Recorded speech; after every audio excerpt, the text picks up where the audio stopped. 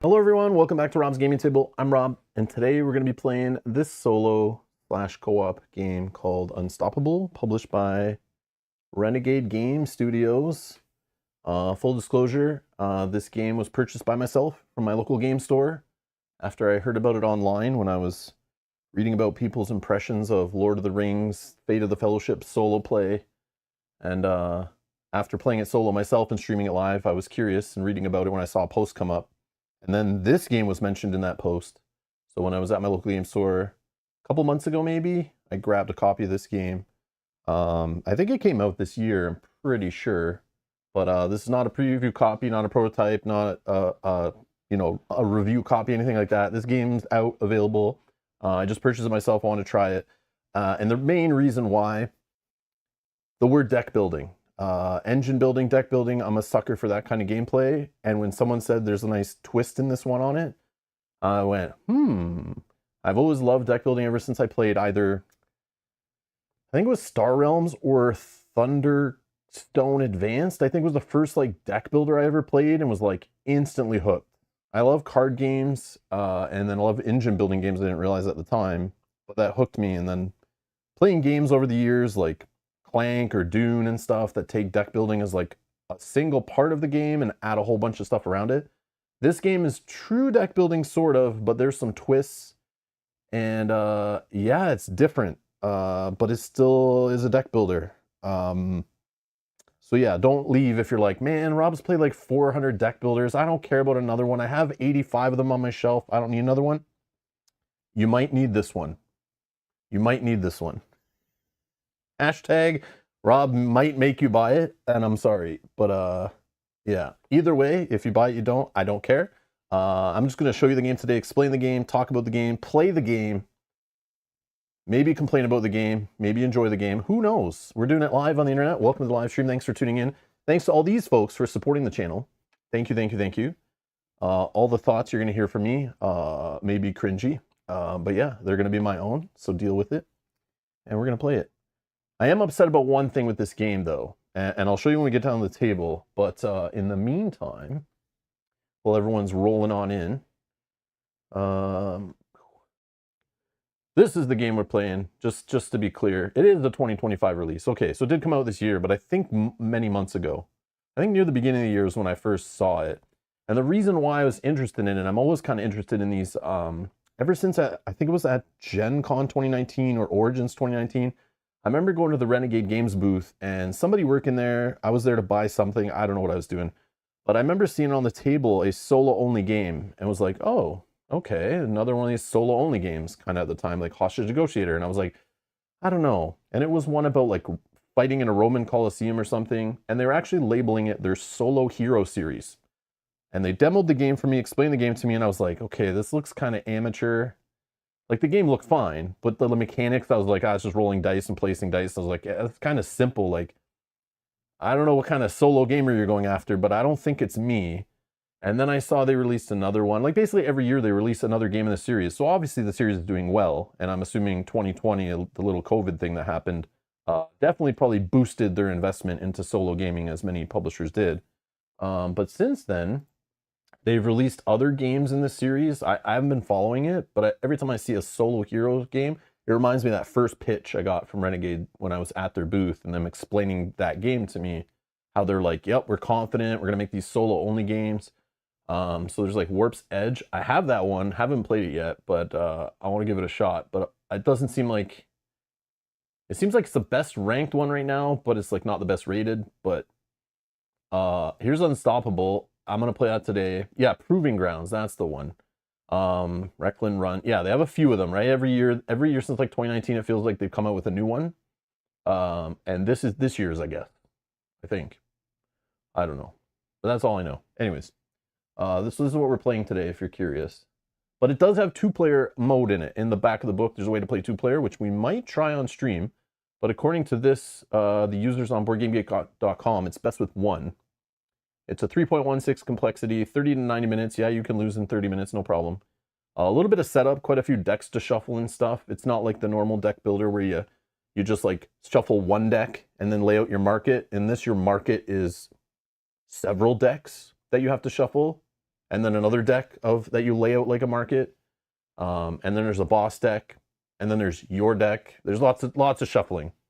Lots of shuffling to get started, which you're going to watch all that today. I've shuffled already a bunch, but we'll just shuffle a little quick on stream just to show you the different steps through setup and getting ready to play. But yeah, there you go. That's what we're playing today. I put a little poll in the live chat just to see. I'm always curious. Like, I always get comments on my videos from like people who've played the game before who are like complaining I take so long to get into the game, and I label it a playthrough, but playthrough doesn't start until like, 45 minutes in, 1 hour in, whatever. But that person obviously doesn't care about me telling them about the game. They probably already have the game because they're always like an expert, right? And they come to watch and they skip through the beginning probably where I explain like, I'm here to show you a game that I know most of you haven't seen. And every time I do a poll just to check how many people watching live have never played it before, maybe never even seen it before. Right now, the poll in the live chat is like 90% have never played this game. Doesn't mean they don't know about it. Maybe they know some of the rules, but like, this is why my streams are long, because I like to explain the game, show the game, because most people are clicking on the video because they're curious. Yes, there's a playthrough involved. That's the majority of the episode, of course. But if you're new here, this is long form content. I'm in no rush. We dive deep into the games. We talk about things about them, even if I've only played them a couple times or I played them, 10, 20 times. This one I've played, I think 4 times already, but I am no expert. I'm still learning stuff every time I play, and that's part of the beauty of the game, is like the discovery aspect of this game is quite rich, and I like it. I like it a lot. But yeah, so I'm going to go explain the game and all that, but yeah, skip ahead, and when you see stuff moving around on the table, you can watch the playthrough if you don't care about me explaining the game and setting up the game and all that stuff. But I like doing that, and then I rant about the game throughout, and then at the end we can discuss the game, whatever. But yeah, I was just curious. Okay, I'm just gonna close the poll. I just was curious. It's I think like 83% now. Yeah, have not played. But yeah, Steven's here. Thank you for the 33 months of support. Steven says didn't get the usual 5-minute warning, FYI.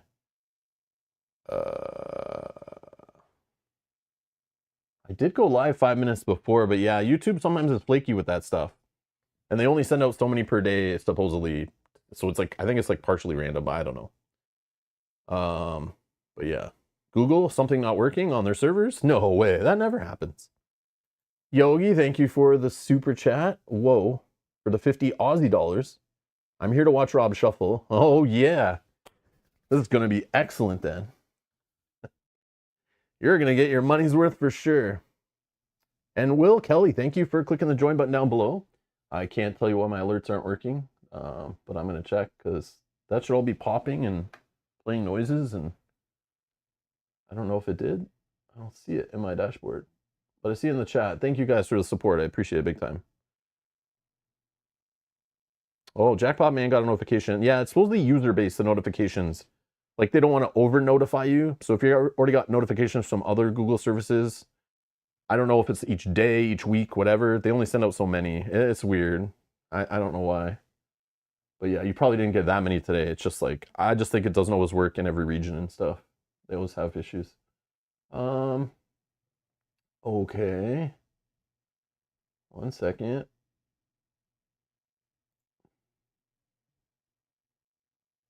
Yeah, my like alerts aren't working either. So there's some issues on the interwebs today, that's for sure. Hey, that's for sure. Oh.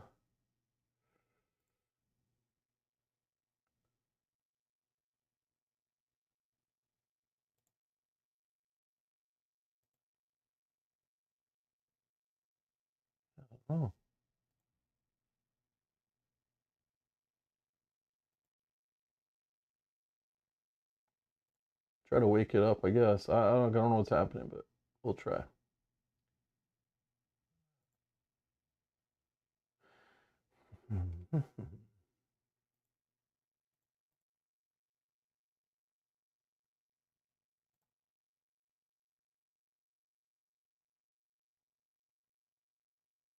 Yeah, I don't know. But thank you guys. Thank you for the support. Hopefully it kicks in eventually. This is weird. Okay. So, one issue I have with the game, it might be only my copy, but I have some complaints. Just make sure you look into the refund policies or getting components replaced if your game has issues like mine does. And I've had this happen before in, you know, collectible card games, LCGs, where like there's some miscuts happening, but literally like a lot of my cards are like missing parts of the cards. Like I paid for a full game, but yeah, like they came with proper sleeves, but the cards are missing part of the cards. They were all like miscut. Even weird, like some of the cards are like have things sticking out from the sides and they're like missing pieces. It makes shuffling very awkward, but most of the text on the card is like there, so we're gonna play with it. But yeah, it's just weird. Like even all my boss cards, they're all like missing part of the card. It's very weird. So yeah, I sent an email in to get a refund or get exchanges. But yeah, hopefully that comes. But today we're gonna play with all my miscut cards. I'm sorry. We'll try to make it work. I'm just kidding. All right, that's bad jokes. Bad jokes, bad jokes. Okay, so this game, here's the vibes it gives me. Playing it a few times now. Again, not an expert. If you notice any rules mistakes, leave the comments down below if you're watching later. Help other people learn from my mistakes. I'm human. I'm still learning the game, still discovering the game, but I think I'm qualified enough to show you the game, how it works, and you can dive deeper if you want or run away. It's all up to you.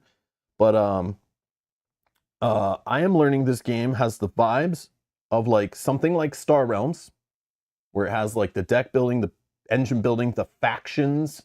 You know, you mix a bunch of different factions. It has 4 factions in this game.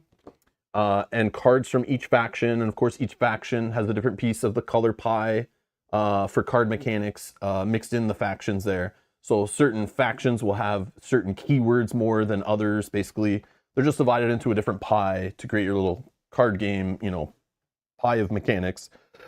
Just like Star Realms, the 4 factions. So you can mix and match. You could go deep into one faction if you have the opportunity and you know, really amplify something in that faction or shore up some weaknesses by bringing in stuff from other factions. So it gives that Star Realms like deck building feel. So if you like that, but also if you are a fan of playing any kind of, you know, collectible card game, TCG, LCG, any kind of game, whether it's co-op or competitive, where you take, you know, a character card or a card you put in play, you know, whatever it is, some hero, some, you know, ally, whatever they are in the game. And if you love the mechanic of sliding another card underneath to upgrade the existing card and giving the existing card abilities or symbols or protections, whether it's attachments, upgrades, whatever the game wants to call them. But if you love adding and sliding on attachments to cards, and you love that mechanic of buffing up cards as you go, that's what this game is. It's like Star Realms mixed with that kind of mechanic of leveling up cards. But the difference is when a card leaves play, and most games the upgrade or attachment or whatever would fall off and get discarded, and you hope to get them in your hand again to combo off.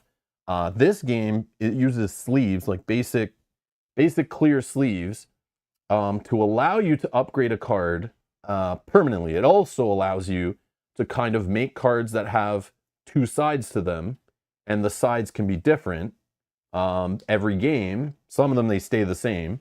But for example, any card I buy from this market gets put into a sleeve with a bad card on the back, and I'll have to fight these cards to get access to the cards on the other side, or vice versa. I might have the other side and then discard it, and later it comes back to haunt me. What is on the other side? But this deck is shuffled randomly. These are shuffled randomly. I draft from these separate decks at separate levels as we level up through the game. And every time you play, you draft different stuff, build a different deck, but it also comes with different enemies on the back. So having this sleeve mechanic allows you to build a kind of dynamic card. So you're like, the back of the card can be different than the front of the card. And even on top of that, the upgrading of cards, like I said. So normally in games, you know, you attach something to the bottom, gives it an effect. But in this game, the reason it has these little tabs on the top is so you can grab it out. But they very cleverly, I thought it was very weird at first, but the card on the front is taller, sticks out of the sleeve. And that's to give you little hints on this side. When you're looking at the card this way, you kind of know what's on the other side. It's got some reminders here and colors to let you know what's on the other side. But then you can upgrade it. So I can upgrade this strike card, let's say, because it's a tactic. by buying this card for a certain amount of credits, and then I can slide it in like so, and then boom, now this card has an extra effect. But the game's balancing, just like a good dungeon crawler or whatever, as you level up through a story game or an adventure game, and you get better, the game then punishes you to keep the balance level, right? So on the back, this enemy now just also got some upgrades, which could be things to help me or hurt me, usually hurt me. But again, every time you play, there's different choices to make on whether you upgrade, what cards you take, randomly what gets attached on the back. Very clever, very clever. I think this is the same designer. There was a game I saw many years ago. I remember it was at Origins, and it had a game with like sleeves, and on the sleeves were symbols and stuff. So you like built the cards by sleeving them in other sleeves and added stuff on. And yeah, I was like, no, that's not for me. I don't want to have to, like, when those, I know sleeves break and wear out, like from playing for, you know, over a decade. Oh, Mystic Veil, maybe that was it. Yeah, and I saw the game, it looked really cool. People were a crowd around it and it looked really neat. But then when I saw the gimmick of the game was, you know, having to rely on these sleeves, which I've like broken sleeves, seen sleeves get scuffed up and gooey and all this stuff. And it's nice to be able to just buy replacement sleeves and that, and you probably could for that game, but then it just felt like, ooh, like I can't choose whatever sleeves I want. I'm stuck with like the sleeves that are needed for that game. And nowadays I know I'm probably not going to play the game enough to like bust all the sleeves up or anything. I'd probably move on. But this game, at least, I was not going to buy it when I heard it was another one of those type of games where you're building cards. I kind of shuddered a bit, but when I actually looked up the game and it's just using regular clear sleeves, means I have like literally boxes of these kind of sleeves. So I can easily just replace them in this game. So I do appreciate the way they did it in this game. But yeah, I don't need custom sleeves as like a full mechanic of the game that I have to then, if they break, I have to go buy new ones or whatever that I can't just get wherever I want. Especially if you're like in a country where it's hard to get those. But yeah, I do appreciate this. So this is similar to those kind of crafting games like Mystic Veil, which I know was pretty popular at the time, many years ago. But instead they're doing it a little more clever here, I think. Oh, there was a pirate one also. Oh, okay. Oh, Cloud Age also has the sleeve system. Yeah, any of those games where it's like the sleeve has printing on it and it's custom to the game. No thanks. I'm not interested. I don't care how good the game is. I'd probably be okay with it, like knowing I'll only play it a handful of times probably before I move on to some other game. That's just the way I am. But yeah, I just want to support that kind of stuff. But this, at least, I can replace the sleeves myself. I don't have to call anything, email anybody, wait weeks and weeks. I can just literally just go to a store and buy clear sleeves, right? Or order online in my own country and get sleeves, whatever. So, but yeah. So that's kind of the overview. It's like, it feels like that vibe of like upgrading cards, but playing Star Realms. But there's weird timings, and it's weird the way you're like fighting your own cards and gaining the cards, and there's no regular card draw. And you don't want to just play out everything in your hand. This has that beautiful system of saving cards for future rounds in a deck building game. I love when games do that. And not just dump your hand on table, add up different resource types, spend them all, buy the most expensive cards you can, and go to the next round, right?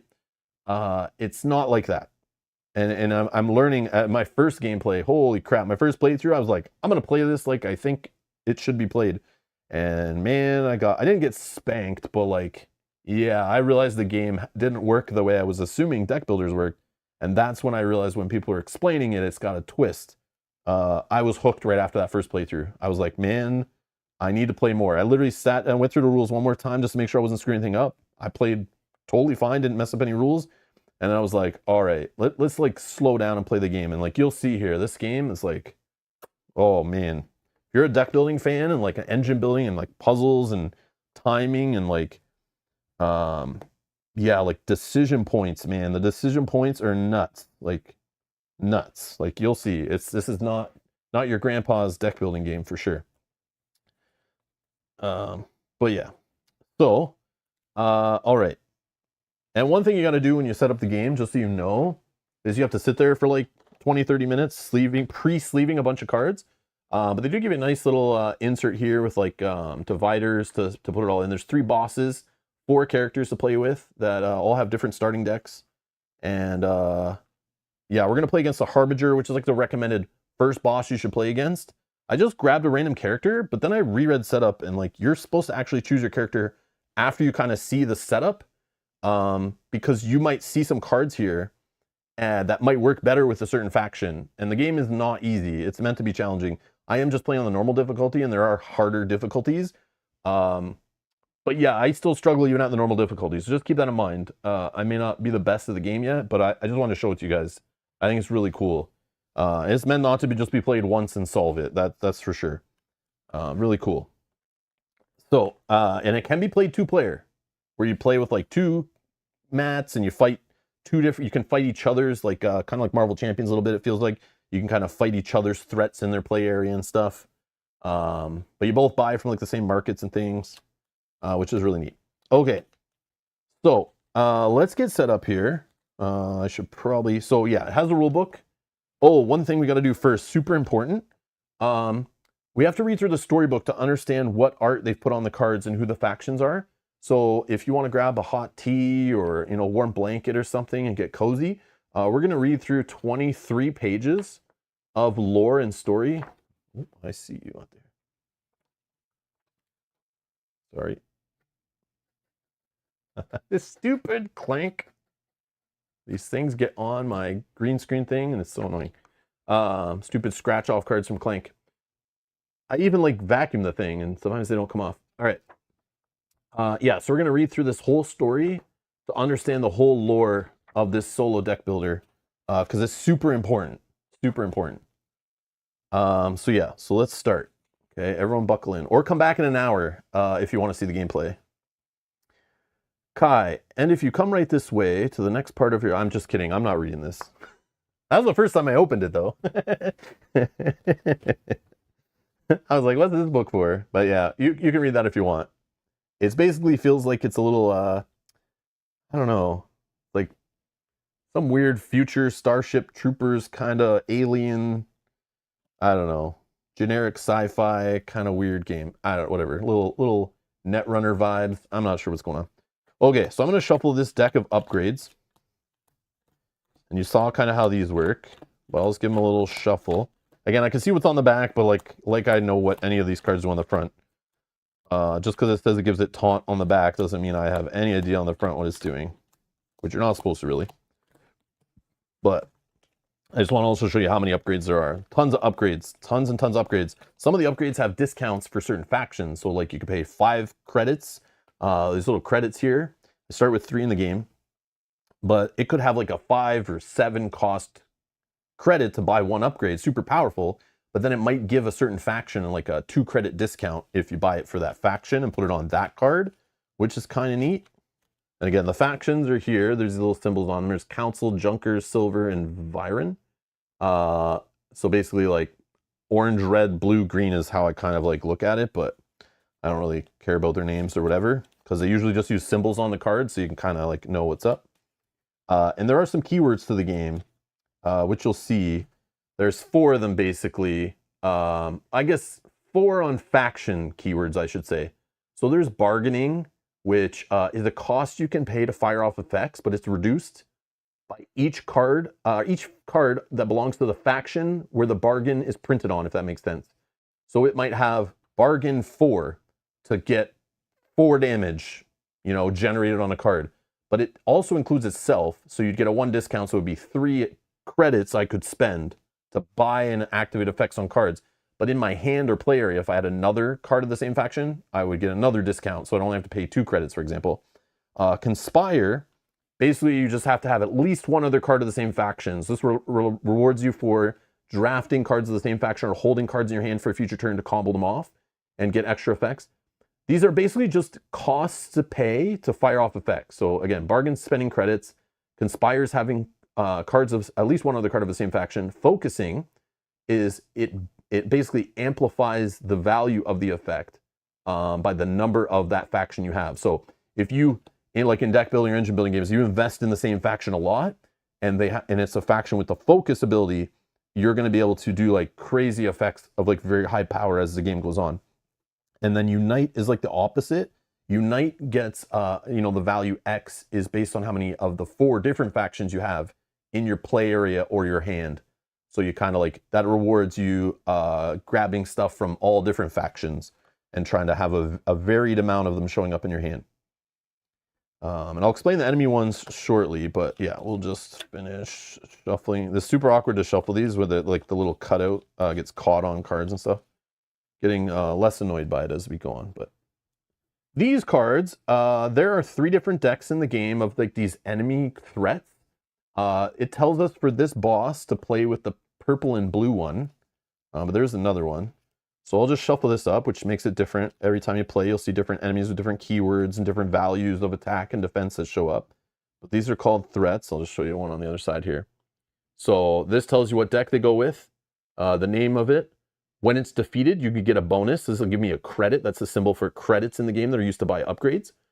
That's its attack value, which the skull is tied to the current round of the game. So as the game goes on, you track it on this boss card, and there's a little value in there that'll increase as you play. So it lets enemies scale with you. As you level up, you get more defense, more attack, more abilities, whatever.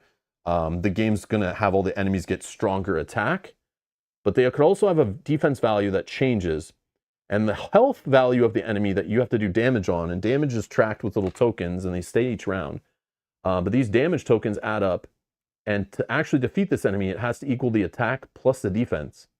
So I could damage this guy. Let's say I'm on this, on 1 damage here on round 3. For example, let's say I'm on this number 1 here. So this enemy here would be 4 like health points to defeat. So I could be, at 3,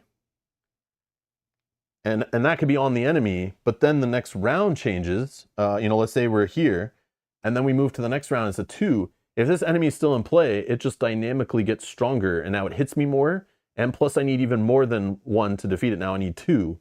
So there's this like timing and decision points and like determining what threats to deal with more immediately based on like the round changing and stuff. It's kind of neat. So that's kind of how that works. And then if they have keywords, they'll be here. So this keyword, for example, craze, is when this guy reveals himself. If I'm at 5 or less HP, it takes 2 damage to itself.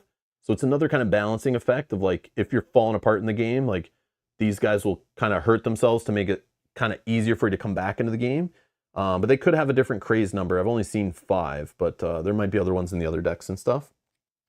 There's rage, where these guys will destroy allies you haven't played. Allies are cards like in a deck building game that stay in play. So every deck builder game kind of has those where there's like cards you play, fire off the effects, throw them in your discard pile. But sometimes there's cards that stay in play and you can activate them every round, or they provide you with some kind of ongoing value. These basically destroy those. So if these rage guys aren't dealt with, they will destroy those allies that stay in play and get rid of them. There's terror. Every time you target this guy with an attack that deals damage, even if it's separate instances of attacks, every time you do that, you'll lose basically action points, which are things you use to play your cards. So you don't want to do that. There's fast. These guys basically don't count as enemies. When you're told to fill up the threat area with enemies, you're supposed to fill it up till there's 3 of them, but these guys don't count, but you're still supposed to put them there. So these fast guys can just make it, you kind of get overwhelmed. They're kind of like extra little weenies that just overwhelm you. I think that's all of them that are in this one. Oh, there's also taunt. Yeah, there's also taunt, which is kind of like the usual taunt you see in games where if there's a taunt threat out there, you have to hit them first and get rid of them first before you can directly attack other enemies. And sometimes the effects will tell you to ignore taunt, so you can get by them, which is kind of cool. But yeah, okay. So anyways, let's shuffle this up. So that's kind of, these are threat cards. And again, they're on the back of even my starter cards. But these are the threats that get added every time I buy a new card from the market. From this market, not the market of upgrades. Okay. So let's fill up the upgrades. We'll just reveal what we got here. And I'll show you one of these. Okay. So this one, for example, there's 2 different slots it can upgrade. There's a lower slot and an upper slot. So obviously each card can only have a max of 2 upgrades, and they'll kind of complete the card.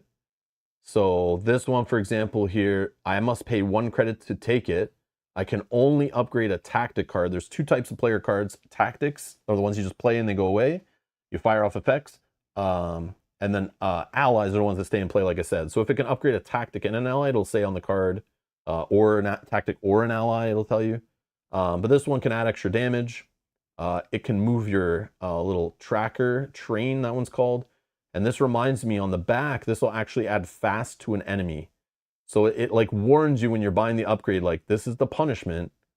And you can see on the back side, there's the fast that'll add to the enemy. So yeah, so as you're buying these upgrades to cards, they'll come back around and cycle through the deck, and you'll have to fight them later. You don't draw off your deck, except for at the beginning of the game, or if you get any rare effects that do it. In this game, you'll see as we play through it, is I can upgrade this card, play it, and get these cool effects, but before I ever see this card come back around, it's going to come through my deck and be a threat I have to deal with. And once I defeat it, then I would get the card in hand. And you'll see, it's very clever. But yeah, those are upgrades, and you'll see, we'll go over them. And you guys can help me make decisions, we'll make choices, we'll play live together, and figure this out. So let me just go to the setup, make sure I'm doing this kind of in order. So these cards here, these are the core cards, these are called. These are ones you'll buy, these are on the player card side, think of it like that. There's the cost in action points. Each round you only get 3 action points. So this one costs 2 of those action points to play. And then it'll give you some effect on here, and there's one of the keywords, unite. So this basically, right here, unite. So if X is 3+, so if I have 3+ factions in play or in my hand, this will allow me to trash a card, get it out of the game completely, which of course has trashing in the game, which should be in every single deck building game right from the start. This game has it literally as part of the leveling up and as part of effects on cards. And even the boss will let you do it as rounds move on in the game, which is kind of cool. At least this boss does. There's the faction marker, and there's the level. So this is a level 1 card. The cards that start in my deck are all level 0. They're all level 0. Helps you with cleanup and setup and whatever. And there's a whole bunch here. They're all level 1 cards. These just get shuffled. And they even have on the back remind you. And there's that little part on the top that sticks out, which I think is very clever. Sometimes I can't see it clearly, but it'll remind me that it's this yellow faction card that has 2 actions. It's a tactic. And it has like these values it adds. It's just like a summary. But as the enemies on the table, you kind of know like, oh, maybe I want to defeat this enemy because I kind of remember what that card is. I want to get it back in my hand, which is very cool. So lots of information on the cards. It's very confusing at first when I was playing this game. I was trying to understand like, what is all this crap on the cards? But once you play once, you kind of clicks. But yeah, there's a level 1 deck. I'll just shuffle it and then we'll put it down. But we have all the way through to level 6. And of course, as we go up, the cards get more powerful. You have this little level marker here. Very clever. This level marker, this is your level. This big disc on the bottom is your current level. But there are ways to use that train icon, like this right here. This allows you to move your little disc. It's kind of like a temporary level upgrade across the decks in power level. And when you go to draft a card, there is a correction that's not in the rules, which I saw in the FAQ, is if it's here when I get to draft a card, I draw 3 from the top, I look at them, I evaluate them, and I take one. But you can actually choose this level or down to your level marker, anywhere in between, I believe. And you can pick any card, but you only know the top card. But if you're like, see that top card and that is something you want and works with your level, you don't have to draft from the higher level. But this allows you, even at the beginning of the game in the early phases, to try to get level 4 and 5 cards if you really focus on the faction and the abilities and upgrades that allow you to train and push that up. But once you draft that one card, this resets back here. So it's very clever. And as you level up in the game, each time you go through your deck completely, you go through a level up process and you basically move the tokens forward. So if it was like this, you'd move each forward once. And then now that's your new default level. So you'll be at level 2. So I start the game at level 1. And I'm basically going to be drafting from the level 1 deck on the first round of the game. But I can possibly be cheating ahead and getting other cards. Very clever. Very clever. I like it. It's fun. And you can completely ignore that, but you're going to be playing with like lower level cards as you go on. But yeah, it's really neat. Okay, so that's shuffled. Give these a quick shuffle. Okay.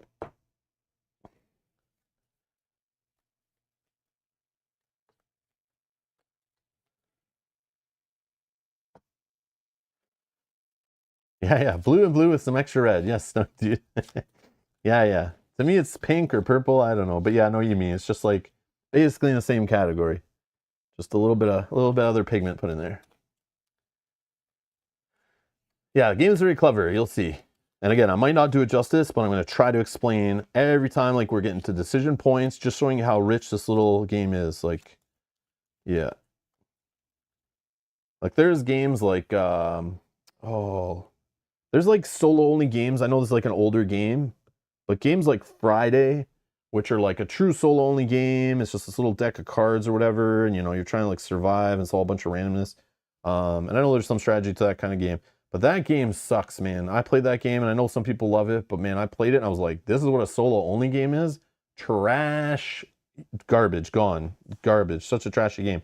But yeah, just way too simple for me. Like, not much going on. Not the greatest game. But to see where solo games have, like, come to, this is, like, way more advanced than that. Obviously more expensive and all that, too. But, yeah, it's very clever. Very, very cool. But this game, like, this game makes me want to play solo, which is like not the usual thing. So it's interesting. But I do want to try this co-op, which I haven't done yet, but we'll see. We'll see. All right. So the core decks are shuffled. I already did the upgrade deck. The token supply. So again, we have damage tokens, 1 through 5. We have credits, which is the currency to buy upgrades, 1s and 3s. Okay, those are just off to the side. Our player mat here has a nice little section here for discard pile. On this side is the threats that come off of our deck. And this is considered the on-deck threat, which I can attack cards on the top of the deck, which is kind of fun, or cards that are in my threat area. Cards that are in my threat area will attack me back, but not cards on deck. But it gives me an idea of what's coming. I have a health of 10. How do we lose the game? If our health goes down to 0, we lose. Or if we run out of time, and the boss marker, every round, we run out of rounds, and it hits the little skull and crossbones, we lose. Okay? How do we win? We destroy the boss by putting enough damage on it. Basically, in a solo game, it's 12, and a 2-player game, it's 24, and it's in the top right there. We're going to put damage tokens on it here. But yeah, if it ever reaches this, we die. So damage is different for bosses. The damage that's in the orange little buzzsaw symbol is only damage we can do to threats, or damage that gets done to us. But a boss damage is special. It's in a red buzzsaw thingy, and it only comes from boss cards. So in this one, it happens by basically drawing through defeating these special boss cards here that will damage the boss, not regular damage. So you can't, it's not like Aeon's End, which is another awesome deck building game where I can just choose, do I fight the weenies or do I fight the boss right now? In this one, and I've not played the other 2 bosses in the game, but I don't know if they work different. But in this one, we have to basically get these boss cards, cycle through our deck, defeat them, and they'll allow us to damage the boss. So we're kind of on a clock of health. We gotta maintain our health, and we have an armor value here on our board. So this is similar to another awesome deck building game, Slay the Spire, where you can get defense points in a turn, another resource in the game, but it resets after every round. But it can protect your health. So you have to decide when to, buy defensive upgrades or buy defensive cards, when to play them, when do you need defense based on the threats that are going to be fighting you back that round or not, which is cool. So what else? Character portrait. So basically after you see this, and I haven't done this yet, I just read this and understood this today, and it's in the FAQ too. I think it was the FAQ where I saw it. But yeah, I realized that in the setup steps, you get to actually see this whole layout. I haven't played the game enough where I'm going to read all these cards and kind of care, like, oh, that one works best with that one. Oh, I really should play with this character, whatever. I'm just going to play with this guy. Just because he's the only guy I've ever played with. I kind of didn't care. I just grabbed one randomly out of the box. But they do tell you on the back a little, little flavor. But this one focuses on spreading damage between multiple threats. I don't know if that's good against this boss. I don't know if that's good in this layout with these upgrades and stuff. I'm just going to play this guy, unless you guys have another recommendation. But yeah, we're just going to play this guy. And each starting character, there's 4 of them. They come with different starter cards. And they're from different factions. So I'm going to have these 3 cards in my deck. But then you also have every player, every character is going to have the same basic old dirty strike cards, just like in every deck building game. You get like 6 of these in your deck. And then it has 1 card to help you purchasing upgrades, which is just a free card to play. It gives you a credit. But then other than that, you're going to have starter cards. And the strikes always have, you know, the same enemy on the back, I believe. The Saracen Thief, however you say it, Kerosene Thief. I don't know how to say it, but and that just has 1 attack, 0 defense at the starting of the, or 0 defense, but it is, and 1 attack, but its attack could increase, but it never has extra defense unless an upgrade helps it out, right? But here's one of my starting cards. So this one is like an ally that can go and play, and then I can exhaust it to get 1 damage. If I'm level 3 or higher, I can also generate defense based on having different factions. So if I don't trash this card and keep it around, I might upgrade this card. Then I got to kind of purchase based on having different factions in my deck, not necessarily focusing on one. Otherwise, this card's going to be kind of underpowered later, maybe. Maybe I care about that, maybe I don't. And then here, this one is, if there's 3 active threats, gain a credit. But if I'm a level 2, I can gain 1 credit for each active threat with damage. So this, again, feeds into this guy spreading multiple damage between threats. But the only card that really does that is this one single card he starts with. So, I mean, if you trash this later and just build your deck however you want, it's like, who really cares? But this does feed into the credit generation on that other card. So if I kind of, this one deals 1 threat to 1 damage to each threat ignoring taunt, and then level 4 it can deal 1 damage to each threat ignoring taunt. So it can do multiple damage later in the game if I still keep it around. And then this would benefit this ability of gain 1 for each active threat with damage. So these can kind of combo together, assuming you see this one before you play this one, which sometimes doesn't happen, especially as you build your deck. But this is what this guy's strategy kind of is off the start. But again, if I don't draw the cards together or have them in my deck, it doesn't really do any of that, so who cares? But there might be better characters for the situation, just want to say that. But this is what we're going to play with today. But normally you pick your character and take some time doing it based on what you see here, because this could really help you out if you're having trouble with the game. But obviously I just picked this guy because he's a grumpy looking dude, and yeah, sometimes me. Will Kelly says, I played co-op, it's fun, but prefer solo. Oh, okay. I just want to try the co-op. Like we like playing co-op games on the channel and stuff, my wife and I. And with others too, off and on the channel. But I just wanted to try it and see it. I feel like it would give me like Marvel Champions co-op vibes, is what I kind of get from it. But yeah, my character does look like more like a villain, Jack Lemmy, I agree. Bernardo's here. Greetings from Metropolis. A little bit concerned with watching a clown and a man on a scary suit talking about immovable objects and unstoppable forces. Bernardo, welcome to the stream. Nice. Yeah, the communicating. You know, it also gives me vibes of Slay the Spire, but just based on reading the rules for 2-player. I was like, oh man, this feels like Slay the Spire a bit, right? Where you really got to work it out together on like who's going to deal with what. But you're each separate, like fighting your own enemies, but you can still help each other out, like with their enemies. And same with Marvel Champions too. Like that's what I get from that, but I could be wrong. All right. Oh yeah, I don't know which way to shuffle. It's so awkward with like the cards having you know, backs and fronts. I'm like trying to look away as I shuffle. Yeah, I should probably shuffle under the table, but okay, I shuffled. Okay, we're shuffled. So we have a 10-card deck. Tells you, to start with those cards. Then our starting hand, we're going to draw 3 cards. It's very important the order you do all this, which I learned. I messed this up in my first playthrough, which might have also caused me trouble. But we're going to draw 3 cards. We got a strike, and a strike. Oh, this is a great start. But yeah. Oh, we have a fast enemy on the top. We'll have to deal with that in a sec. So we got our starting hand. Now we take 3 cards from our deck, and this is called the battlefield. So this is the battlefield of threats, right? So this fast one basically doesn't count, but we're going to just add this Junker Cyclist. So we're still at 0 added. We need to add 3 to the little battlefield here. We have a taunting Sporling. So this guy will have to defeat before we can attack anyone else. Or, of course, we got another taunt. This is what happens on live streams. I feel like we got like the worst start. But yeah. So we got that. And then we got another Kerosene Thief, whatever. And again, see, sometimes they slide and you can't see. But then I know on the other side's a strike based on like seeing the symbols here. But we can tell that two of our good starter cards are hiding here because they're not just boring old black cards. Our one that generates us credits is hiding under here because I can see it's 0 cost, generates me a credit.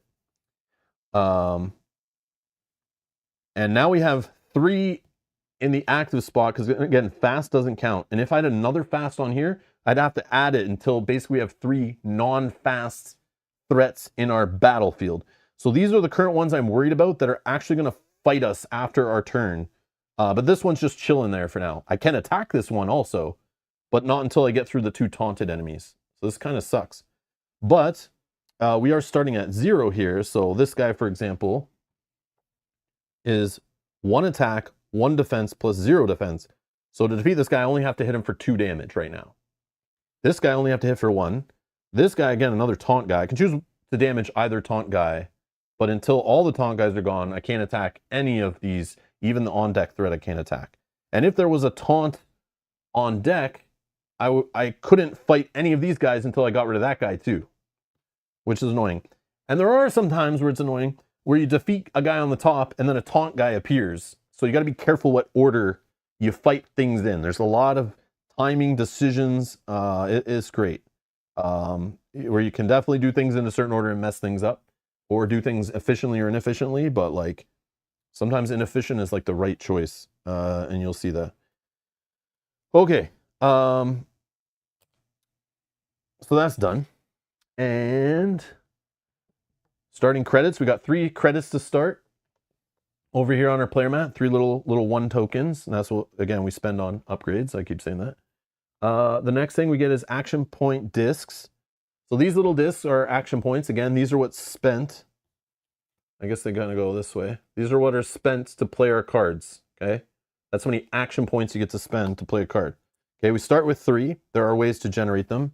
I don't see any here in the upgrades. I don't see any even on there, but yeah, 3 is what you get every round. And you have 3 extra because you have a max of 6 you can have at once. Of course, there's ways you can spend them and gain them on a turn and literally get like, 20 actions if you want, if you build your deck to do some crazy combos and stuff. But maybe not 20, but I don't know, maybe you can get there. And then our level discs, we already talked about, they just start up there. Danger marker. Okay, we're going to start up here. The difficulties in the game, how it works is we're going to play on normal. All that means is as we move through the rounds, we skip any spot that is a green space. So that only skips these 2. So we never go to level 5 of the enemies. But if we move from here, we skip this and I'm instantly lost. If we're playing on like the medium difficulty, I think you skip yellow. So we would go along, we'd skip this spot, we'd skip this spot, and then we go along and then eventually we die. If we're playing on the hardest difficulty, you skip all the red spots. So you have way less time, but you'd skip everything red on here, which is kind of a clever way to just adjust difficulty. So we're going to play along. The only thing we'll skip is here, and hopefully we never get there. Okay, that's the idea. Okay, boss mat. On the boss side, we got a little story, flavor text, and we got some setup. So we find the 10 Order of the Harbinger cards, which I have here. These are like the enemy boss cards. And again, they tell you when they come out and they enter your hand or play, we're going to deal the boss 1 damage. While in my discard pile, it cannot be targeted or affected, and I cannot eliminate them with a trash effect. So they're going to just gum up our deck, but when they come out, they'll be enemies. And when we defeat them, some of them, I guess, will deal damage to each other, which is pretty sick. So they can create like kind of cascading damage effects, which is neat. But again, once you defeat it, you'll draw it, do a damage to the boss, and put it in your discard pile. And as the game goes on, you get more and more of these. And after we've set up and drawn, we now follow this, which says we have to shuffle 1 Order Acolyte. So that's 1 of these enemies, and 1 Order Archivist. How do you say Archivist? So we got to shuffle 1 of each of these. And I think these are only 2 types. There's just like 5 of each or something. We're going to shuffle 1 of these into our deck each. So I'll do that in 1 sec, and then these ones I'll just give a quick shuffle. Okay, that's our boss deck.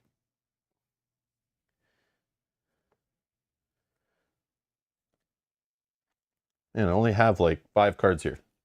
But yeah, thanks to the stupid fast enemy. So I'll shuffle here, not looking, yada, yada, yada. Okay.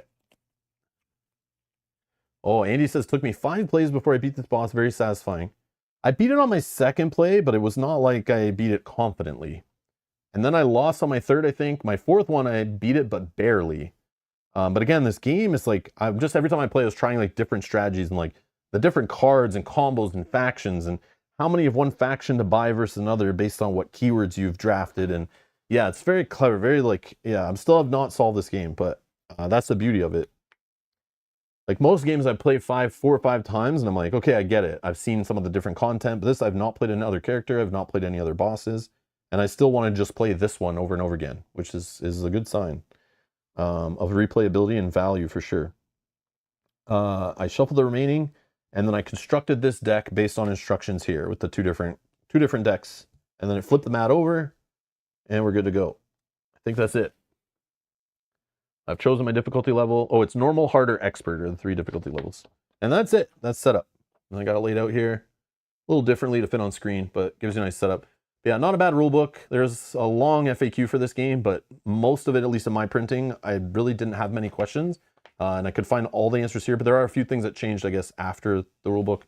Again, like being able to draft stuff lower than your little level disc. That's not in the rules, I don't think, that I remember. But yeah, so we'll keep this off to the side. And again, beautiful reference sheet here. Just keep this beside you. It gives you all this stuff. This stuff is not even all in the rule book, I don't think. It's like on here. But then it has all the symbols. I think all this is in the rule book, actually, yeah, at the back. But yeah, it just has all the symbols and what they do. Nice little cardboard reference sheet to keep nearby. Nice gloss. I appreciate this. Very helpful in learning. Love it. Okay. So yeah, this is a sucky hand, sucky setup. We'll try to make it work. So the rounds, even more awesome. All the rounds of the game are on here, so I like never need to remember them. They're all here. And then another clever thing is when you're done leveling up, or when your deck is empty and this is all cleared or whatever, whenever you get to level up, it tells you here what happens for leveling up. And you just follow the steps. And it's very clever. And when you level up, there's also an effect on here that affects us, adding another boss card in.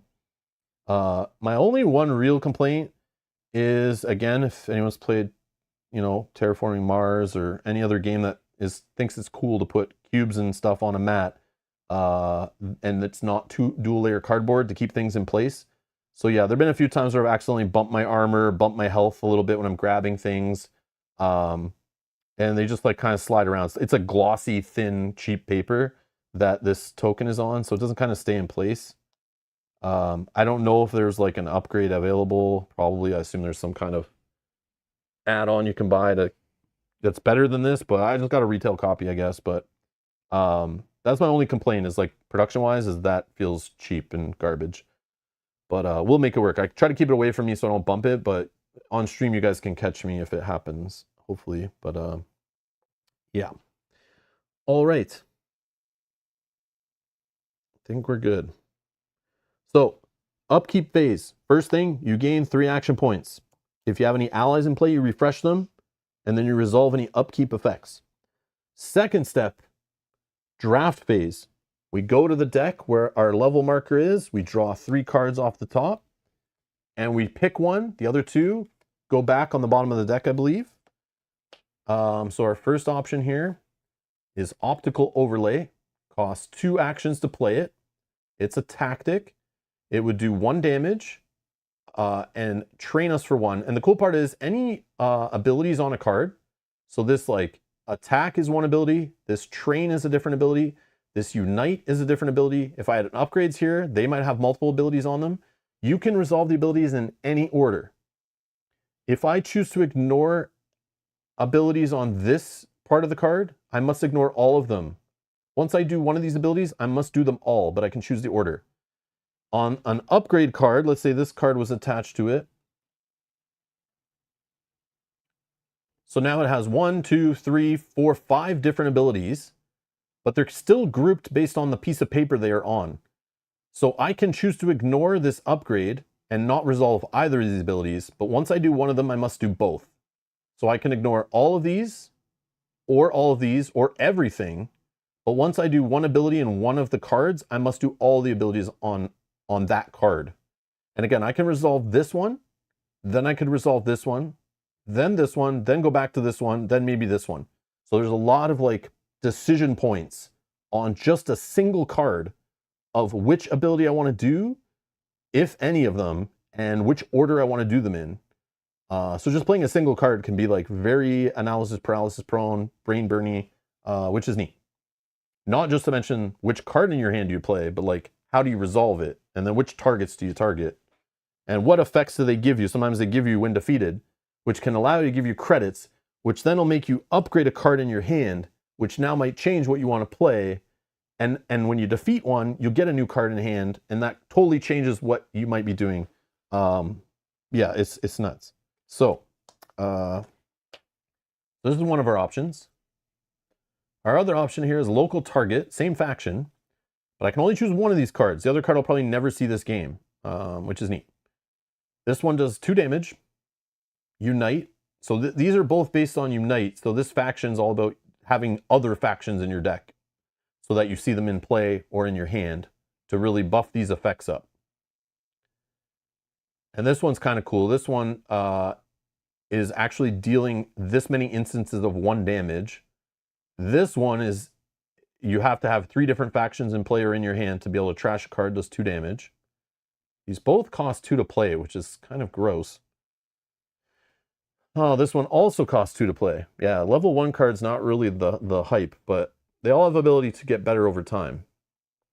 This one is from what was the faction? Viren. Cost 2, Worker Mutiny Tactic, does 2 damage, and then it has Focus. So the more of this faction I get in my deck, the more chance I have of this being better, where I can refresh more allies. But by default, it will always refresh 1 because obviously it has 1 faction on the card itself. So if this faction I think is the one based on allies, so if you're going to go the ally builds, this faction can really amplify that. I like already I'm like, I don't know what to do. This is like the crazy part of the game, like, because I get this card right now, and it could be something I play right on this turn. So not only are you like, what type of deck do I want to build in the game? Or what cards do I have in my engine already that I want to add to either amplify strengths or shore up weaknesses? But in this game, you also have the decision of the card I purchase right now, I can play it right now to deal with the current threats, which a lot of deck building games, you buy your card, it goes to a discard pile, it may or may not show up when you need it. This one, you literally pick it right now, it'll go right in my hand, and I can play it right now to make an impact. Or save it to combo with some other card that I know I'm going to get later, which is awesome.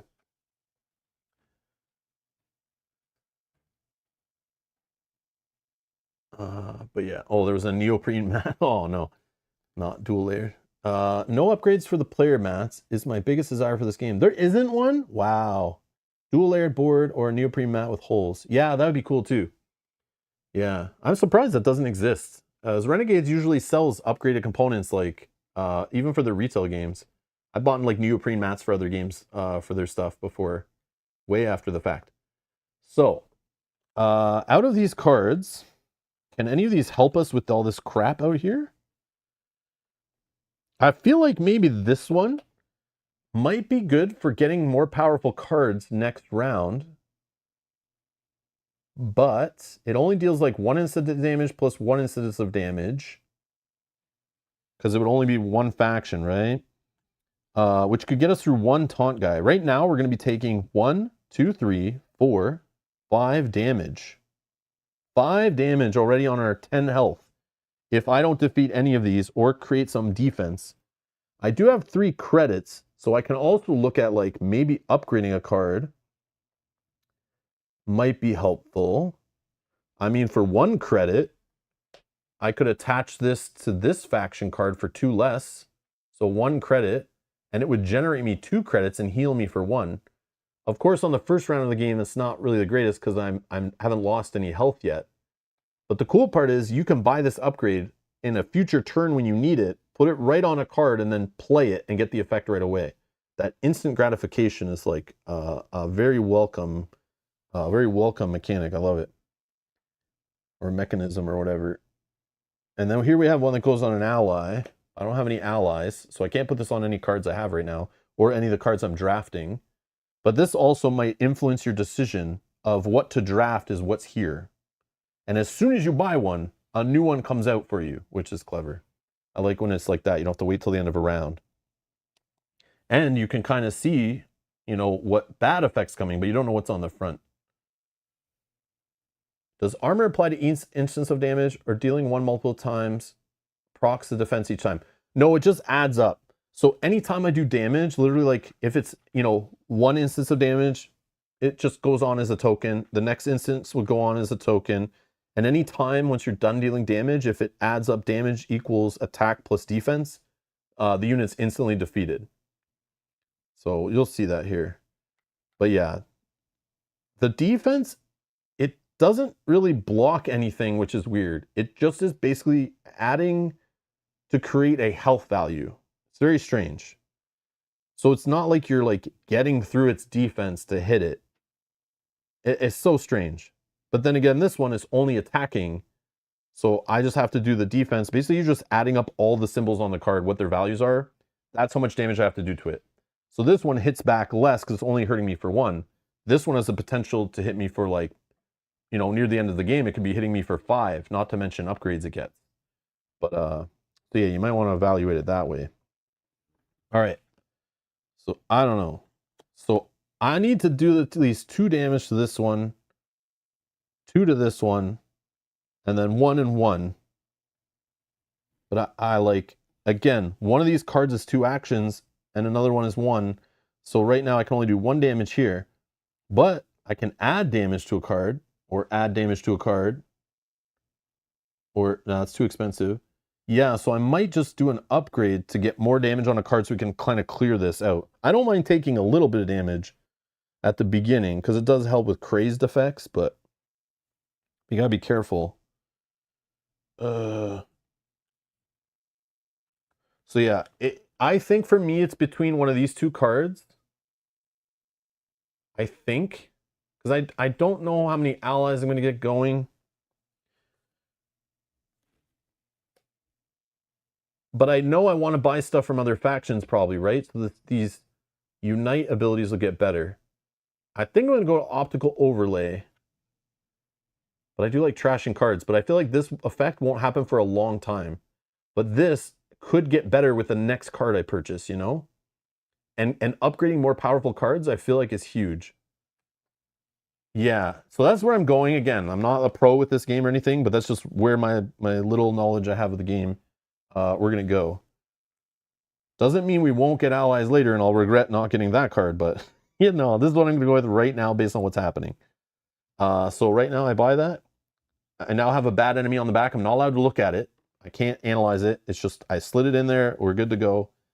And then these will go on the bottom of this. Okay. So that's the draft phase done. That took way too long, I'm sorry, but that's normally it's quicker than that. Main phase. Now we get to play cards, exhaust allies, and buy upgrades in any order you want, however many times you can, based on resources you have. And again, it matters. So like, obviously, I'm not going to buy an upgrade and put it, you can buy upgrades and put them on cards in play, or you can buy upgrades and put them on cards in your hand. Most likely, I want to put it on a card in hand so I get the value of the upgrade right away. Because remember, upgrades add extra punishments to cards. So I don't want to add it to a card I've already played if I can avoid it, because I'm going to deal with the punishment before I ever got the bonus, right? So yeah. I also have to be careful with some of these adding rage and fast and taunts to enemies. I learned after probably my 3rd or 4th playthrough, I might want to pay attention to which enemies have those keywords. So if I put fast on another fast enemy card, it doesn't get double as fast. It's just like kind of a waste. So I can kind of negate the downside of some of these cards. I made the mistake of putting taunt cards like crazy in my deck one time. bad in the late game.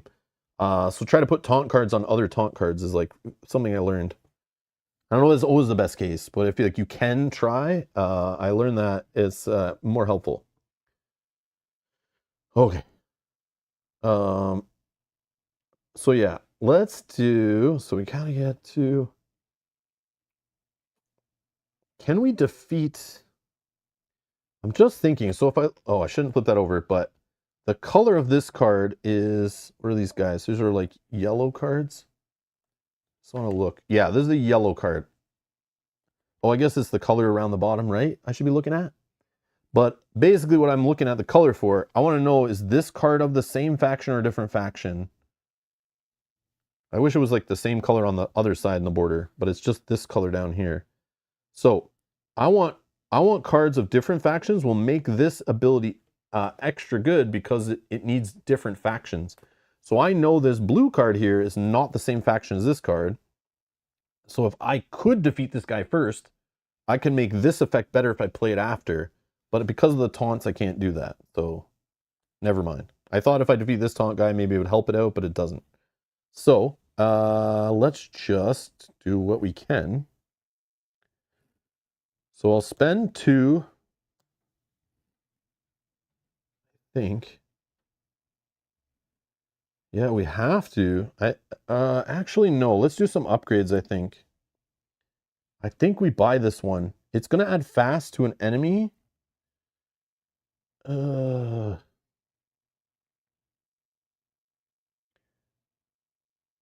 Yeah, that's a problem. Like this adds fast, which is like disgusting. This will ruin us.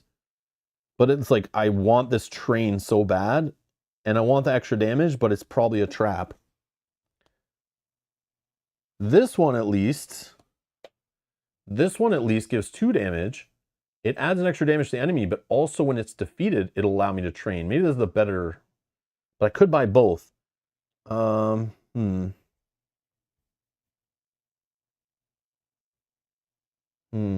are bottoms, so they have to go on separate cards. Again, I could also buy one, see what comes out, and then maybe that changes our thoughts.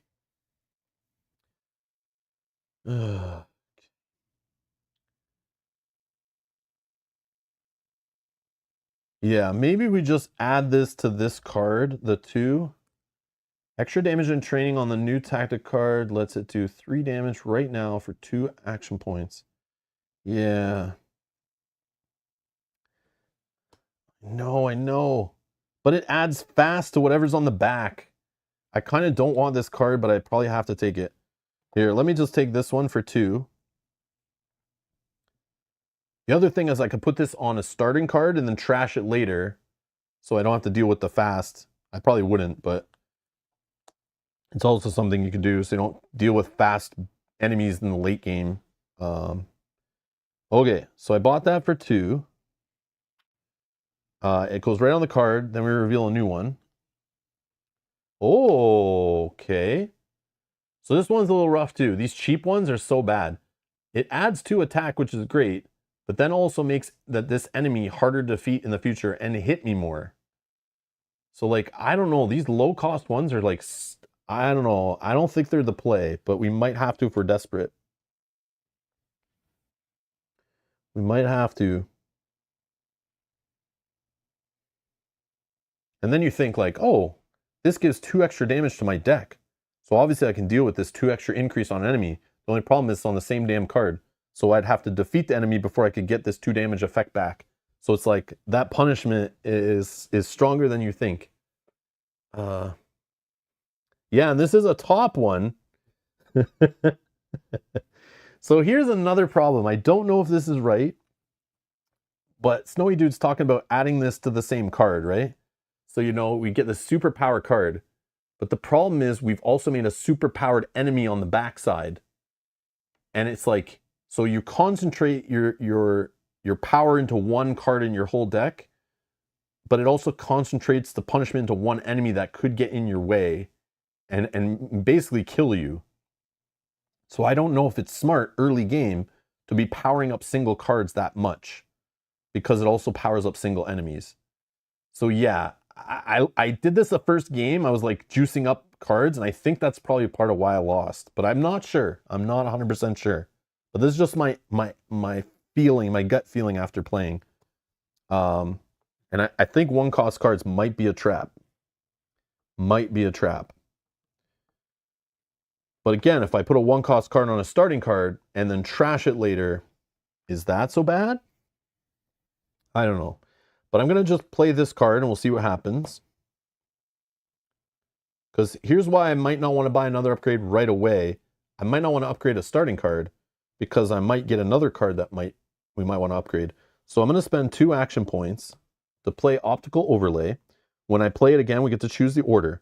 I'm going to do the 2 damage effect here on the upgrade part. And I'll just do it to this Sporling monster. Actually, I should probably do it to this one, but I'm going to do this one because it's not a starter card and I want to see what it is. So again, this is a 0 because we're at 0 here, and a 1 and 1, so this has enough damage on it to defeat it. So it leaves the active battlefield and goes to my hand. So we got a hold of this card, which is great at the start. The only problem is I've already spent 2 action points. I don't have action points to play this card. There are upgrades in the game that can reduce the cost of a card. There are also cards that will give you back action points on a card, but none of those are in the market right now. So I can't reduce the cost of this card anyway, or gain extra action points to be able to even play this round, so I have to hold it. But this would be beautiful right now because it would kill this guy, add a damage here, add a damage here, and all I'd have to do is 1 sweet little damage first to get rid of this, and it ignores taunt, which is great. This is a great card I wish we had in our opening hand, but we don't, so came a little too late.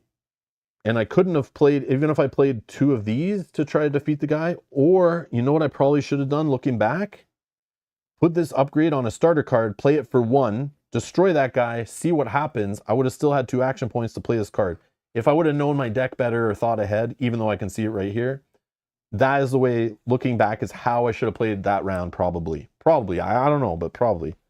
So yeah, this is just what I want to show you, like the different play lines can lead to like bad plays, good plays, like, you know, punishments later. It's really neat.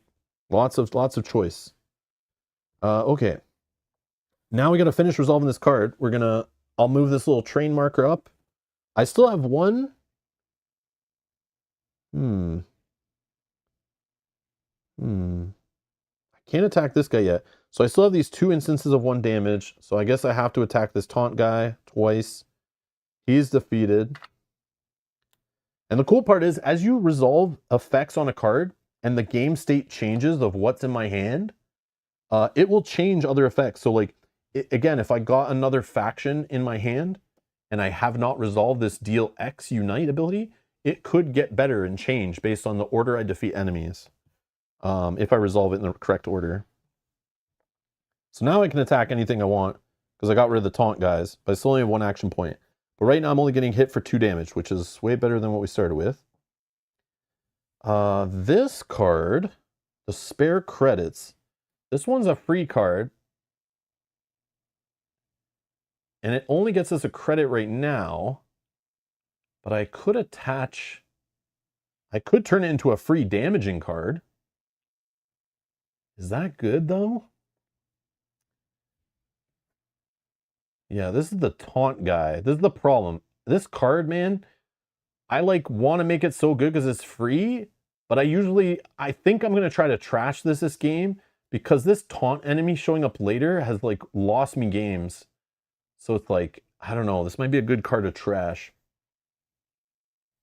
So I don't know if I want to upgrade it if I'm going to trash it soon.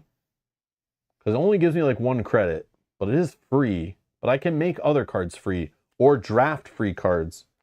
So I don't know.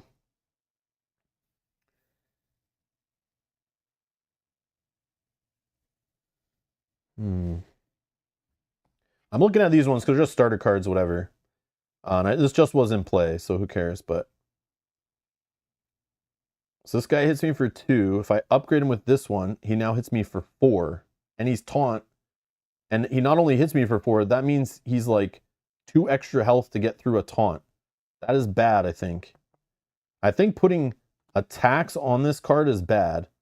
But I could put cards that give me more credits is fine. This one doesn't even have a downside.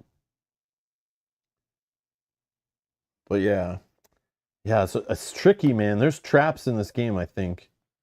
They seem right based on all my knowledge of card games and deck building games and stuff, but then it's like, man, I think they're traps. Putting the +2 money upgrade on it so it gives 3 money seems strong. Yeah, but again, I need 3 credits to do it, so that can't happen right now. All right, let's see what we can get done, though. Maybe I'll upgrade one of these. This only does 1 damage right now. If I put this on, it'll do 2. It does help. Ugh.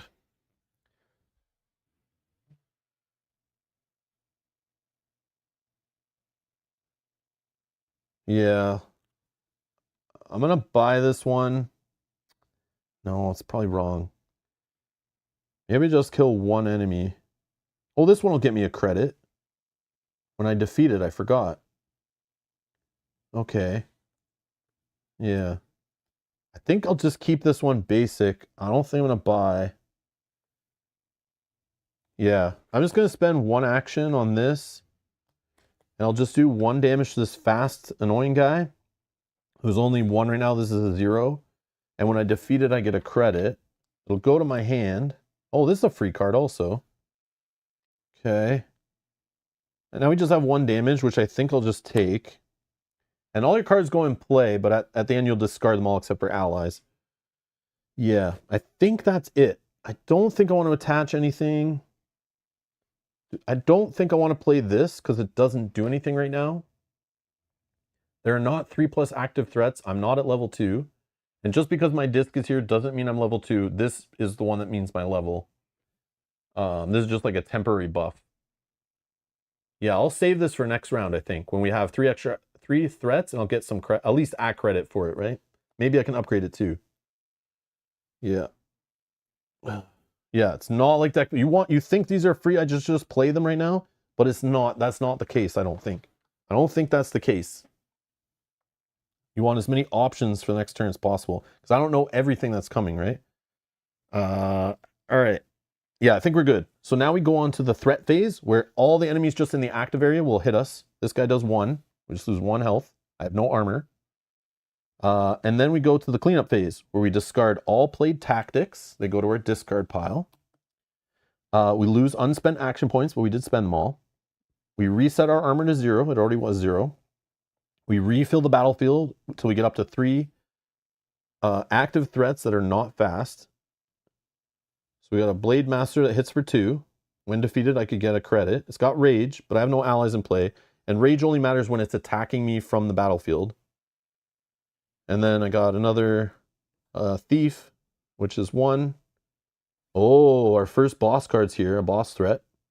When this is defeated, it does 3 damage to something. So I could like kill this, which could defeat something else, which could give me a credit. Then I upgrade a card, then I kill this, like that kind of thing. So we can stop. There's no taunt. There's no fast, which is sweet. Okay. Now we increase the danger by 1. We're still at 0. And then we'll go back to get 3 action points, ready allies, which I have none. Draw 3 cards from this deck, number 2. And we got through a whole round. It only took probably 6.5 hours. Sweet. All right. Hey, Zach, how's it going? Does the money carry over from turn to turn, or does it reset to 3 every time? No, you only get 3 to start. It does carry over after that. So I could hold that 3 start and save it for when I need it. And I think that's part of the game, is like buying upgrades when it makes sense, which is cool. So it's good to build up credits and kind of buy things we need. You'll see there is a way we can refresh the market, which again, every deck building game should have by default, is ways to get rid of cards of the market without having to buy them, which this does. There's even cards in the game that let you clear the market that you could buy, like faction cards. This one is from the Junker faction. I think this might be my favorite faction. Well, this card's in play. Each time you buy an upgrade, deal 2 damage and gain a health. And then it has a bargain 3 effect, which automatically, because I have 1 card of this faction, it becomes bargain 2, which means if I spend 2 credits, I get 4. If I have another card of this faction in my hand or in play, it would be bargain 2. So for 2 credits, I could get 4 credits. and see how it could get better over the game if I keep buying cards from this faction. And do not ignore bargain effects. They're my favorite. I love it. I love the whole upgrade system of the game and like spending credits. So I think that's why I like this faction, because that's like what their focus is. So yeah, that's cool. Cost 2 credits, man. Two action points to play though. That's rough.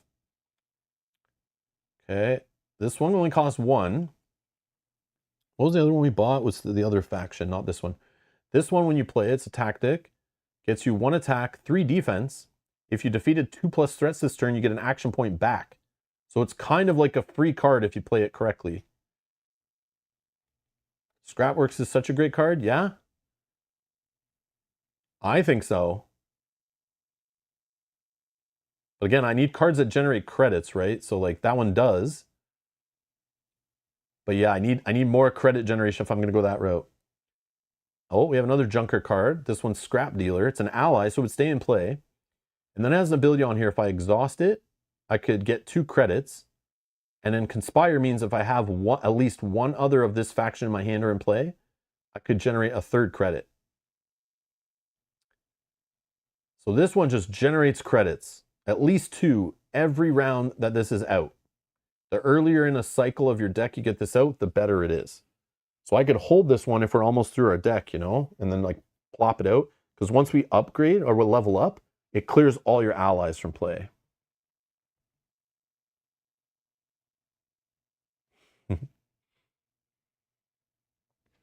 Yeah, Snowy Dude, just go clear with Scrapworks.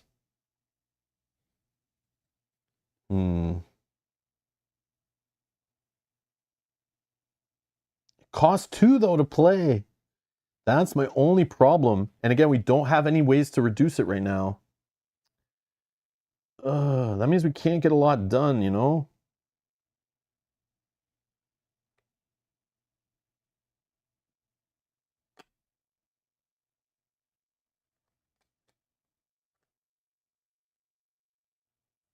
But yeah, you're probably right though.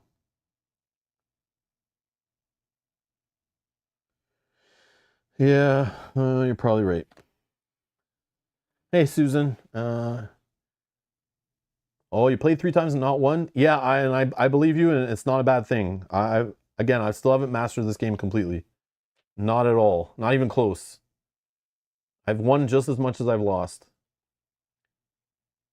All right. Yeah, so we'll go with Scrapworks. Sounds good. Is it as hard as Aeon's End to beat? Maybe at first. I don't know over time. And again, you can adjust difficulty levels. But it does feel challenging like Aeon's End. Yes, it does feel challenging like that. I just feel like this has way more decision points under your control than Aeon's End does. Even though Aeon's End, you kind of like feed your discard pile how you want it.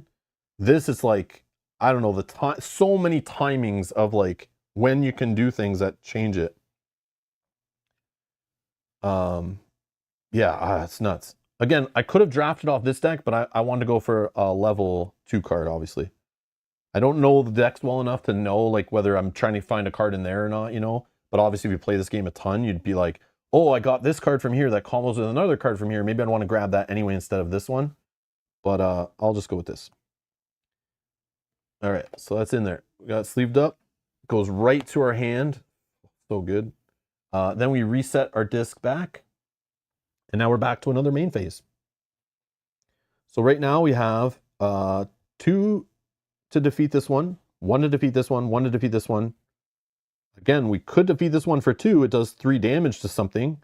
So we could defeat this one and then have it defeat something else. It could even the damage from the win defeat effect. We can apply it to the next card that shows up. And we might have to if it's a taunt card. I don't know how many taunt cards are in to start. I'm going to guess there's like 2 or something. But I don't know if the bosses ones have it. But we've already seen 2 taunt cards. So I feel like the next card being taunt is not very likely. But it could be. And that could mess with us. So what I think we do, there's probably like 2 or 3 cards left here, maybe 4. I don't know. Are we going to be buying upgrades right now? We only have 2 credits. This, I could spend 2 credits to get 4 credits. And then I could buy an upgrade, which would do the 2 damage to this, which would then kill this, which would get us another credit. The only problem is I can't play this card also because it's too expensive, but if we get lucky and another card comes out that helps us reduce the cost, maybe. I could get credits right now with this, but it might be better to damage them all first, but some of them will die. And it's only active threats.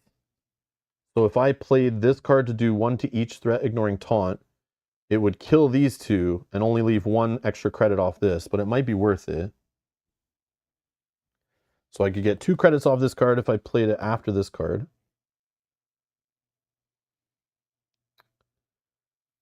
But then if I play this card, I can't play this card. This is annoying.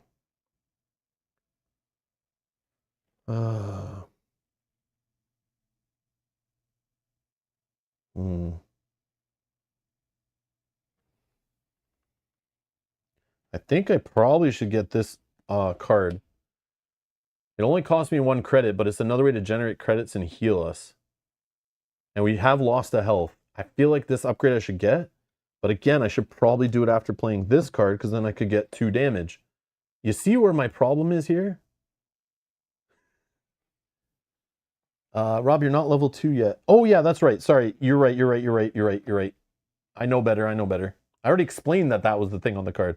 Yeah, so right now this only gets us 1 credit no matter what. You're correct. Thank you for catching that. Yeah. I'm so used to it being like level 2 very quickly, and then I'm firing this combo off. But yeah, I'm not there yet. Okay, so are we upgrading this card at all before playing it? I don't think so. I don't have the 3 credits for this yet. Also, I could upgrade this one, but I don't think I will. Maybe I make this our money card. So what I do, I think I'm going to play this one. I'm going to play this one and just take the credit. Okay. Then I think for this 3 credits, I'm going to get this one here.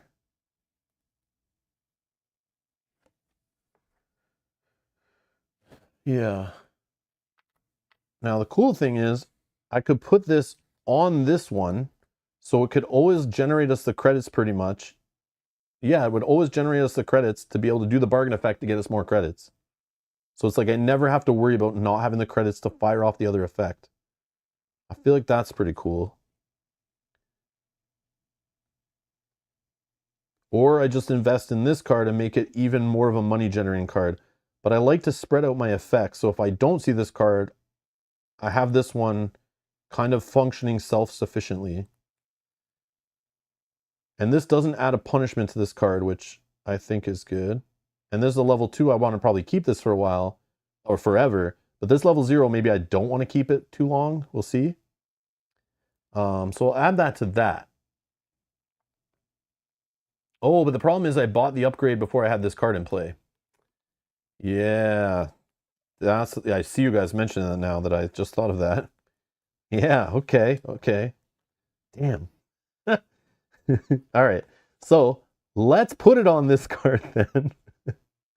But we'll do it in a sec. I got to play this one first. So I'm not going to upgrade this one. That's what I need to find out.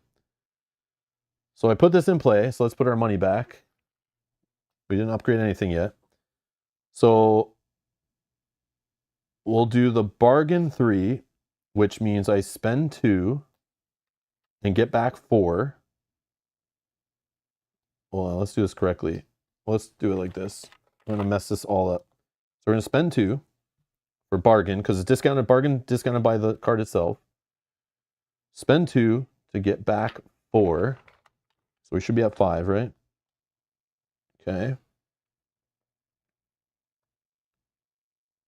Actually, I got an extra one here. Yeah, so we should be good. Yep, that should be fine. Okay. And that's all it does right now. And now I'm going to buy this upgrade for 3. Let's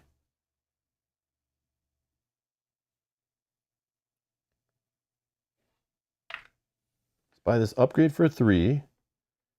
And we'll put it on this card.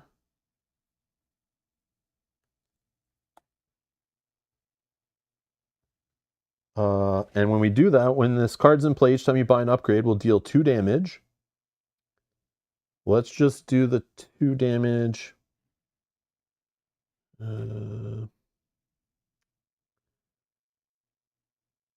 I guess we'll do it here.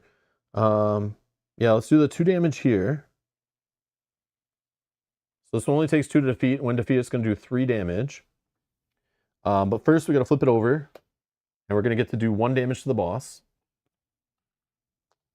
11 more to go. This goes into our discard pile. We have 3 damage now to deal.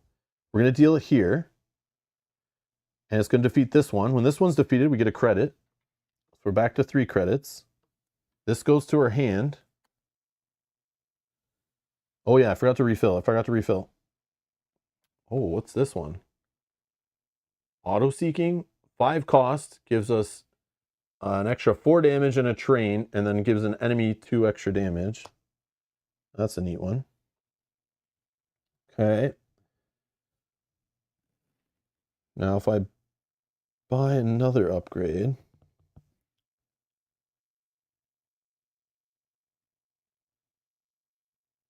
Oh, I probably should have played this before defeating that.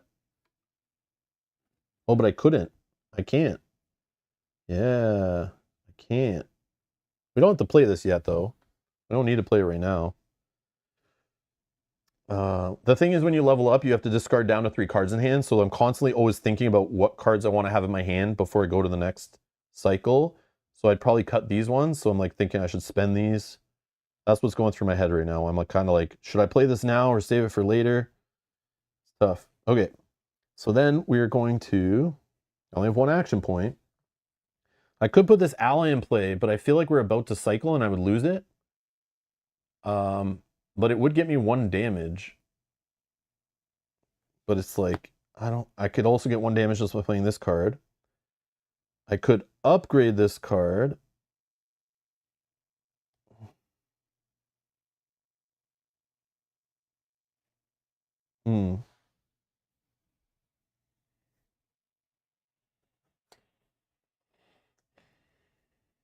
If I just give this 1 more damage, like I could give it this effect here. Cost 1. I don't want this one. I love this train, but I don't want this fast.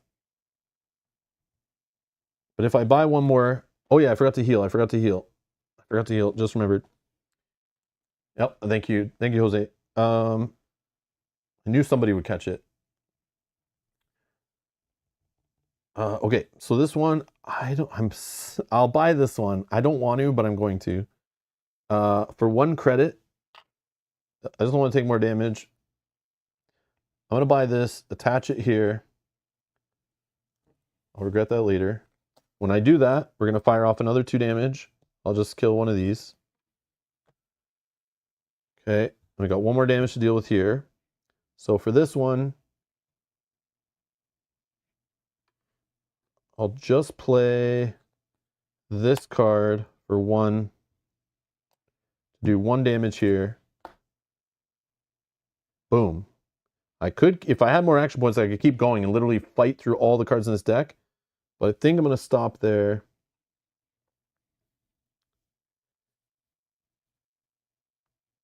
I probably didn't even need to defeat that guy. I probably should have just took the health. Yeah. I'm not going to do that, actually. I'm not going to upgrade this starter card. I'm going to leave this here. I haven't replaced it or anything. And you know what? I'll just leave that last one there. I'm going to just leave it. I'm going to leave it. Yeah. I don't think I need to rush through.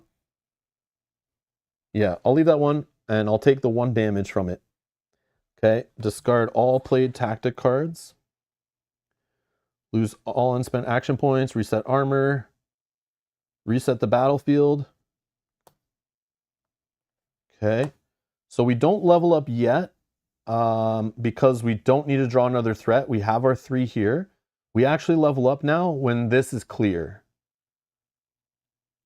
Or we need to draw another one from here. But that won't happen until next round. Then we raise the danger. It's going to go to number 1 here. So now all the enemies get worse, but it also has this little like recycle icon, which means I can trash any of the cards in the upgrades and instantly replace them. So if anything here I don't like, I don't need, I don't think I want this. I don't think I want this. This is interesting, but I don't know if I'll be affording that or want to buy that anytime soon. Do I want to be conspiring and upgrading silver cards? I think I want to keep this one. Ally cards are kind of rare, I feel like. Upgrading allies feels pretty rare, but is it something I even care to do? Maybe. Oh, there's a bug. Yeah. That was scary.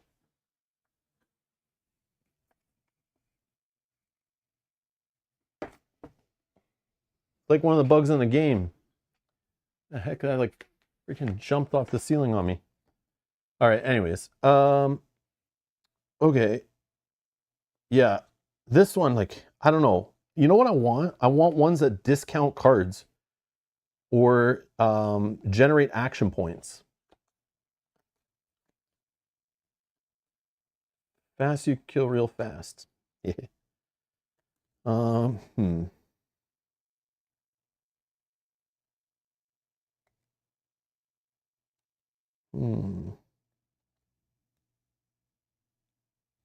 I mean, this one only adding rage in 1. This one feels like good, but it's expensive. Did you take the credits back for the upgrade? You not? Oh yeah, thank you. It was only 1, right? Yeah. Thank you. Yeah, it was only 1.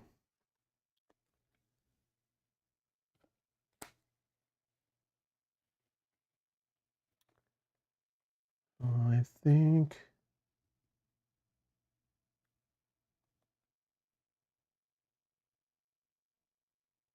Yeah, let's go with that. I'm gonna put these 3 on the bottom, and we'll replace. So this one, yeah, see, this one reduces the cost of a card by 3, adds extra defense to the enemy.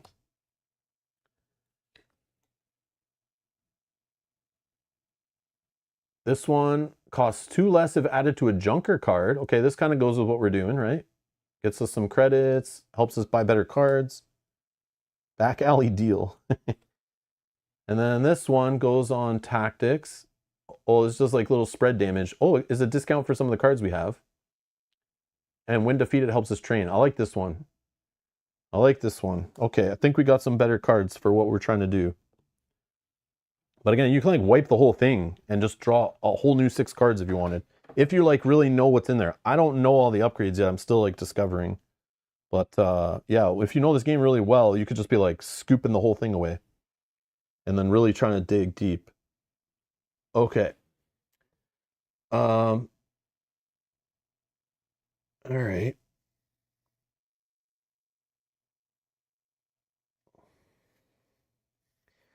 So we gain our 3 action points back. No allies to refresh. We're going to draw 3 cards from the boring old level 1 deck, unfortunately. We got 2 meters under. There's a silver card. 2 damage for 1 action. Okay, it's fine. Kind of wish I didn't toss away that silver card we saw earlier from the upgrade row, but whatever. Data transfer. Okay, unite. So this means we want to get other stuff from other factions. Just a straight training card, but it's free. It's free. We could throw some damage on it with an upgrade. We are going the upgrade crazy route, I think. So we could turn this into doing whatever we want, and it's a free card. Yeah, I like it. I like this little 0 cost. With some of the 2 costs we already bought, this could really help us, right? Get some more stuff played in the same round. Or we stick with Junker that we just bought. Dangerous Dealings. This one will get us for 1 action 2 credits. If you have 2+ upgrades on cards in your hand and in play, deal 2 damage. Not the craziest effect. Not the craziest effect. Especially now we've only bought like 2 upgrades. So seeing those in the same round is like not really going to happen that often. So it's like, really, it's just two credits for one action, kind of weak. Yeah, Will's saying data transfer is the pick. All right. I was feeling the same thing. Feeling the same thing. Okay, I like it. But again, like, these two cards could be the best cards ever if you have, like, certain cards already, certain enemies, certain character starting deck. You know, you see certain cards in the future you want to grab. Like, one of these could be the better play. I have no idea, but I assume that's where it goes when you play this game, like, dozens of times. Which is cool. All right. So we're going to put this one in a sleeve, get a filthy enemy on the back. Goes right to our hand. Kind of a lot of the same faction for these Unite abilities. I really need to start branching out. I mean, we do have 3 of them going. We have Silver, we have whatever this is called, Council, and we know we got some Junker already. So hopefully we get some, maybe we'll get an ally or 2 that's like of a different faction. So these Unites will work well together. Okay. And now we just play another turn, main phase. So this one is 3 to defeat, actually 4, because the little skulls now are 1. So this little skull here is 1. So this one costs 4 to defeat, but it will get us 4 damage to something else. And these are each 2 to defeat. So it's not really efficient, but at least it's way, like, we'll kill one of these. So for killing one card, we get 2, which is nice. But can we do 4 damage? That's the real question. What do we have in the market? We can get 5 credits. We could get 4 damage on a single card. It's kind of nuts.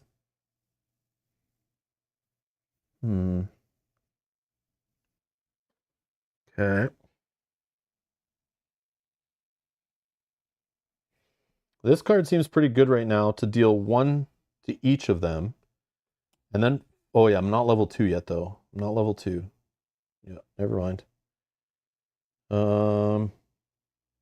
This one's 1 credit, just does 1 damage right now. If I put this upgrade on, it'll do 2 damage. Yeah. Yeah, we're very weak. We're very weak in damage output right now. So I feel like I have to play this one just to get 3 credits for free. We're at 6. And I feel like maybe buying this for 5 is like the play. Just so we can get a straight 4 clean damage, smashing this, which kills this. And then hopefully we have enough to play after. Yeah, like maybe I put it on this free card. Yeah, I feel like that's the play. Yep. I'm going to buy this for 5. Although, that might be wrong. When the next round happens, there's an option here to spend 1 credit to trash a card. I don't want to miss that. I want to get something, a starter card, out of my deck ASAP.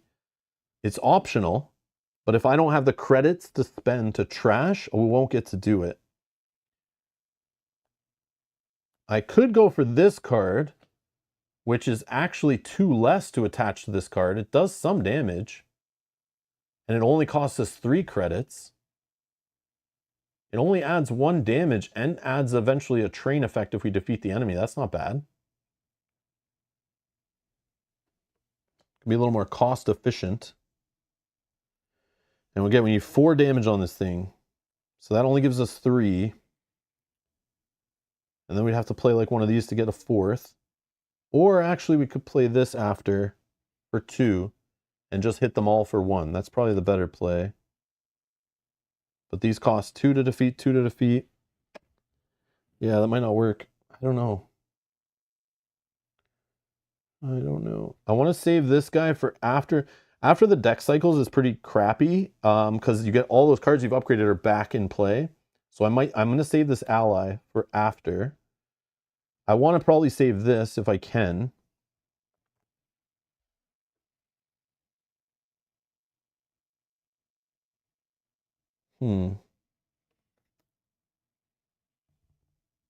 What do these do? Is this one just a strike? That's just a strike. Trying to think if I can get some extra credits. Are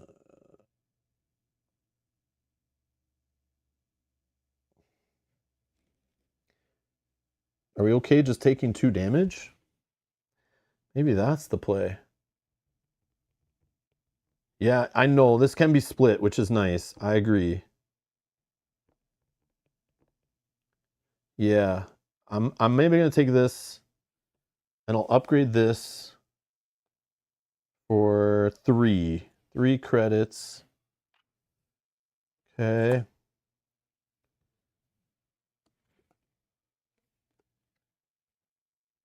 This one repeats this card's original effect for 6. So I think it like copies the text box. Like lets you fire off the text box twice, I think. I think how this works. I've never bought that one before, but I'm assuming that's how that works.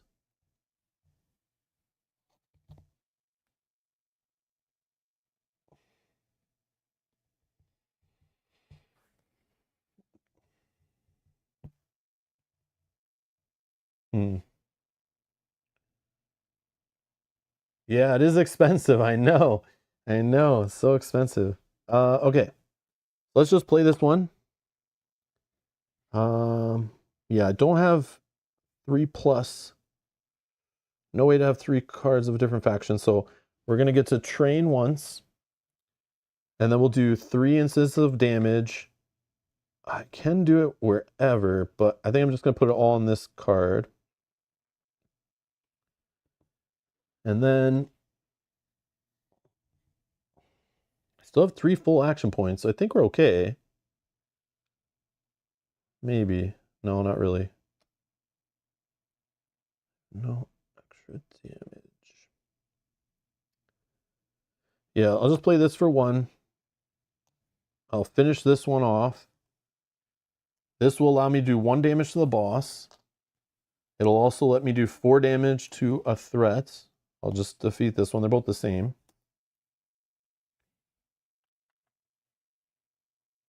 Yeah, I think we're okay now that we got that card, right? So we have 2 actions. Yeah, we should be fine. I'm not going to buy any more upgrades, I think. I think that's silly. So I'll just play this one. It'll do 1 damage here. And then I'll play this one and do the final damage here.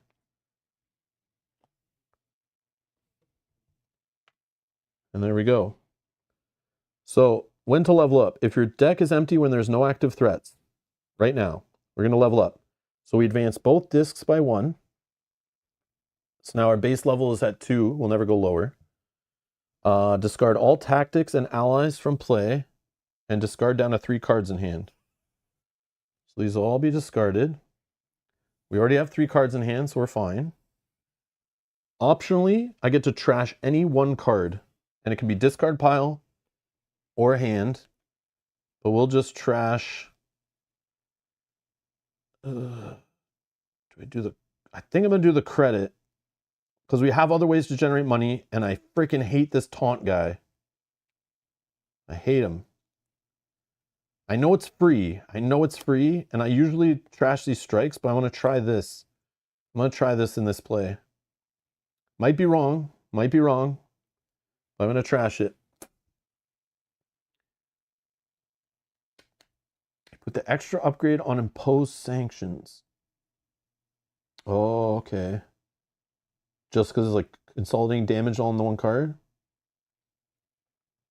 Yeah, you might be right. Okay, so we trash 1. We resolve boss effects, which adds another boss card to our deck. And then we reshuffle these cards. Whoops.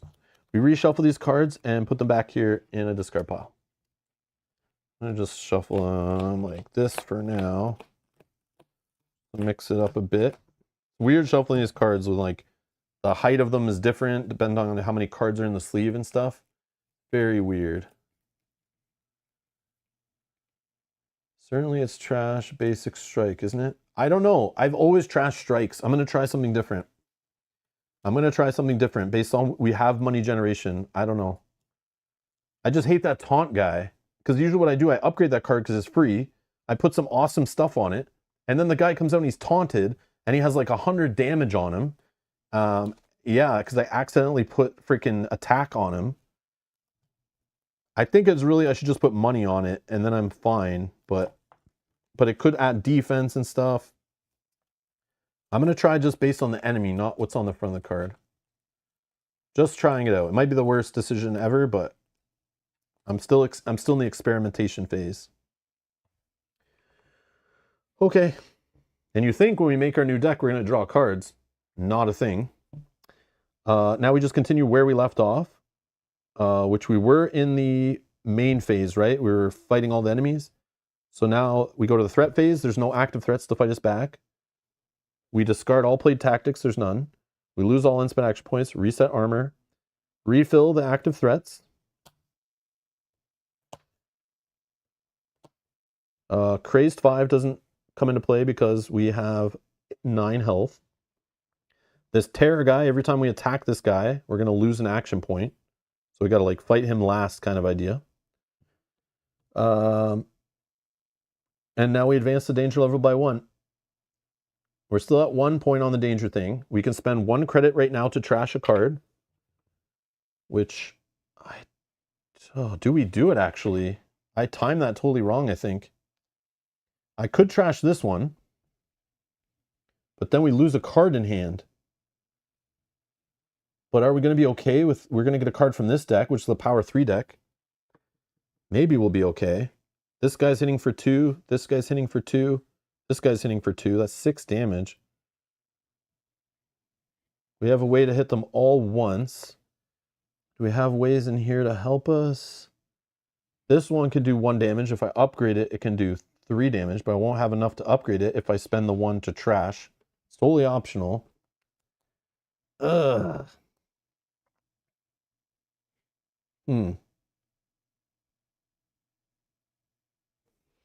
This one only costs 1 credit and can generate us 2 credits. I could upgrade one of these cards. I could upgrade this card. I don't even have enough actions to play all these anyway. I'm going to trash. Might be wrong, but I'm going to trash.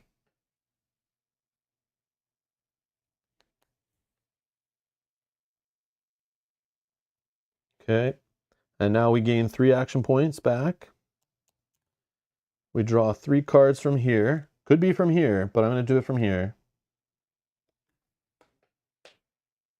Aid from the resistance costs 3 to play, gets us 3 defense. I mean, we could just do that this turn just to protect ourselves and not worry about the enemies at all. Buy yourself some time. While this card's in play, your allies in play gain this effect, but I don't really have any allies too much, so that is pretty cool. I don't know if that really works for us. We have a silver card, Attuned Shadow Hunter, costs 1. It's an ally. I could exhaust it to discard 1 active non-boss threat with damage. This doesn't count as defeating it, though. That'd be huge later when we get ones that take like 7 damage to defeat. I can just put 1 damage on it and get rid of it.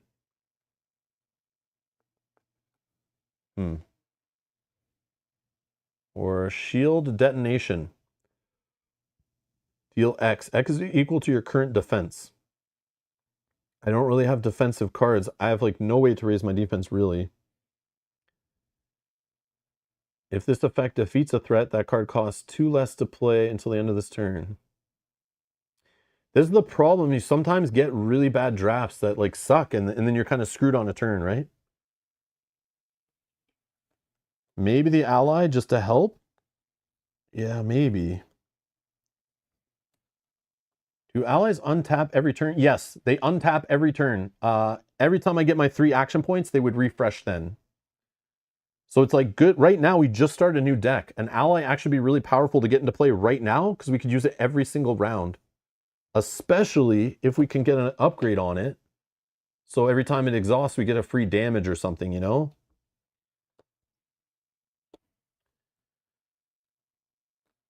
Yeah, maybe we go with that. Yeah. So we are going to have some allies. And it is a different faction than our other ally. So when these two allies are like in play, this unite ability is easier to combo off because we'll have already two factions represented. So we'll get like 2 armor every round. That could be something.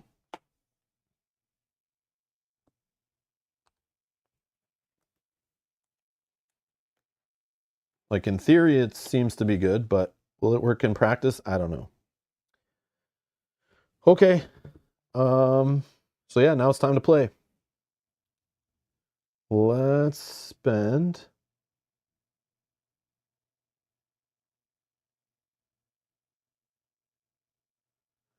So what was the upgrades? I only have 2 credits.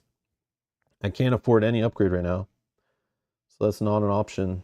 It's kind of a sketchy turn.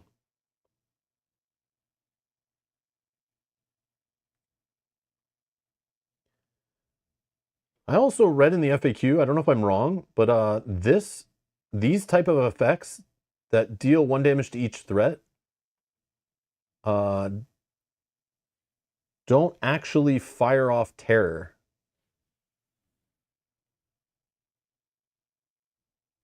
But I don't know. I don't know. That seems wrong, but let's see if we can find it.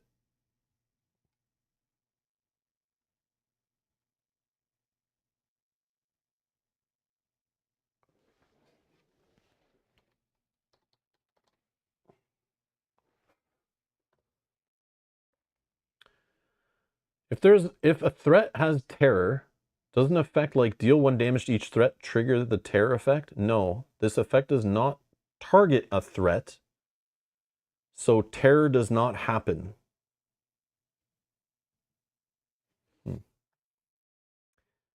It's definitely not how I played it before, but I read through the FAQ this morning and was like, okay, that helps me with this card.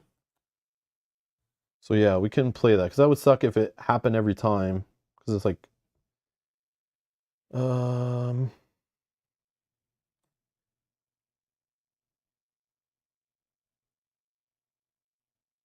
yeah. So I think we play this one for 2.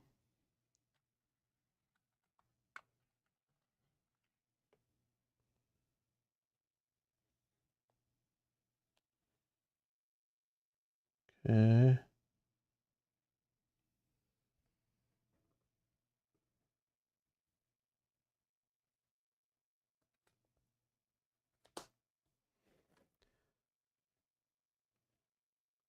Now here's the problem.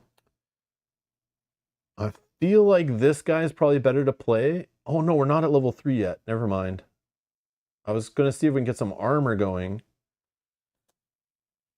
Yeah, we're going to get hit here pretty good. I think I play this one. Yeah, I kind of got screwed. I did not save the right cards in hand. And we got boinked on the draft, man. I also probably shouldn't have trashed the card.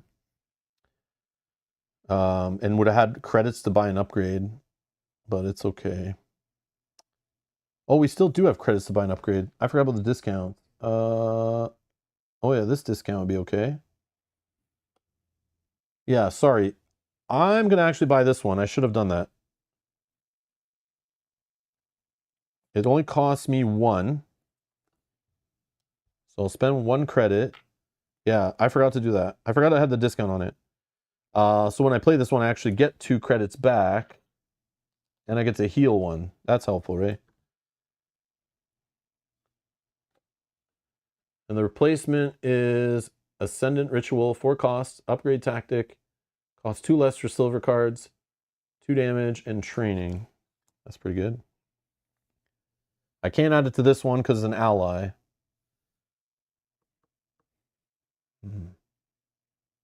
I now have enough for this one, actually. I now have enough for this one. So this actually, which I just realized, I don't know if you guys are already saying in the chat, I'm sorry if I missed it. This one, if I upgrade this one, I could fire off this effect, I think, before this one, maybe? Because it's like when it's exhausted, I don't know, actually. I probably can, though. do a damage and then discard it? I think that would work together, right? Or do I have to resolve this whole effect first, maybe?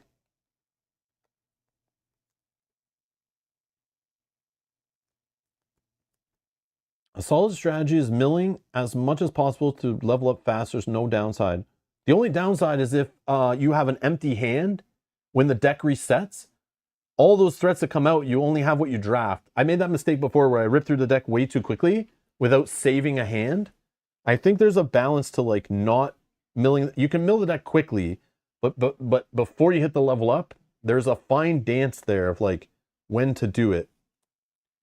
Like just destroying cards off the top of the deck, sometimes I don't think is the play. It depends what you got built though and what's going on.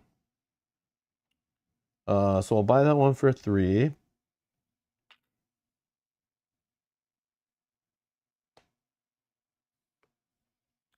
Okay. So if we're ever in a jam and we have 2 credits, we could get some defense going maybe. That might be good. Okay, so for our last credit, sorry, I'll play this one, our last action point. And then I'm going to exhaust this one. I'll just get rid of this guy.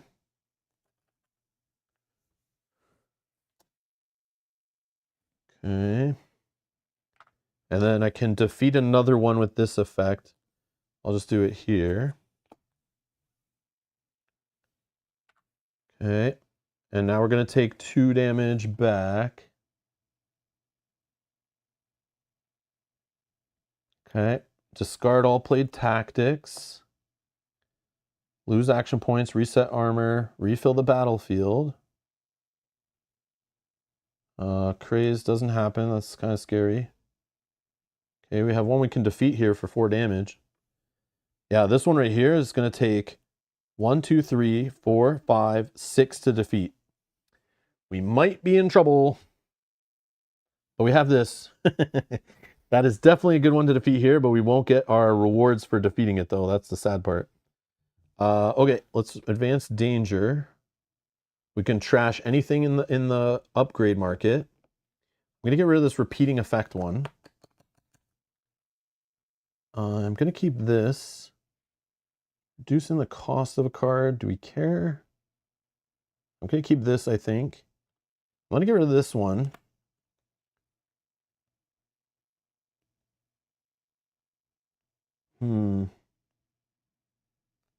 Reducing the cost of a card could be huge, but am I ever going to get 5 credits to pay for it? Maybe. But reducing by 3 is not what we want. We want reducing by 2. And those do exist.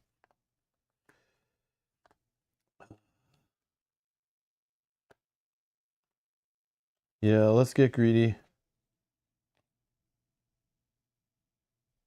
Oh, sorry, you're right, you're right. I discard it, not defeat it. I know I don't get the win defeated. I should not put it in hand. You're right, you're right. Yeah, brain fart. I knew that, I knew that. Yeah, okay. Thank you, thank you. Thank you, Will. Okay. Yeah, I'm gonna get rid of these 3. Oh, there we go. This card costs 2 less to play, and I could get a reduction if adding it to a Viren card.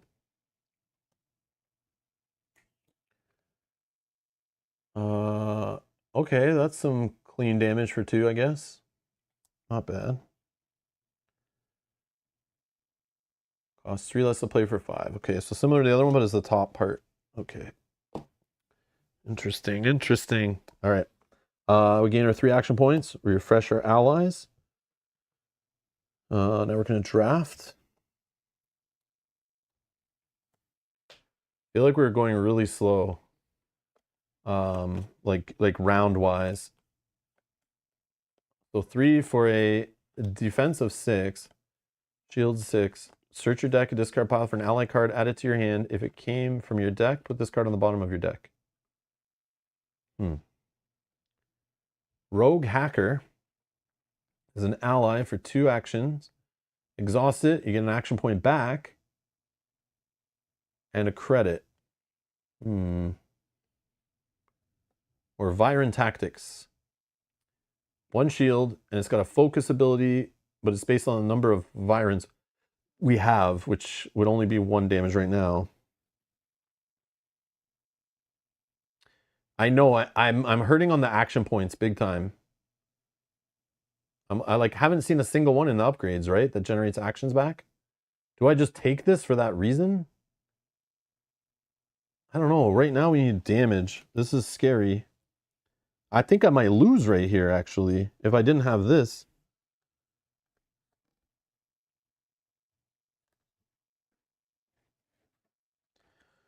I can get rid of this one.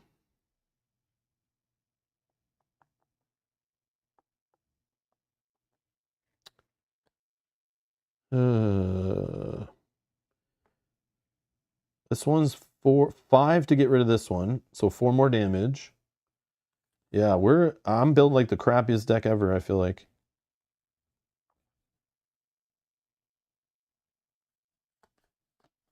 Hmm.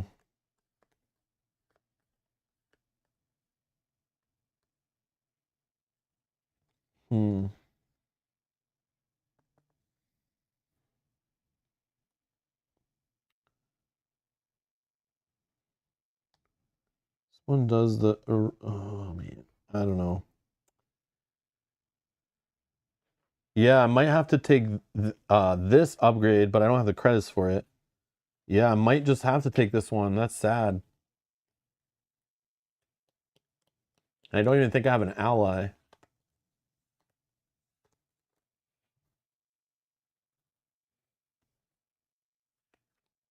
Yeah, that sucks just to play a defense card like that. At least this is here, but I can't even get this right now. I don't even have the 2 credits to make that only cost 1. Oh man, this is rough. Because how much damage am I taking? 1, 2, 3 right now. It's not the worst if I just get rid of this one. I can play this ally who's going to do 1 damage. If I leave this one and just like defeat this one or discard it, this one's 3 damage plus 2 damage, 2 damage, 2 damage. So that's 5 damage total. You think I could eat it? There's also this one here. If I could do 4 damage to this card, it does 4 damage to the next card. So it can kind of cascade a bit. But I have no way to do that 4 damage. I have 1 here, 1 here, 1 here. It's only 3. If I get this one, I have the 4th damage. I'll get some shield. That's kind of nice. Maybe I'll just take this one because it's cheaper. I'll save myself a little bit of health loss. I'll also get rid of an enemy, which is sweet.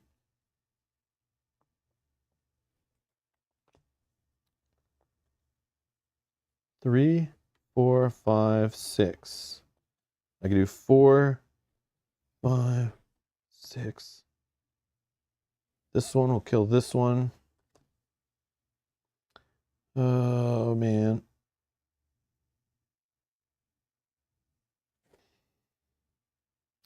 Yep.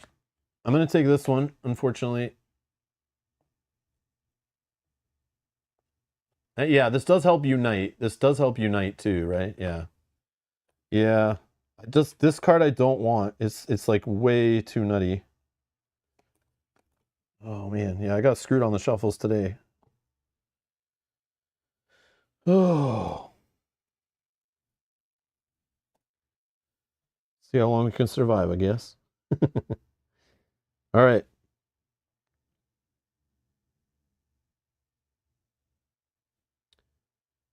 We're going to do 1 action. Going to play an ally. Actually, do I need to do that? I just need to get 4 damage here. Yeah, I gotta do this. So I'll play this ally. Sucks I have to play all this right now. So I'm gonna do 1 damage here. I'm gonna play this one for 1 damage here, and I get 2 shields.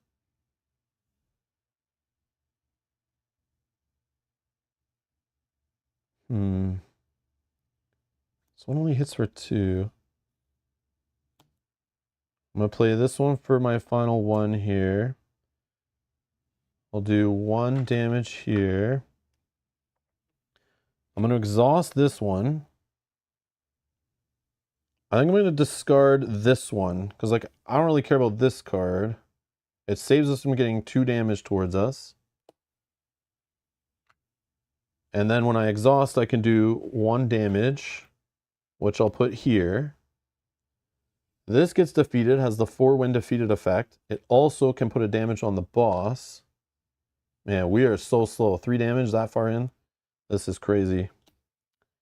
And then we're gonna do 4 damage to something here. This one needs 1, 2, 3, 4, 5. So I could kill this one.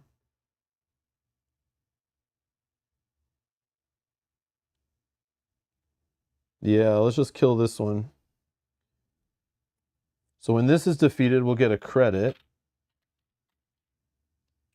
And we'll also train. Yeah.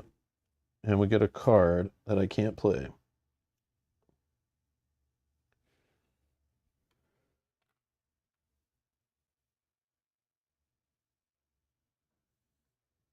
Yeah, it's rough. I know, it's not a bad turn, but it's like every turn just keeps getting worse. We're like hanging on by a thread. Okay, so now we're going to get attacked for just 3. We block 2 of it, take 1, down to 7. We're going to discard all played tactics. Okay, reset armor, done. Refill the battlefield. Okay. And then advanced danger level. Now we're at 2. Oh no, this sucks. So this guy's 3 now. He hits 4. This guy is 3, 4, 5, 6, 7 to defeat. This one is 2 plus 2, so 4 to defeat this guy. This guy's 5 to defeat. Ugh. All right. 3 action points back. Ready our allies. We're going to go for the level 3 deck, I guess. Ugh. Okay. Hidden Cantina, cost 0. Gets you an action point back while this card's in play. All other cards you play gain this effect. When played, deal a damage. I don't have many other cards right now, but that would have been good last turn, maybe. Overclock. Look at this guy. It's Jax from Mortal Kombat. Cost 0 to play. It's a tactic. Gets me 1 credit. Gets me 1 damage. If I have 4 plus upgrades on cards in my discard pile and in play. Ooh, I like that wording. How many in the discard pile right now? 1. Just 1. 1. And in play. So not in my hand, right? That sucks. And in play I have 1. So I don't even have the 4 right now. I get to gain an action, deal 2.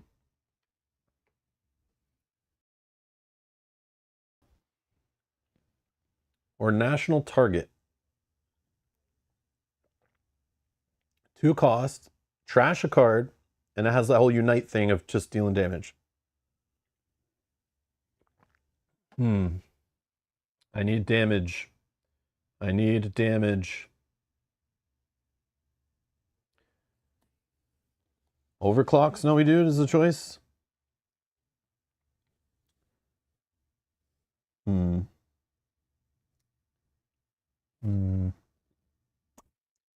May have something there. Hidden Cantina says will. I mean, I like the cost of both.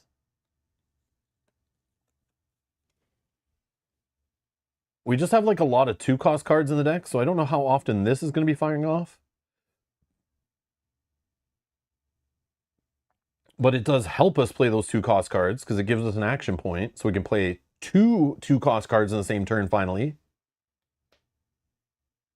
This one won't do it until we buy more upgrades, but now we got kind of shorted. We haven't seen our cards yet that generate credits yet. But when those start showing up again, then we'll be able to get more upgrades going. Yeah, I think this might be what's needed based on my other cards. But I do like the potential of this in the future. But maybe this is the better one. Yeah, let's go Hidden Cantina, I think.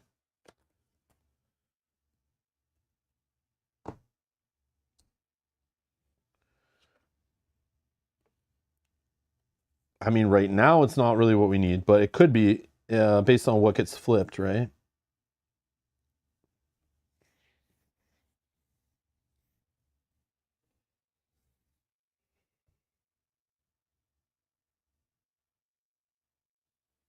For 1 credit, I could add this, which helps us train.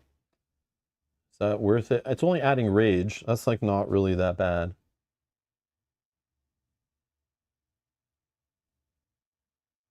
Whoa, man, I didn't know where that went, and it just freaked me out. All right. This guy's...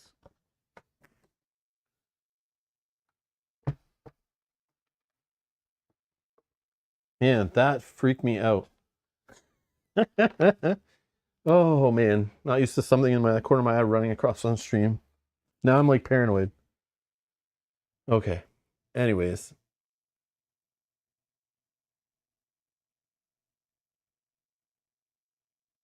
This could be added. Get me credits on this card for 1. It just pays for itself. I need to train. I don't know. Is that worth it? I don't have enough to get the 2 damage going, but that'd be sweet. Or this 2 damage. Oh, I also get to train off this card too. Hmm.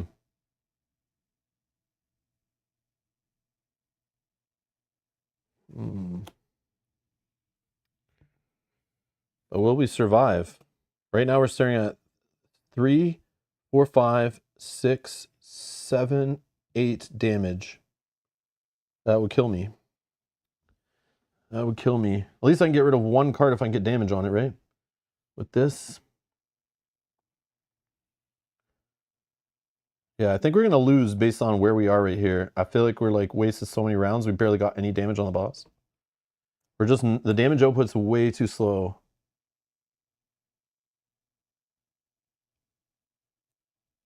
Okay, I'll play this. Yeah, I'm going to put this on. So that costs us 1, but when we play this, we get 1 back. Oh yeah, let's see what we get next. Okay, that could be helpful for our deck.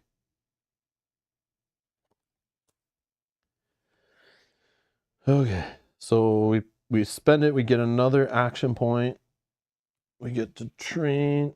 Oh, for bargain 2. So I'd have to spend 1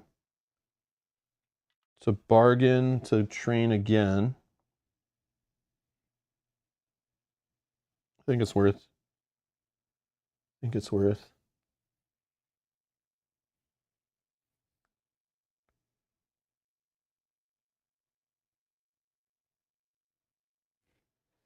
Okay.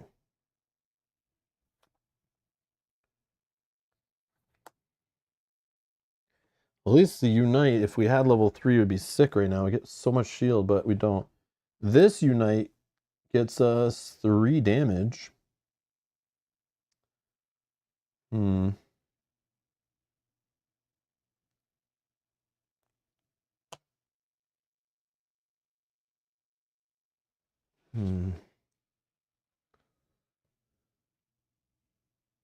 This guy will do 3. That kills him. We still have this problem. Okay, so if I play this one for 2,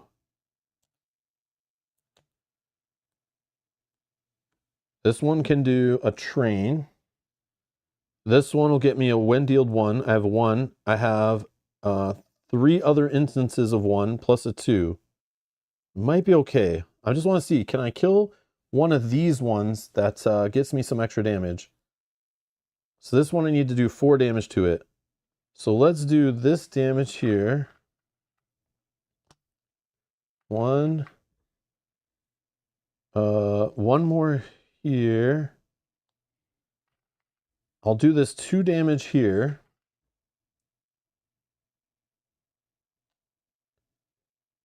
This gets defeated. It'll do 1 to the boss. It also gives me 3 more damage to output. I think I'll put that here.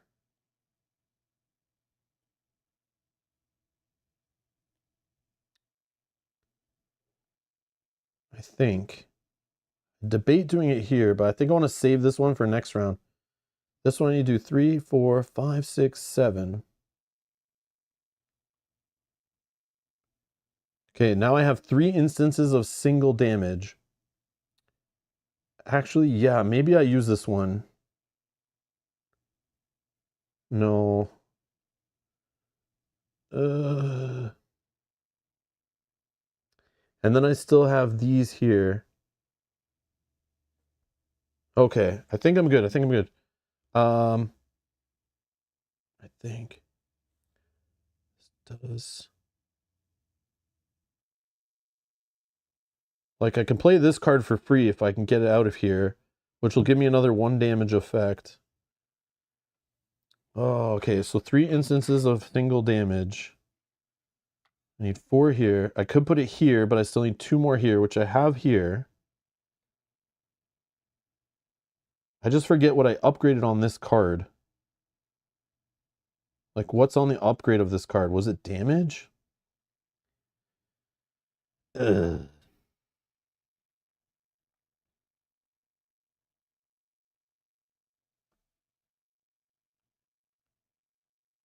I think I'm going to go here. 3. I will exhaust.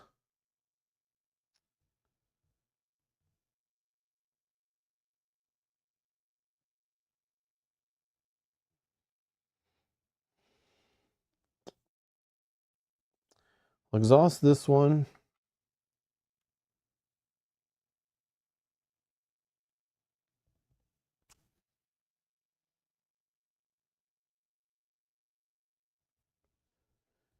And then this one. Oh, maybe I just discard that one. No, you know what I do? I'm going to change. I'm going to have the 3 damage that went from the previous boss card. I'll have kill this one. Instead of landing. Or was that already there? I did it here, right? So yeah, I'll have it hit here. So that's this resolved. Or no, that was here. Oh, I'm all confused. Anyways, I have 3 damage. I think I'll just put it here instead. Right? Instead of putting it on here, I put it here. So this one's 1 away. And then I just do the 1 from here. I think we're good. I think that's right. And then none on here.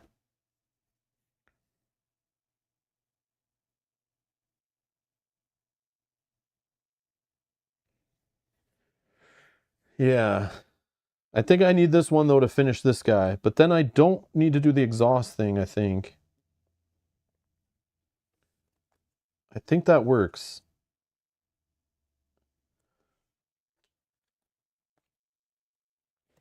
So it was a total of 1, 2, 3, 4, 5.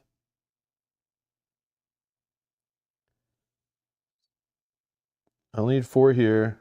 So I had 1 left over. plus this damage, that's 4 damage.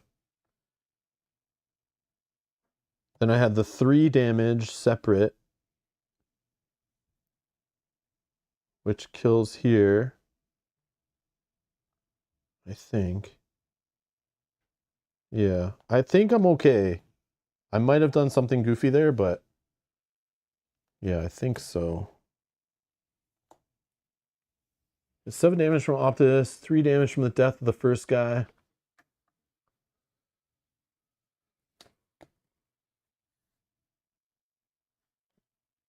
Yeah, 7 from here. 2 plus 3 is 5, 6, 7. I have 8, 9. Plus 3 more. It's 12 total. I think I have enough. 7, 8, 9, 10. No, that doesn't make sense. I had damage carry over though, right? From the last round on this guy, or no?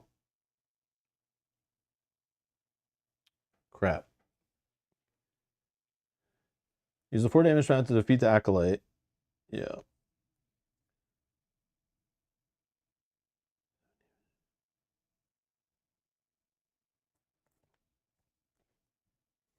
Yeah, I was trying to do this and then use that to hit this guy, but I don't think I needed it.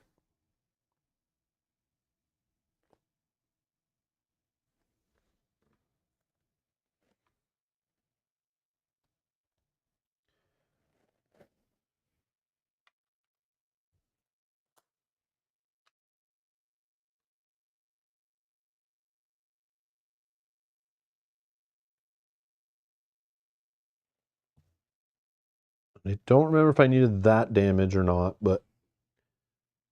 Oh, nothing had any damage on it? Okay, so we can reset, right? I want to do it right. I don't want to cheat, but I'm like now confused myself. So I took the damage off there.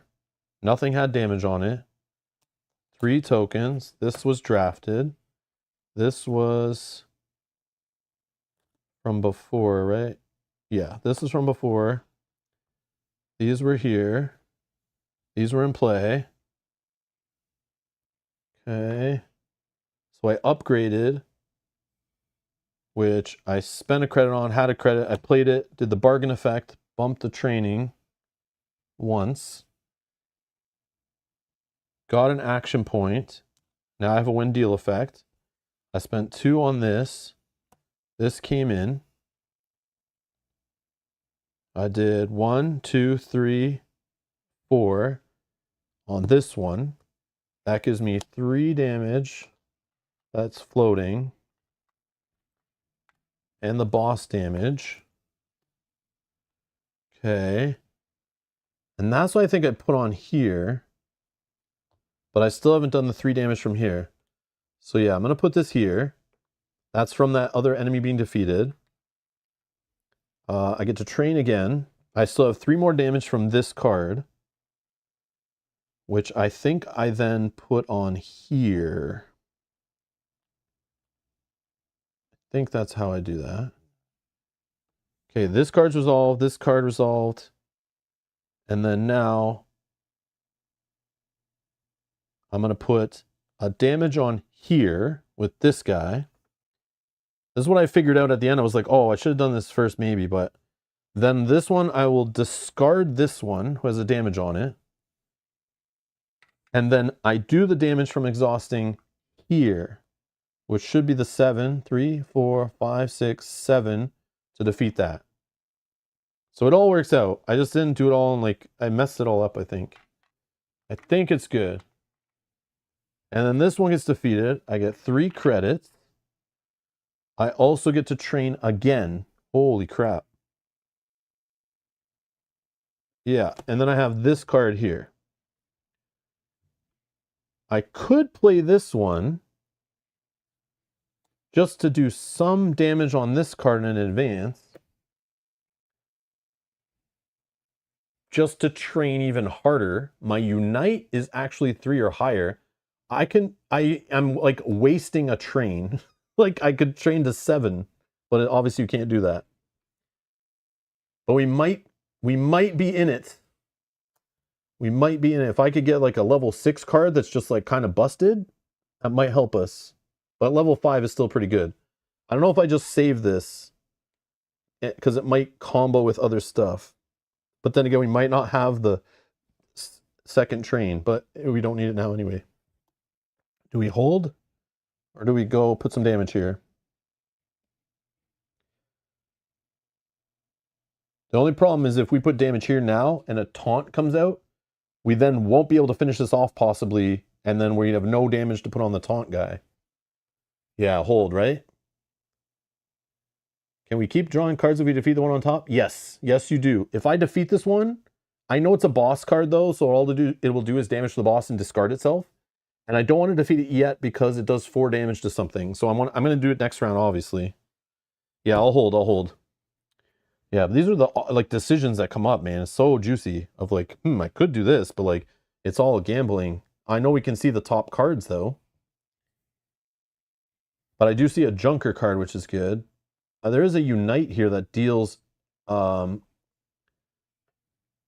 this could be pretty good, right? Based on my allies in play. But my other ally is this. So like I need like an ally of another faction. But even my other cards could help this fire off, where I could do like 3, maybe 4 instances of 2 damage each. Kind of juicy. But I don't know if that's worth it. And that might not even be the card I want out of the top 3. And then this one I see on the top of the 5. Gain 4 credits until the end of this turn. All bargain effects you resolve gain this effect. Deal 3 damage.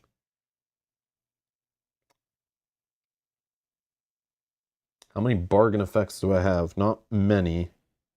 I have like 2, I think. But again, those are just the top cards. There's 2 cards underneath each one that we might do. Yeah.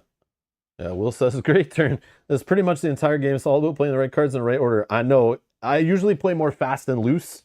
Probably why I lose. But yeah, I love the richness of the choices, which is great for a solo game when you're like, no one else at the table is waiting for their turn, right? Yeah, so it's like you can just take your sweet time.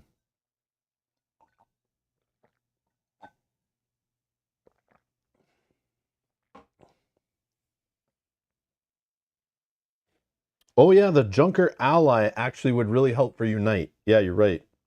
Yeah, nice catch, Jose. All right. So we don't take any damage. Just we get rid of our tokens. Reset armor. Refill the battlefield. Uh-oh, we got a fast enemy. Oh, we're almost leveling up, finally. Not quite yet. Okay. Danger leveled by 1. We could spend a credit to trash a card. I mean, we got our full discard pile to choose from. I think we should, right? Get rid of a strike. Yeah, I'm going to spend, even though I probably shouldn't. I'm going to spend 1 credit to trash a strike. Okay. And we're still at 2 on the difficulty level, whatever, on the boss meter. Okay. Gain 3 action points. Oh yeah, I forgot to discard these. And then we're going to ready our allies. We're going to draw 3 cards from the level 5 deck. Holy, we're royalty, living large now. We're punching above our weight. So here's an ally from another faction. Oh man, this just gets us action points. So when it's like this, you get to choose one or the other when you exhaust. So if we need damage, we could do this one. If we just need action points, we could do that one. Cost 2 though, but at least it can like pay for itself right away the first turn you play it. But every round after that, and we're about to cycle the cards, right? So could be sweet. Then we already looked at this one. Then there's salvage. For 1 cost, it's a tactic. It pays for itself back with an action point. You get 4 damage, and then a bargain 3, which right now would be bargain 2 we'd be paying. The next upgrade you buy this turn costs 3 less. And then it says bargain X cost -1 for each card of this faction in hand or in play. And we do have other junkers, so this could be even cheaper. It does 4 damage. And we're getting into that realm where that's needed. Like single damage is needed. Oh, Will says salvage seems best. Action points, high damage, cheap upgrades. Yeah, like that's where we were trying to go right from the beginning, was based on our first couple cards. We're like, this is the play we're going. Finally, we see a card that works with that. Yeah, the junking up our deck is annoying. I agree. I agree. So it makes like combos hard to come together. Yeah, it only costs 1 action point. Again, but an ally could be so juicy. But we do need damage right now, so yep.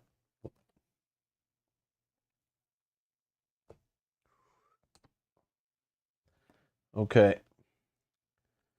Oh, yeah, that ally, I feel like I want it so bad, but it's like I may not see it for a long time and never get all 3 of them in play, really. It's like, it's risky.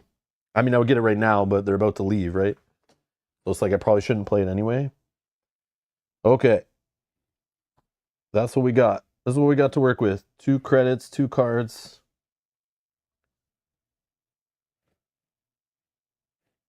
Okay. For this 2 credits, can we buff anything? Oh,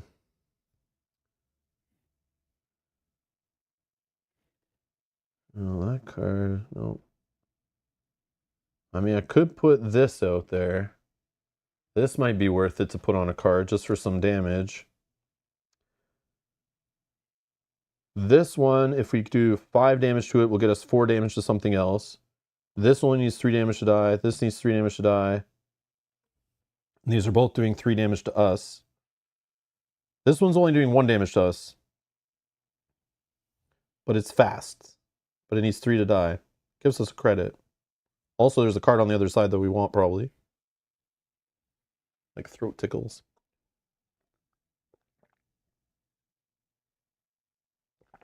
Technically, you have 3 credits if you play salvage first. Yeah, true. That's true. Probably should do that. I just didn't know if I wanted to upgrade it first.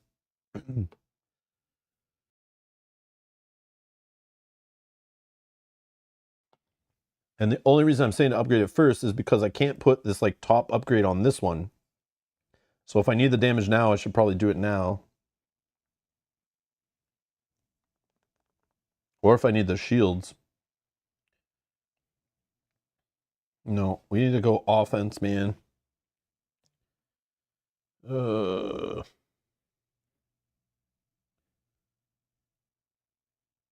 damage. This one needed 5.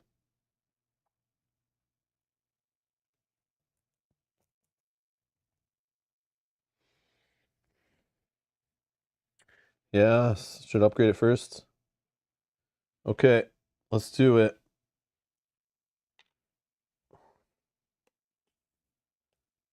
Okay, we're gonna replace. Okay. Oh man, you could get 1 card giving you like 4 actions back. All right, I'll play it for 1. And it's going to give me an action back.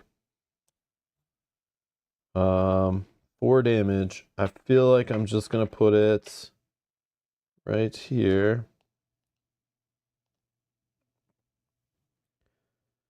This other 2 damage, I don't think I want to put it on the same card. This one needs 3. This one needs 3, 3.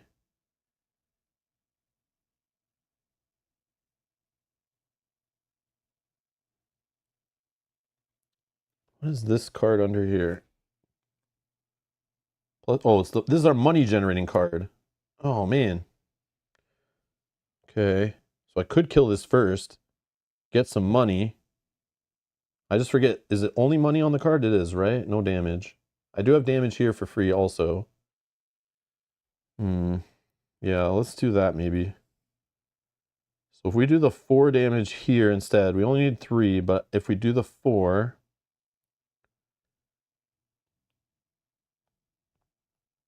How do we do this? Maybe we do this first. Then play this. Get the action point. Then do the 2 damage here. First. This will pop, giving us 1 credit and a card. Okay. Right, that's all it gave us. Yeah, 1 credit. Yeah. And then we do the 4 damage here.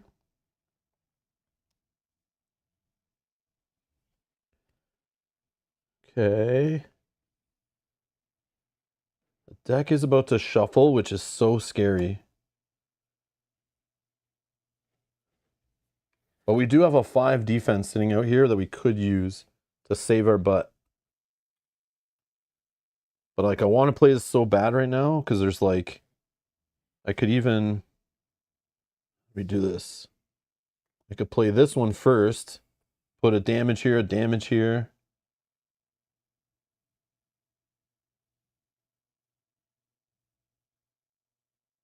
And then this would get us 1, 2, 3, 4, 5, 6 credits. Yeah, maybe we gamble. Then we're gonna have like no cards up here.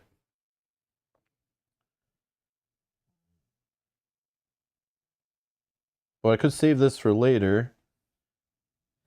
And then use this just to kill here. But if we leave these out, we're getting 6 damage and will put us to 1 health. I have to do it. No, it doesn't overstay its welcome. I'm playing this really slow. Normally I play a game in like 1 hour. But I play quick. I play way loose and quick. But I love sitting here like analyzing everything. And again, you don't need to keep watching either. Like, you get the idea, right? So you don't need to watch the whole thing. I've already made my point of how like in depth every choice can be, and how there's so many like every decision you make at the beginning like branches off into like so many other choices that could be made. And like when you buy an upgrade, what card you grab, which enemy you defeat in which order, and like and what cards you save, like every little decision like impacts going forward. It's like very crazy. Yeah, it's like, it says like it's like 90-minute game. I would say it's probably like 90 minutes with like setup even. Like maybe 90 to 2 hours tops. Like, but again, I'm on video, I'm explaining everything, I'm taking my sweet time, I'm trying to play like 100% correctly, I'm doing rollbacks. Like, yeah, it just makes it take so long. That's just how it is. But again, you don't need to watch the whole thing. Don't feel guilty if you're like, this is too much, I'm out. Like, I'm not offended by that. Because there are people that do love like watching and seeing everything, like analyzing all through it and really helping their purchasing decision, or learning how to play differently and stuff. So somebody out there will benefit. But there are probably fast playthroughs on the internet you can watch too. Definitely. But don't judge the game based on how slow I play it. Everyone plays different. Okay, so I'm gonna play this. We're gonna train. Unite is 3. We're gonna train again. I'm gonna put damage here, damage here.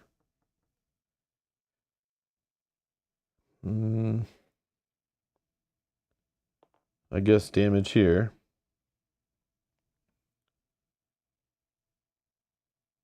The next upgrade you costs. Oh yeah, I didn't do the bargain 3 thing.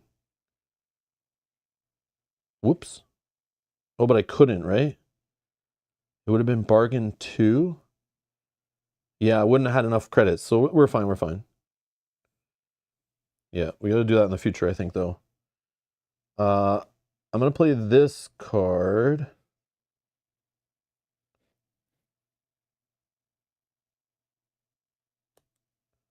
There's 3 active threats. I'll gain a credit. And then we're on level 2 plus, so we're gonna get a credit for each active threat with damage. So we're gonna get 3. Then we get 2 more for this. I'll just put a 3, take away 1. We're at 7 credits. Oh, man. And then this, we are going to... We're going to discard here.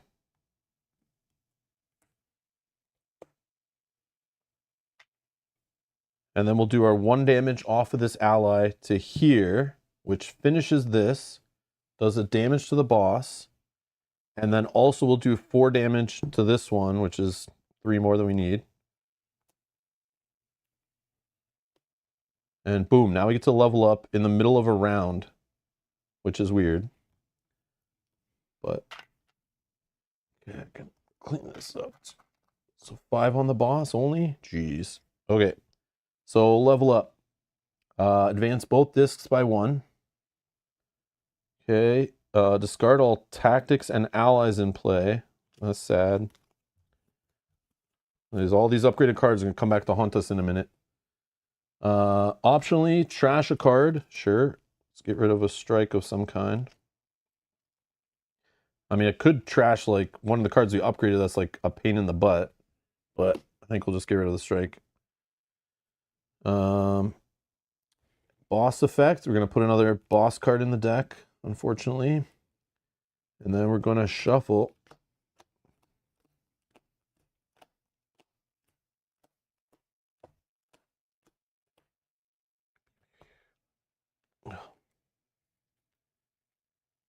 Yeah, I didn't have credit. Oh, yeah. I'm getting stronger, but all my cards that are stronger are in here now. And all my enemies are stronger, and I have to fight my enemies before I can earn those cards back. That's the problem with this game, which makes it so different from other deck builders. It's like, yeah, cool, I'm making these cards powerful, but like, I gotta make sure I can get through them, or making them powerful can actually cause me to lose. Shuffle the cards vertically.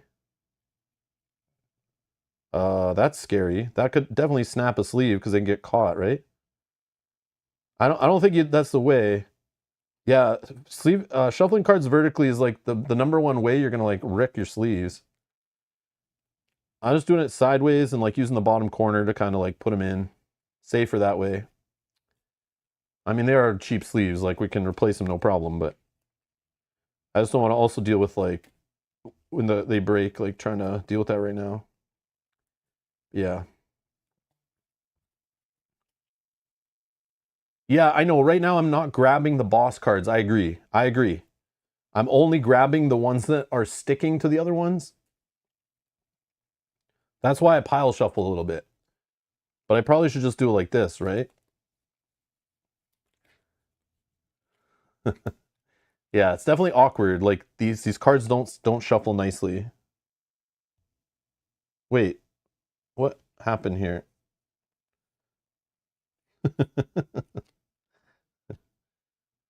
I upgraded the wrong way. Okay. So now that happened in the middle of a turn. Do I have anything left to do? I could play this and just damage this guy. I don't think I should though. Can I upgrade this card to do something crazy? I don't think so. We're about to clear the market a bit.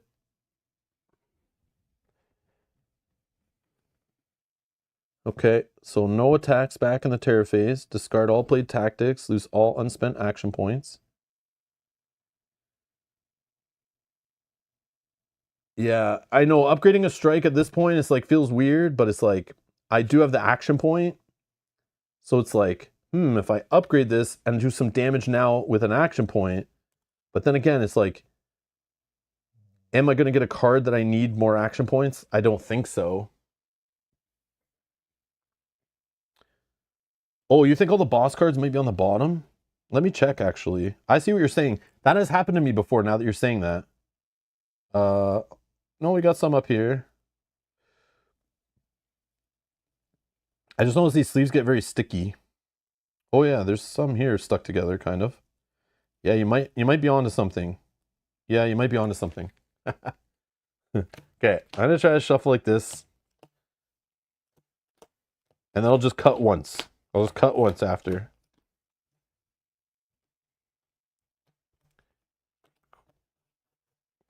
Okay, let's just cut it right here. Okay, there we go. I don't know. Yeah, I know what you mean. It is awkward. Okay. It's the same guy we had on top before. Okay.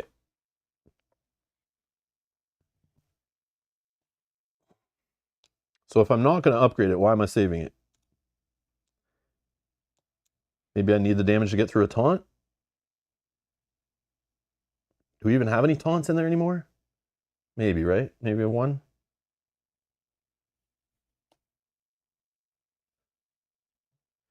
So only going to have 2 cards to play. Action points aren't going to be the issue? Yeah, true.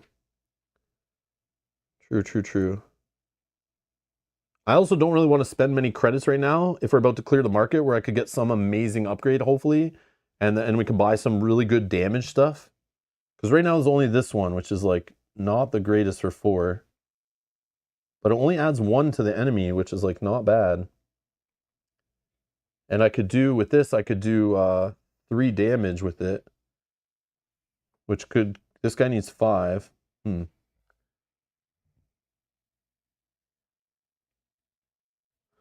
What is this card?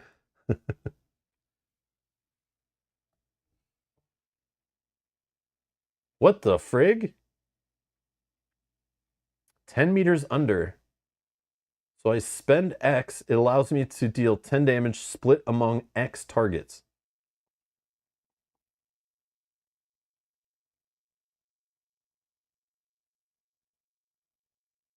Seven money and just make it cost 3 less so you can spend 0 to pick 3 targets. Oh, wow. Yeah, true.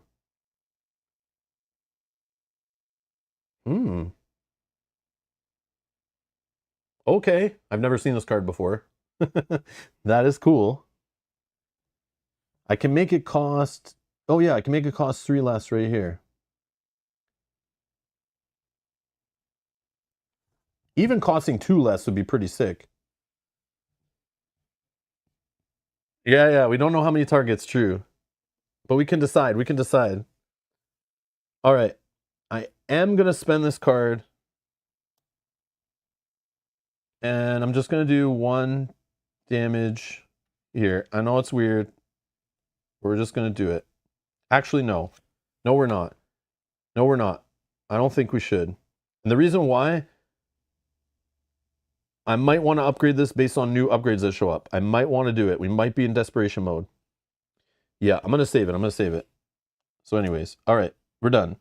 Unspent actions, reset armor, lose the tokens, yada yada. Refill this thing. Terror. Oh, we got a boss guy. Oh, we got a taunt card. Oh no, there are 2 of these cards. Okay, I don't know which one was there before.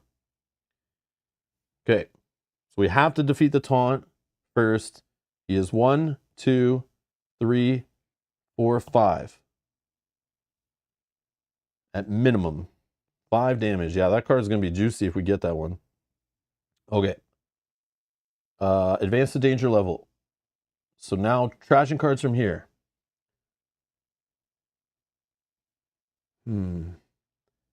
Now, if that is the kind of card we're going for, which out of these 2 cards will we keep? I don't know if I'm going to keep all of these. I literally have 4 cards all here that reduce the cost. This one costs 5, but we can make a card cost 3 less. But this one only costs 3, and it can reduce it by 2. And that's kind of enough, probably, right? And then we have another one of these. So I'm going to get rid of at least one of these. And then we also have this. But I don't know if, like, we're not going to pay the discount on this, but it costs 2 for only 4.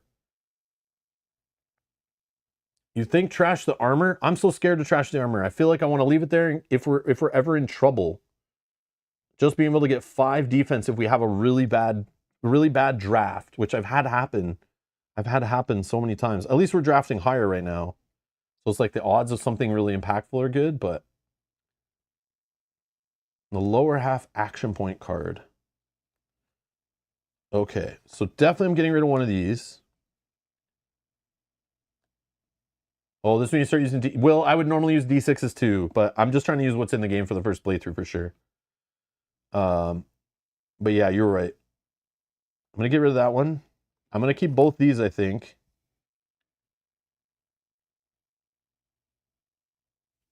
I like this one. I keep thinking I'm going to put it on one of these cards, But I only have like a couple of them in the deck, only like 2, and I don't even know if I could put a bottom upgrade on it. I'm gonna get rid of this one actually.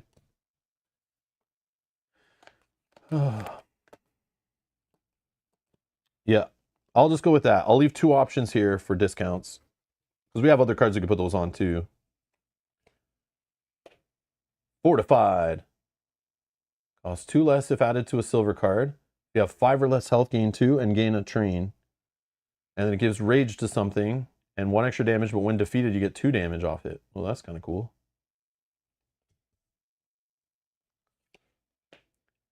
Empowered. Trap card.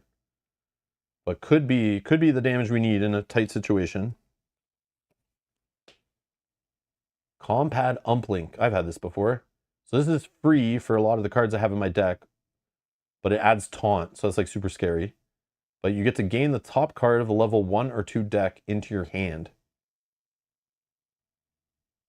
And when defeated, it does 2 damage. But it gives something taunt, which is like a little scary. I mean, I wouldn't mind this card in my hand. I mean, maybe some extra damage would be fine. Whoops. Not the worst level 1 card for me right now. I know it is potentially bad. I agree. It is potentially bad. That card I could make work. But yeah, it is potentially bad. But 1 action for possibly 4 damage. I need to spend 3 credits, but hopefully with my other stuff I would spend way less. But right now it's not great. Okay. So, where were we? We were clearing this. We're done. Now we get our 3 points back. Ready allies we don't have. We get to draw 3 cards from here. So we know this one already.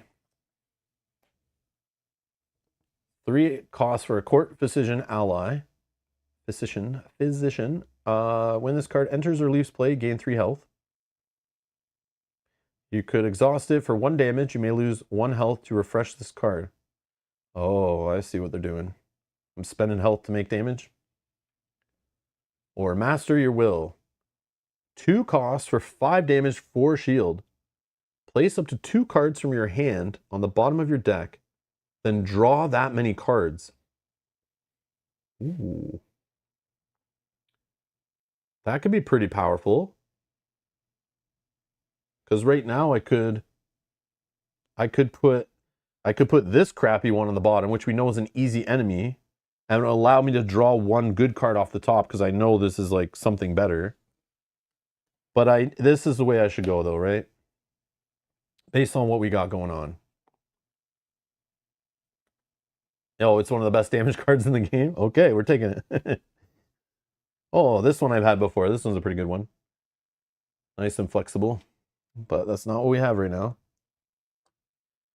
Okay. All right. Let's try to win this thing. Okay. So we're going to buy for 5. I think.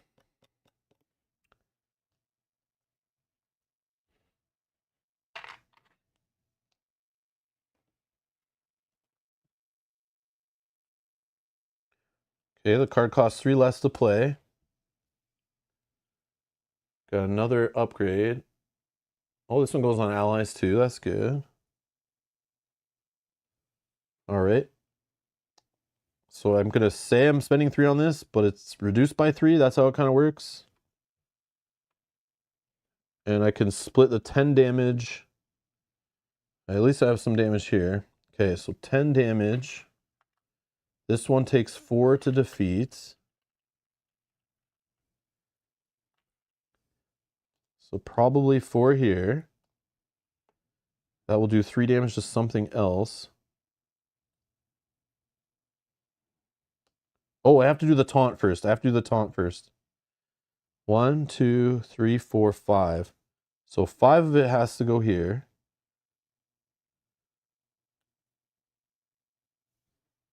Then if I do 4 here,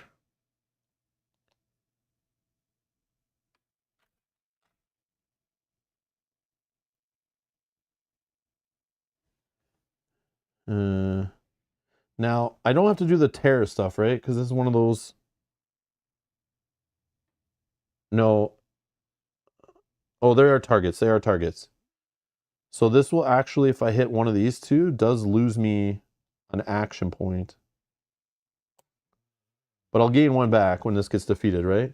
This is only 2, 3, 4, 5 to defeat. So this defeating can blow that up, right? Yeah, taunt first. It says target. Yeah, so that works on terror. Yeah, yeah. So I lost an action point. So this guy's gone.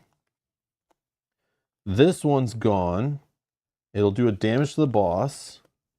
And then it does 3 more damage to here. Goes in my discard pile. This one only needed 5 to be defeated. So this will get me an action point back and train 1.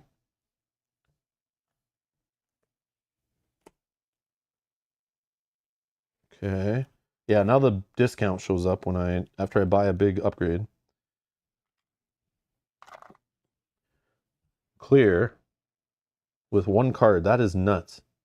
Okay, I believe you now saying this is one of the best damage cards in the game. I'm now a believer. I didn't really believe you before, but now I believe you. Just kidding. All right. I don't think we care about this guy, but he does make us lose action points, so maybe now is a good time to try to get rid of him. But he does gain us 1 back, which is kind of weird.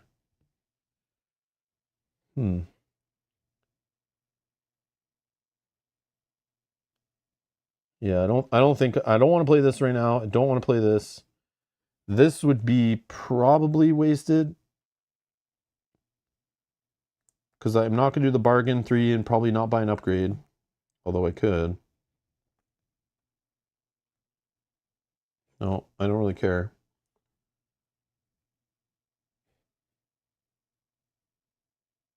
Get an upgrade that costs 3 less. But it'd have to be 3.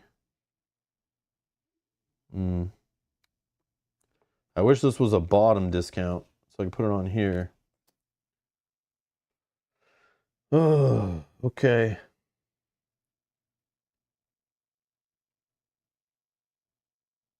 Yeah, we just gotta hope a taunt doesn't show up.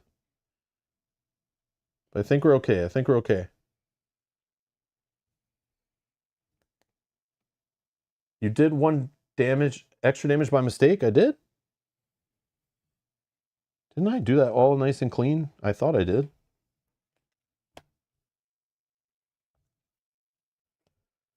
One, 2, 3, 4, 5,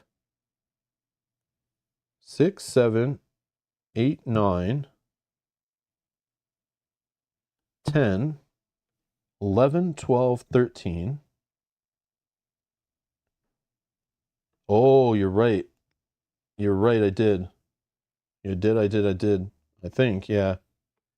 I did. Okay. I believe you. So this one has 1 left then, right? Yeah, I think I thought I had enough on there. Okay. So then I have to play this, right? I'll just play this one. And then we kill this one. Yeah. Okay, we got there. Yeah, okay, perfect. Sorry, guys. I don't know how I messed that up. I even did it all nice and slow. Must be getting tired. Okay. So, yeah, we're going to hold. Discard played tactics. Lose action points. Reset armor. Refill the battlefield. Crazed. We're not crazed. I kind of wish we were, actually. So we could damage this guy in advance. But we can't. Okay. Danger. Oh, we're up to 3 now. Oh, no. Yeah, I don't think we're going to win this. Okay. 3 action points. We don't have any allies going. Where are our allies? This is so rough. Draw 3 cards from here. For 5 action points? Get the hell out of here. Oh! But you get to defeat them? Can we get to 5 action points? No, I don't think we can. No. Damn, I did not know that was a card. Yeah, going like a crazy action point build. Could we though? Could we? If we get this costs 3? Hold on, hold on. Hold on. Actually, this costs 3. We play this first for 1 action, gets us an action. We bargain for 2. It costs 3 less. This goes on here for free. Then we only have to pay 3, which we would have. And we could defeat this one, this one, this one, this one, and the next one. Now I really wish I didn't get rid of the other discount ones we had out there. Damn. Because I could have put 2 discounts on this. That would be broken. Oh, man. I know. Sorry, guys. I'm so excited. This is awesome. I've never seen these cards before. Lay low or heal. Till the end of this turn, this counts as an extra faction type. Okay, that could help for all your Unite stuff or any of the other ones, Conspire and that stuff. Enlightened Hermit. 1 cost ally. You may add tactic upgrades to this card, but they do not resolve when this card is played. You exhaust it to train 1 and resolve the effects of all tactic upgrades on this card.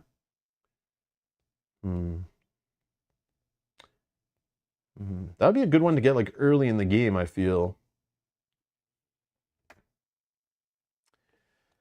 I think I want to go for this nutty play.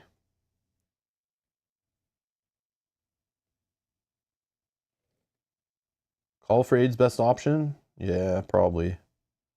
Based on what we got going on, I think so. Oh, sorry. I misunderstood. It's Unite is defeat X threats. So it's based on Unite. I thought it was based on the cost up here for some weird reason. So we can only defeat 2 threats right now. Yeah. Only 2. And these 2 factions on the back of these cards are the same as these.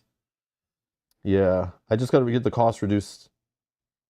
We can defeat. I can defeat. We're up to 3. 4 damage here. When defeated, train. I could play this one to ping them all. Yeah, I misunderstood this. I forgot about the Unite thing, but we have a pretty good Unite deck going, though.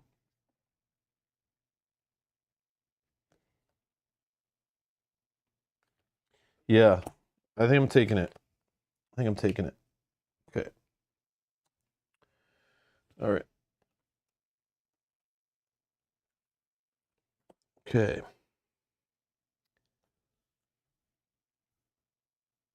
Yeah, I can't play that one first. I have to do this one. So 1 action, but it gets us an action back. 4 damage. Somewhere.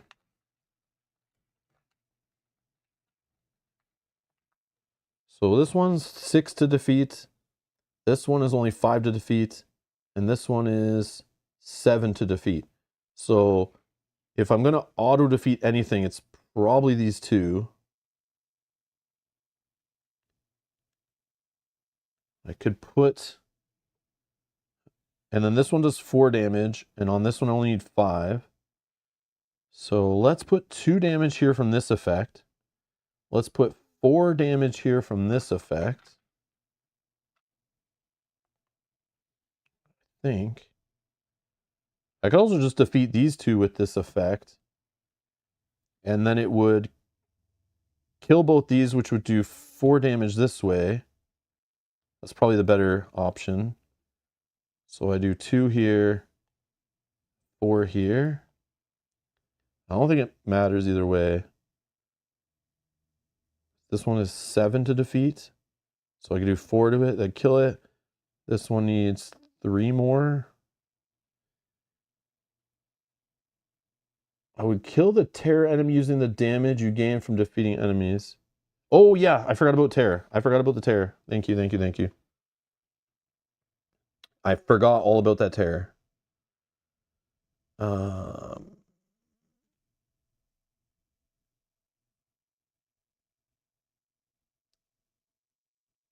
I think I need to defeat this one then. So let's do 2 here.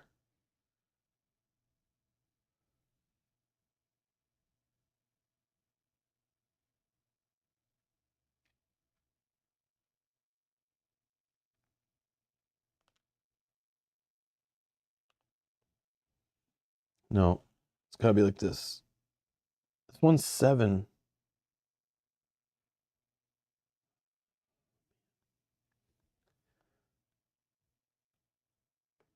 I'm trying to do this as most efficient as possible, but I'm getting confused. So it's like I have 6 damage I could deal out, which can't kill this guy. I could kill... This one is 6. So I could kill one of these.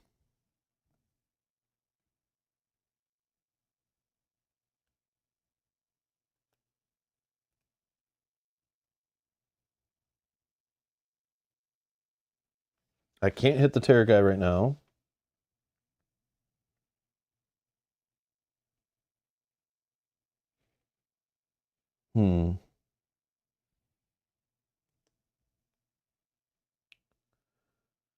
Oh, yeah. I think...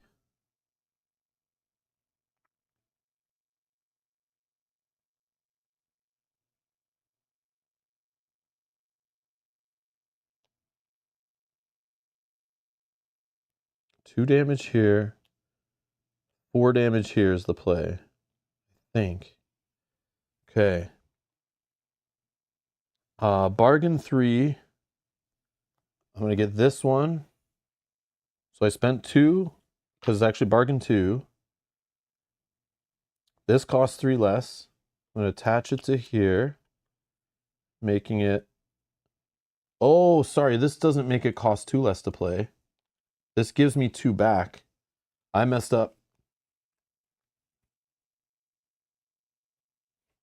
Yeah, I misunderstood. This, I need 5 credits to play this.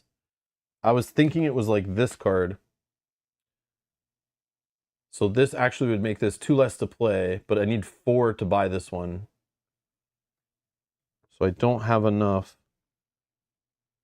Oh, how do we do this? How do we do this? Should I have drafted a different card? Or should I have played this first? But then I won't have the actions. Oh, this is frustrating.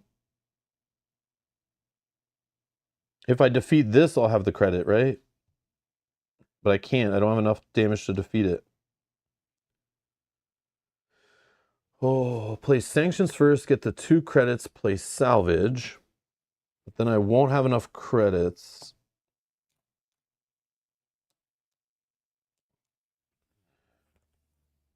So if I play this first for 2,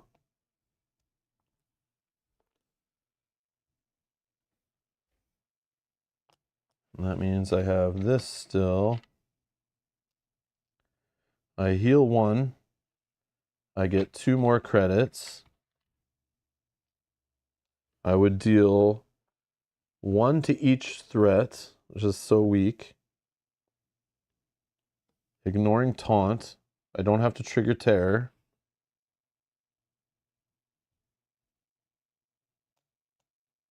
Yeah, I don't think this is right. I can gain the Valor upgrade. Yeah. Now I buy this for 4. But it only makes this cost 2 less. Which I still can't afford to play it right now. So that's super scary, right?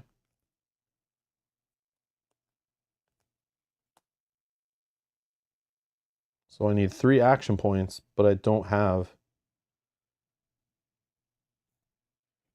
I can play this. For 1 action, I get an action back.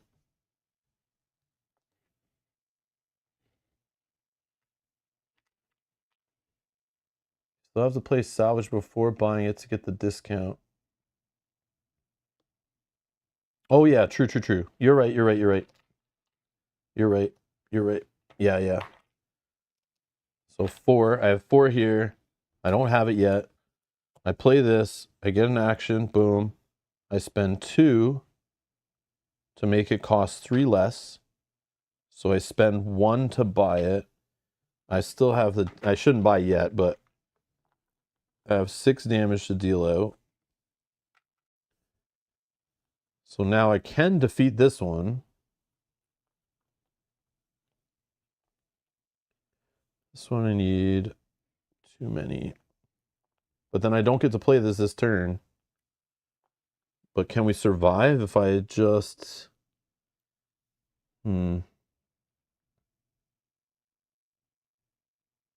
This is doing 4 damage to me if I defeat this. If I leave this one here, it's doing 5 plus 8. I'm dead. This one, I need to put all the damage on to defeat it. It doesn't defeat anything else. Yeah, this is... like, I die here if I do it this way. I also don't have to buy this upgrade right now. But I probably should. Yeah, the problem is now I only have like 1 action point remaining, which doesn't let me play a 5 action point card. 4 extra damage, kill the vine spider. Oh yeah, it does. But I would lose this action point, which I guess is fine because I gain it right back, right?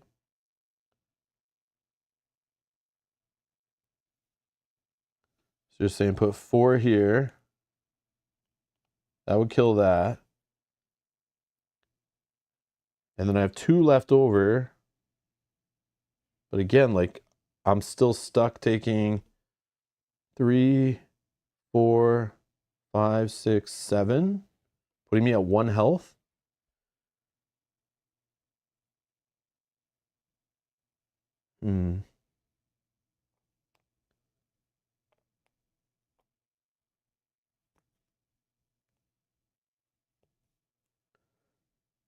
Spend the 6 to kill the archivist.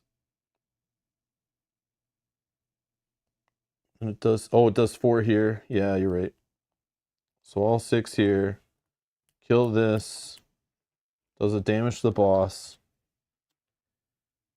Kills this. I don't lose an action point. Right? Or do I because of this? Do I lose the action point when I'm using when defeated effects? I think so, probably, right? Yeah, I did heal. I went to 8. Yeah. This would give me an action point back. Oh, you don't lose it? Oh, okay. I probably played that wrong before. Okay. So I get an action point. I'm at 2. Okay. Okay, we're getting there. Man, I don't know how you guys see this stuff. You must play it a lot or know the cards really well. Yeah. My new brain isn't figuring it out. Okay. I play this card to get a credit. I bargain too, but it's free, right? So I can train. I get an action point back. Then I can afford this for 3. Oh, yeah, I have to buy this, right? I get to buy this for 3 less. So I spend 1.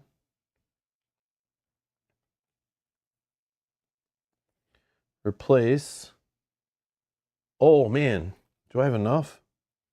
No, I don't. Oh, if I had 1 more credit, I could attach this also.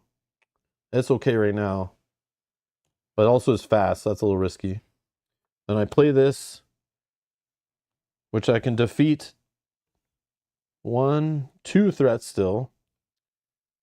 So I'll defeat this one. I still have this 1 damage effect here, I gotta remember. When defeated, I train 1. I get a credit.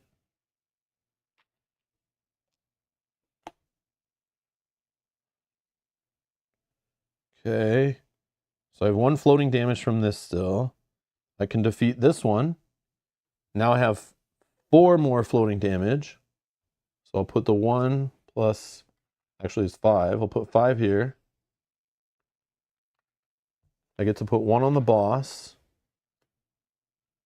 Man, are we getting out of this? No way. No way. 3, 4, 5, 6, 7, 8. This guy needs. He's crazed. He doesn't get the... This is a problem. I've never gotten this far and not been crazed.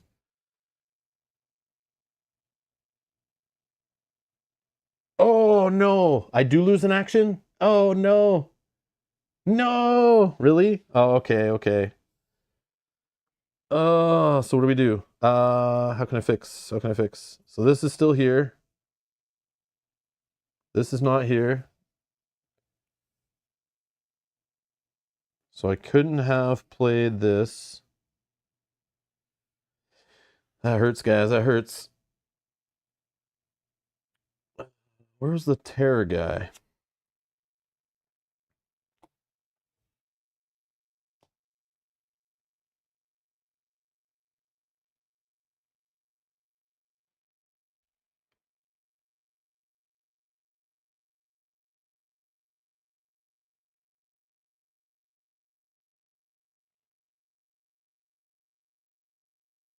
I don't remember where I was.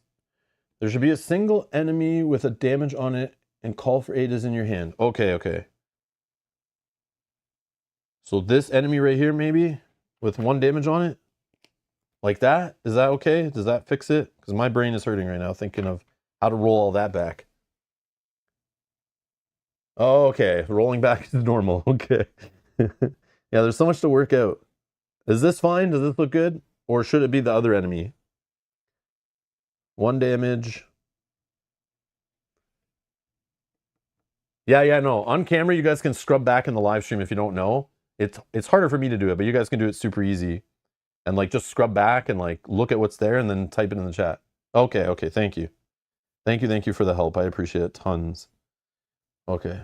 I'm having a blast, by the way. Sorry if it's like, yeah, I'm okay. This is like super fun. So then this is back like this. I don't get that. I did get 1 for this though. But then I probably shouldn't play this, right? I probably shouldn't play this.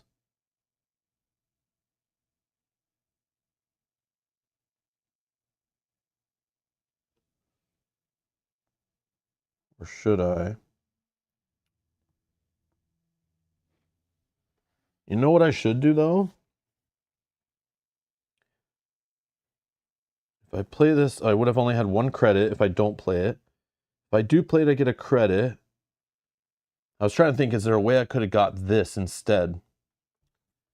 Yeah, if we undo this.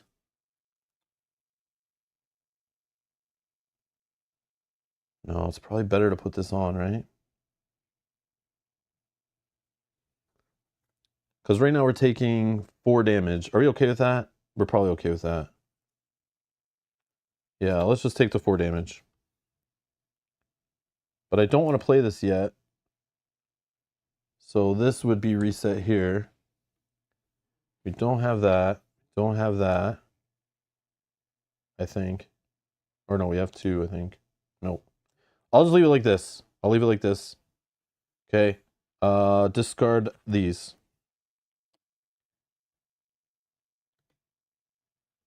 Unspent actions. Reset armor. Oh yeah, we're gonna take, what'd I say? 3, 4 damage? 3, 4. 4 damage. Going down to 4. Okay. 1 less money. Cultist remains and suffered 1 damage from sanctions. Okay. Oh yeah, that's right. 1 less money. All spears correct as end of turn. 5 damage. 5 damage? 3, 4. Why 5?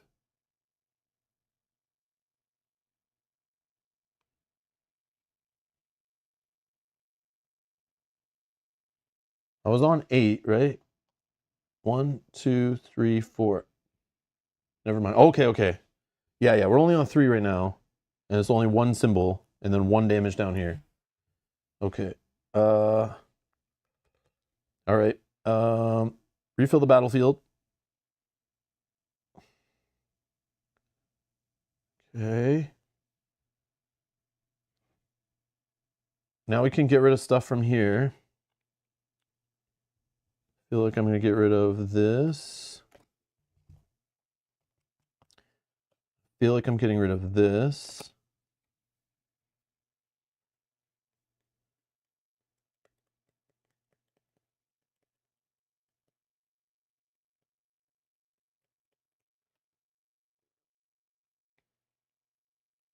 I don't think it takes damage from Craze now, only when it's revealed, right?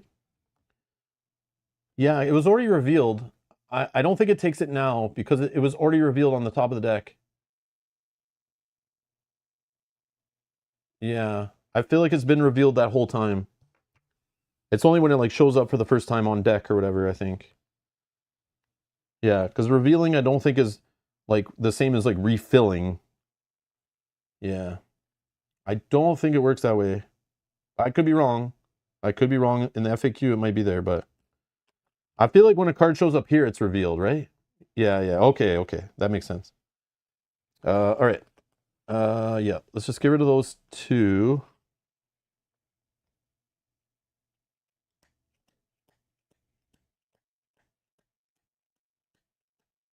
We have our money generator here? No, right? No. Okay. Wanted. Okay, so it costs 5 if we put this on a junker card. Wow, that's expensive, but powerful, I guess. Oh, there's some good damage for 4. Okay. All right. Okay, that we did this. Gain 3 action points. But let's refresh all those awesome allies we have. These jerks didn't show up for the party today. Draw 3 cards from here. Yeah, I probably should have drafted a complete different card last turn based on all that goof up, but I didn't want to go back that far. Dig up a secret. Choose 1 card from your discard pile that is level 3 or lower and add it to your hand. Hello. Conspire. Now, Conspire is only if I have other cards from this in play or in my hand. Hmm. Hmm.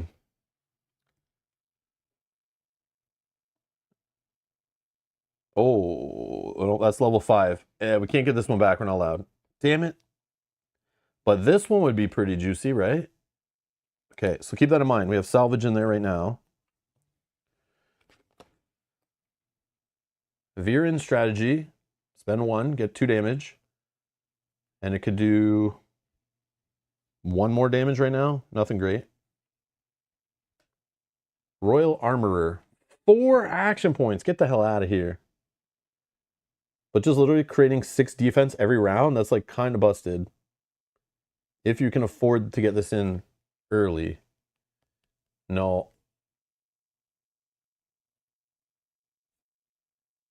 Oh, salvage is level 5? I'm so dumb. Yeah, you're right. You're right. Level 5. I'm dumb. Yeah, so literally all we can grab right now is impose sanctions. That kind of is not great. Not great at all.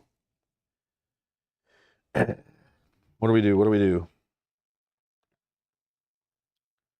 What do we do? Uh-huh. We just go this boring damage card? I don't want to do that. Oh, the alerts are working. I can't say that name, but thank you for subscribing. Yeah, the Conspire cards are good if we were conspiring already with that faction, it would make sense. But we didn't really go that route. We do have 1 or 2 of them in our deck, but I'm not relying on it. Like, I don't know when they'll show up.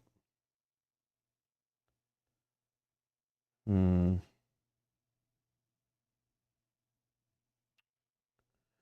Yeah, this is kind of crap. Kind of crap. This one at least just does 2 damage and 1 damage. It's not great right now. We're like already in like high damage we need. This is not good. Do we have any upgrades that are cheap for this kind of card? Nope. Nope. Man, if I could afford this on this, that'd be crazy. At least we have this card right now. I could defeat all 3 of these. So I'm like not that panicked. But these all suck. Just take a card for utility purposes. Yeah, true. I think this one's nuts. Like, I don't think I could do this. Like, I don't want to take this one. I know I could make this happen right this turn because I have a way to generate action point right now. I could slap this into play and have 6 defense, but I feel like that's not even enough to save our butt right now. Like, we'd be still in trouble. Probably dead. So I'll probably just take this one, I think. Dig up a secret. Yeah, it could help us again, like in the future. So it's like more of like thinking about the future. Yeah, could get our cantina back. Yep, yeah, that's absolutely right. Yeah, okay, I'll go with that one. And the conspire could happen. Could happen. Especially with the ally. If we get that ally back in play, that'd be nice. Okay. All right.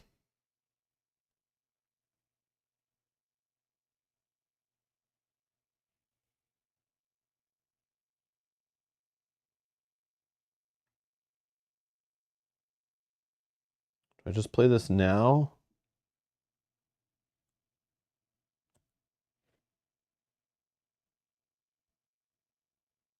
No. I don't know if I want to play this right now. I can train once.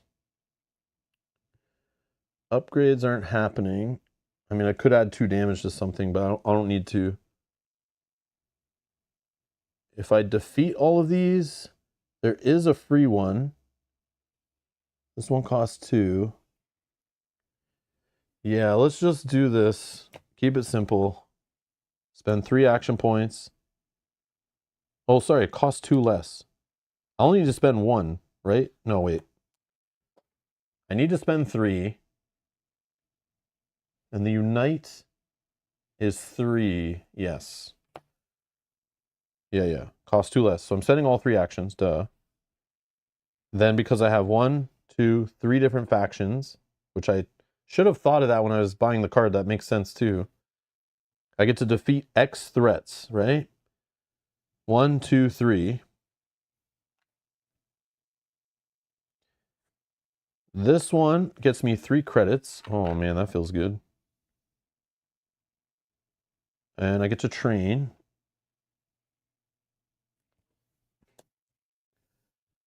This one sucks. And this one I get a credit. And also get to train. Oh, am I doing something wrong? Kill the terror target on top? You think? Do I have enough to kill one of these other guys, though? That's the question. And just leave this guy, maybe? Is that what you're thinking? Yeah, okay. I'll kill this guy, and kill this guy. Okay. Leave this guy. This is hitting me for 4 damage and would kill me. So do I have a way to get rid of it? If not, I shouldn't do that, what we just did. This is free, but only does 3 damage. That's not enough. I have no action points. I think I have to. I think I have to kill this guy, unfortunately. Oh, no. I got it. I can play this one, which gives me a credit. I'll bargain for 0 to train again. This gives me an action back. And then when I play another card, I'll get extra damage. So when I play this one, I'm losing the training, unfortunately. Or is there a better card to play? Nope. Yeah, I got to play this one, which doesn't use an action. Don't care. But I get 3 instances of damage and an extra damage here. So that 4 will kill this. And we don't take any damage. But we just waste a couple of trains. But, I mean, and we waste an action, kind of.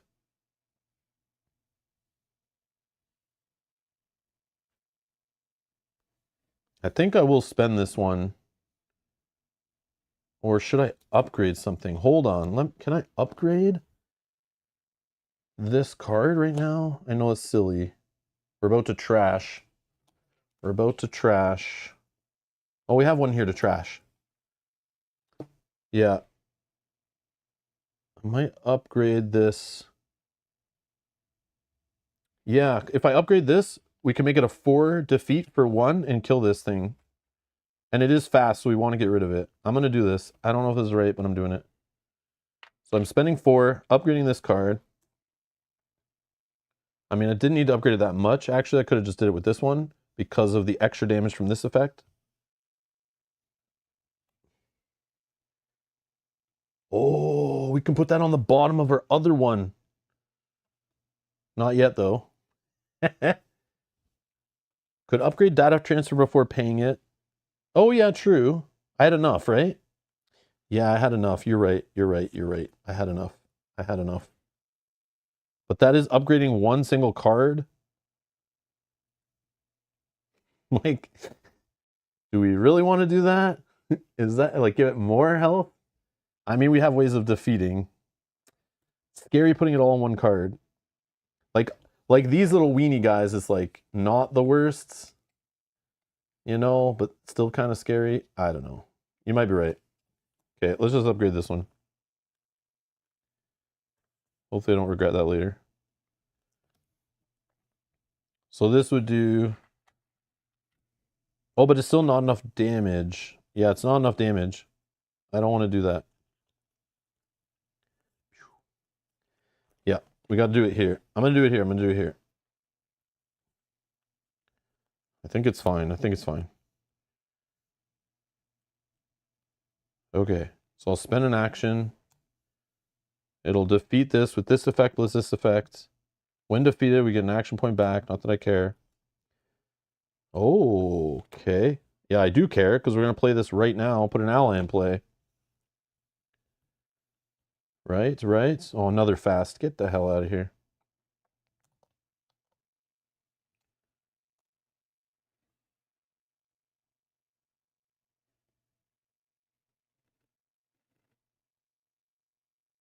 Oh, I actually still have this effect.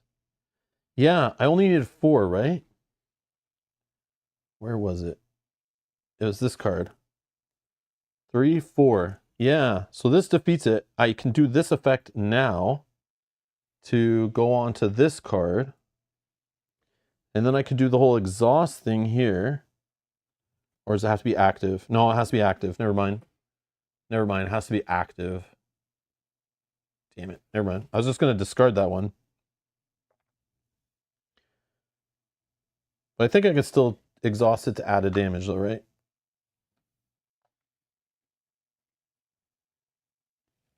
Okay. I have Scrapworks in hand.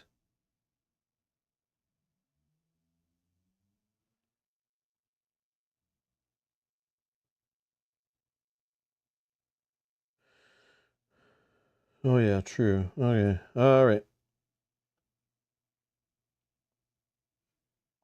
Okay. So we take no damage. We're going to clear tactics away.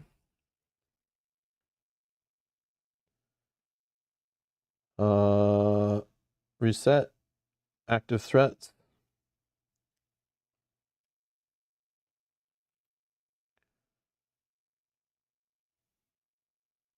Okay. These don't look too scary. Okay. Then danger up. We can spend 1 to trash a card. Let's do it. Not that one. This one. Get rid of a strike. And then, what are we on now? We're on 3 still. Okay, gain our 3 action points, ready up. We're going to draw from the level 6 deck or draft. Duchess Tien.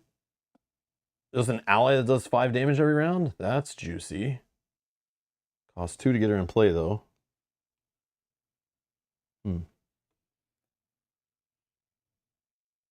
0 cost, heal for 2, defeat a threat. What is this? That's crazy. Man, these level 6 decks pretty nice. I don't usually see many cards in this one. Unite. Oh, that's actually pretty good for us too. This could deal like 8 damage when we get all the factions together, which right now we'd only do 6 damage. Yeah, these cards are nuts. Finally, we got a draft where it's like, I want all 3 cards. I haven't felt that way yet today. Damn. I think the 0 cost, defeat a target. Now, the only thing I'm thinking about is Conspire. Like, it's this card, just playing Devil's Advocate. This Conspire, with more chances of this ally being in play together, could lead to better action points right now, even. And then there's also the argument of the Unite. But none of these are different than what we already have in play. Really, Aliens, the Viren one, or Viren, is the one that like would help us. But yeah, I think we just go like the way we're playing right now. I think we just need to like start getting faster through this. Yeah. But the ally does do 5 damage, which is almost defeat any threat. Almost. Because right now, this is only 4 to defeat. This is 5 to defeat. This is 5 to defeat. This is 4 to defeat. This is only 2. So right now it looks like amazing. But we do know there's enemies that might need like, they'll soon need like 8 damage to defeat. So just being able to straight up defeat one of those is pretty huge. Oh, okay. I'm leaning towards one of these two. One's free, one costs 2, but then keeps doing 5 damage every round.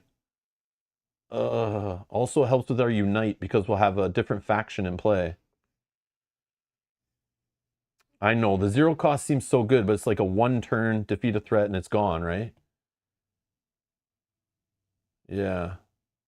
Like, this is the best now, but this is the best long-term, I feel. But we are about to flip the deck, so I probably don't even want this ally in play yet. But I might have to. That's the problem. I might have to put it in play. What do we have here? This can do 1, 2, 3, 7. 7 damage here. We can pull one back. Oh yeah, we can pull back the Hidden Cantina. Probably is good. I can even just pull back this one. It's like pretty good damage.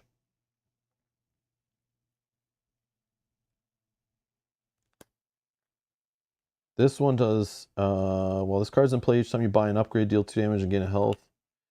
Not really great right now. Oh, actually, maybe it is.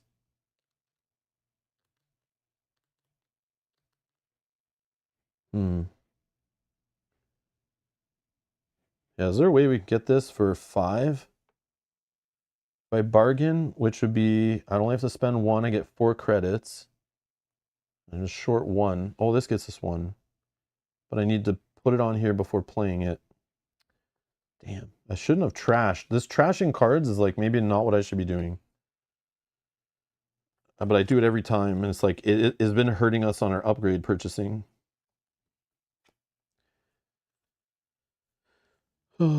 If I defeat one of these first, I can get a credit. Yeah, I'm going to take the ally. I'm going to take the ally. Start off our next round better, I think. Hey, Monica. Right now. True.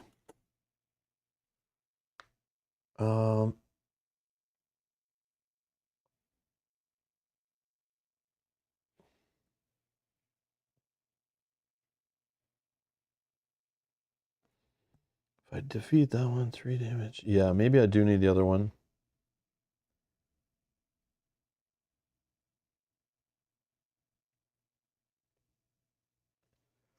Yeah, we're about to cycle. I'm like, I want to have good cards in hand. I could also just discard one. That's annoying right now. I know we'll get new cards in hand too, though.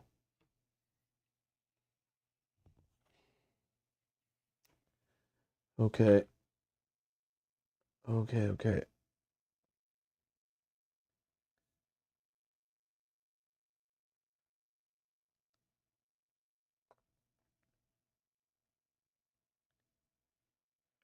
I have to defeat these 2 rages or else I'm going to lose the ally.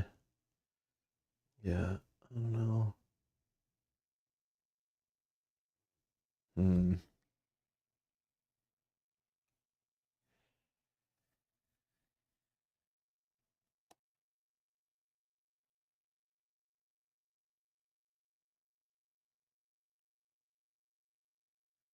Yeah, the thing is I don't even want to play this. If I take this ally, I'm going to leave it here until we get through the deck. And I'm right now trying to think if that we can afford to do that. Because I can get rid of 1 enemy for sure by using this ability. So then I only need to get rid of 3 more.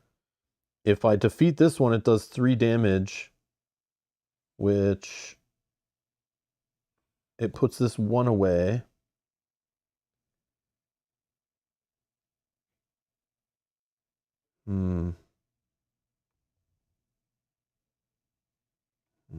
Yeah, I probably do need it. But then I also have this card for 2.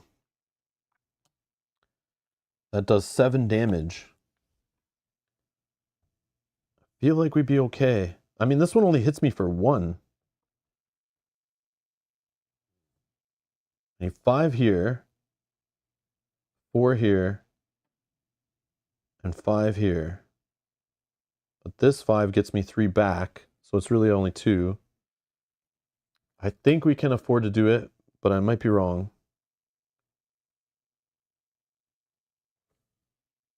Yeah, let's try it. Let's try.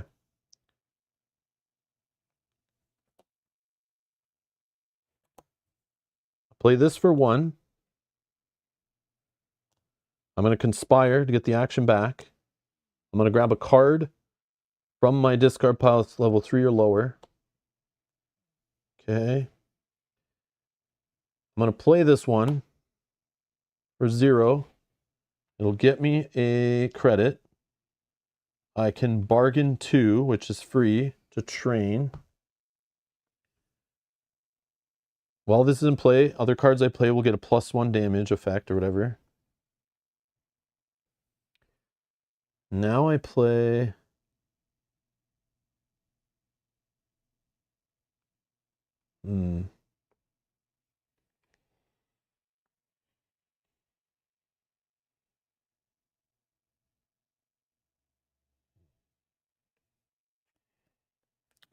I want that upgrade so bad, but I can't afford it yet. But I'd love it on this card, but it's not going to work. Can I afford anything? I could get extra damage here. I could also just buy some defense right now. That might be not worth. If I just played this without upgrading it, it costs me 2 action points. It lets me deal 1 damage right now.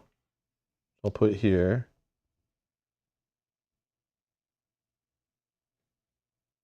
No, I can't do this. I won't have the actions. I won't have the actions. I won't have the actions. So I think I have to play this one. I think.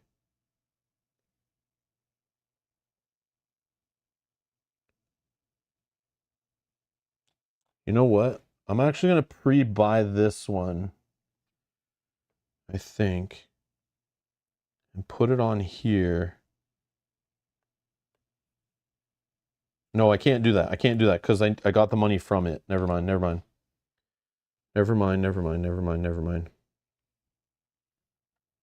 So for 2, I'll play this one. I'm going to get 1 damage from here. I'll just put it here, I guess. Then we can train. I'll get to do 1, 2, 3 instances of 1 damage. So let's put this 1 damage here, plus the other 3 damage here. That defeats here. Puts a damage on the boss.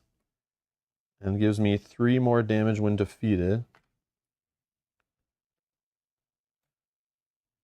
I still have this 2 damage remaining. Yes, maybe not enough. Not enough. This one just needs 3 more, right? And then, what's the card under here? That gains me money. This one is Focus X doing damage. Yeah, maybe not enough. Yeah, I had to do the other card, I think. Or I gotta play... Yeah, I don't have enough damage. Oh no, I forgot about discarding a threat. I forgot about discarding the threat.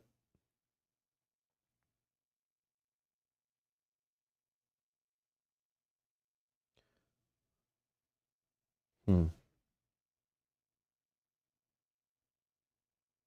Yeah, I don't think this works though. So I can kill this one, but then I want to have a damage on here. Oh, I can put a damage on it with this to get rid of this one. This one I'll do 4 damage, I'll die. Yeah, damn it. Damn it. Yeah. So I have to take the other card. Damn it, damn it, damn it. I tried. Whoops, not this deck, not this deck. Level 6, level 6.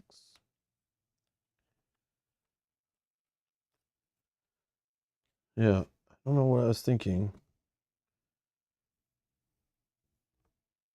It would work if I took took the armor, I think.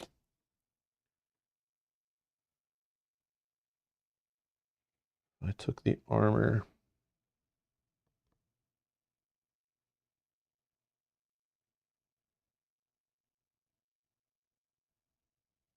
Yeah, we can do that, right? So let's maybe do it like this. We put it all here. That will defeat this one.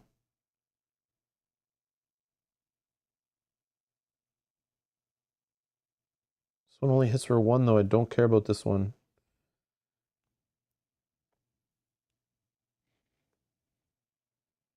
Yeah, whatever. I get a credit for defeating that one. So this one's hitting for 5. So I think I pay 2 to buy this hollow plated armor and put it on here. I still have 2 left from optical. Oh yeah, I forgot about that too. You're right. I forgot about the 2. I forgot about the 2. Thank you, thank you. Thank you, thank you.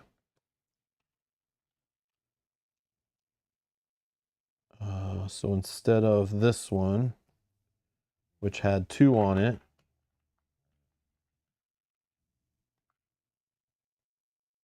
I would then do 3 here from that defeated boss, and then put the 2 here, which kills this instead. So then I should have 1 more credit then. I get 2 instead of that 1. Okay, that's better. Thank you. Thank you.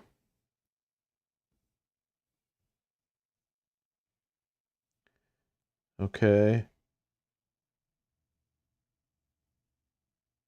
And then here, I still think I want to do the upgrade, right? Do I need the defense? If I defeat... Yeah, I don't need it. I don't need it.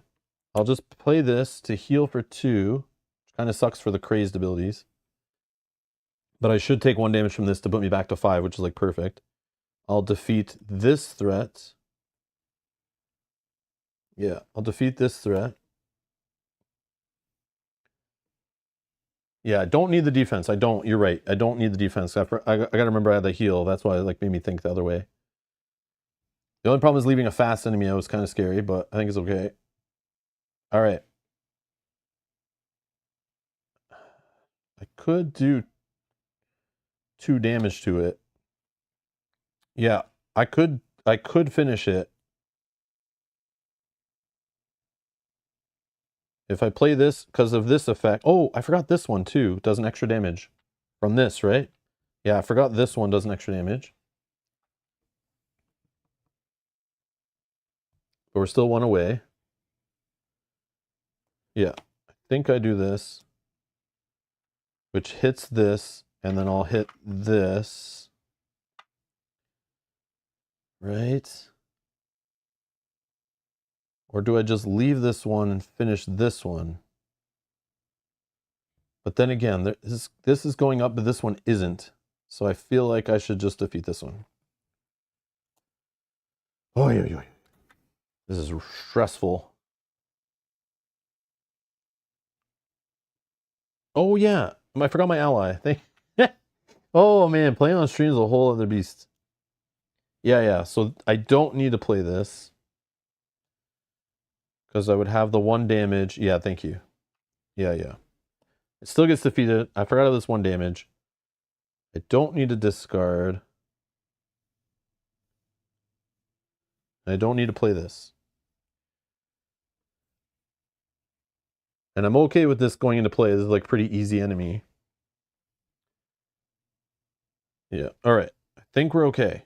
No damage. I kind of wanted that damage though. For all the crazed ones that come up. But I think it's okay.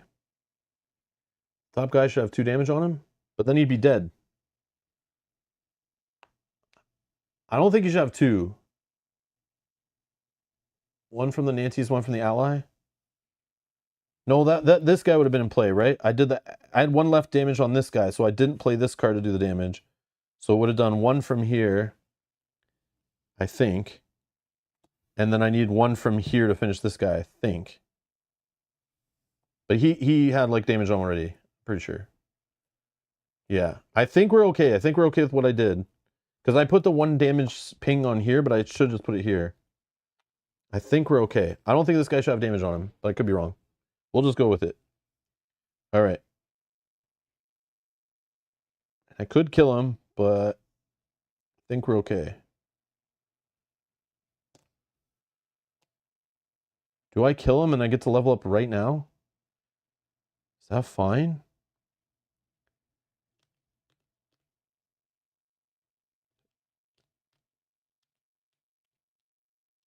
The ally removing the active target still gets to do 1 damage though.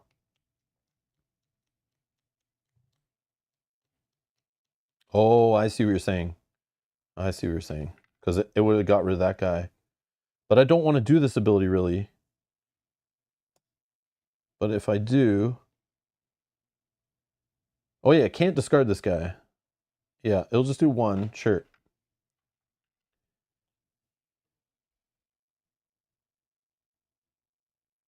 Yeah, I'm going to defeat it. I'm going to play this. I'll just kill this, whatever. We have more than enough damage. We're fine. Okay. So now we're empty. We get to level up in the middle of a turn. I think is okay. We're going to advance both discs. We're going to discard all tactics and allies from play.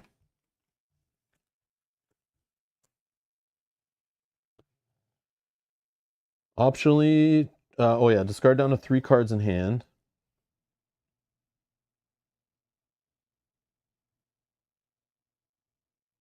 Yeah, these cards suck. These cards suck. Gain money. Oh, did I miss? Oh, I missed. Oh, yeah. Gain 1 money. Probably didn't gain 2 money, right? That's 6. 6 credits, because both these cards were each 1 money. Yeah, and I don't think I collected. Okay. Then we need to go to... I'll get rid of this card. I need to discard down to 3.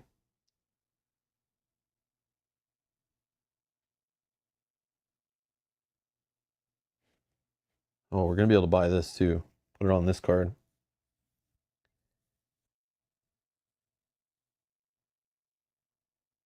This is good. I'm going to get rid of this one, I think. Yep. It's also one of the easier to defeat. Okay. Boss effect. And shuffle. We'll just do piles and then I'll cut.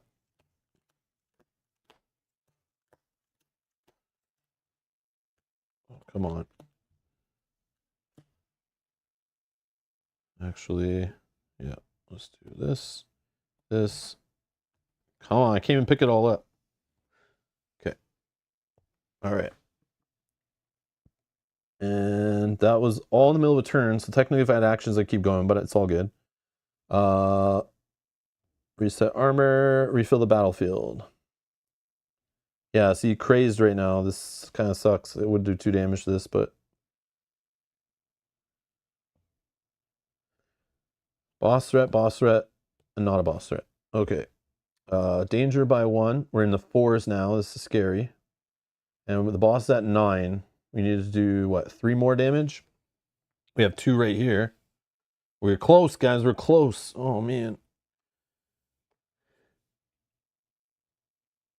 No, this one's not a boss one. I don't know why they do that with the same art. That's kind of annoying, but it's not a boss threat. Yeah, these 2 are, though. And we need to find one more. We need to find one more in there. I know, I thought the same thing. Right away, I was like, yes, we got it. No, we don't. We still have to defeat them. Okay. Drawn from the level 6 deck again. Come on, give us a card that can just win here. Motorbike Barrage. This one gets us 1 point back for damage. I mean, bargain is nothing for us. This would only be a 2 bargain, and I have 6 credits. So this does 8 damage for kind of for free, and even gets us a point back. 13 meters under. There's a better version? Okay. Okay, what are we doing here? I have never seen any of these cards before, and today I've seen 2 of them. This is crazy. I'm telling you, like 5 times playing the game, there's so much I still don't know. This is crazy. Ali is funny, very funny. This gives me like Keyforge humor vibes, with all the aliens and silly humor and stuff. Okay, while this card is in play, your allies in play gain this effect. When exhausted, resolve triggered effect twice. Man, yeah, this faction definitely be awesome for ally builds for sure. Which, I mean, we got allies. I don't have any. I have 1, but it's like I don't think I want this right now. But I can see it being really busted with the one that like discards threats. Could be really funny. Okay, 13 meters under. Can I make this cheaper? No. Oh yes. Yes, I can. I can make it cost 2 less.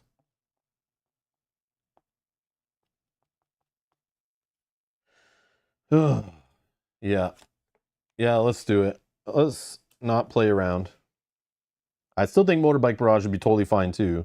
Because like 0 actions, I'm doing 8 damage pretty much. This is like multiple actions. Plus I need to invest in an upgrade. Doing 13. So it's like, I think there's an argument for both. And 1 definitely helps my bargaining cost in my game, in my deck in general. So.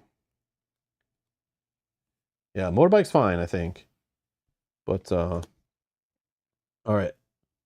So Thrive on Chaos first, right? Get a bunch of money. Actually, it won't get that much money because there's none of them are damaged. So is there a cheekier way to damage them first? Yeah, there is right here. I could even put them all to like 1 health somehow. Maybe. This one is 8. Oh man, this 13 is maybe not enough actually. But I do want to get this card into here. But how do I do that and get this one? I think I just play this anyway. I'm just playing this anyway. I'm just going to get 3 for it. Let's not get greedy. Play Scrap first. For 2 actions, though. I can make this one 2 less. I probably only need to do this on like 2 targets at this point. Is maybe fine. Yeah, okay, let's do this. Spend 2. Bargain 3. So it actually costs me 2 to get 4 credits. So I'll put 1 back and gain a little 3 token. Oh, but I didn't want to play it yet. The reason why is because I want to put the upgrade on it.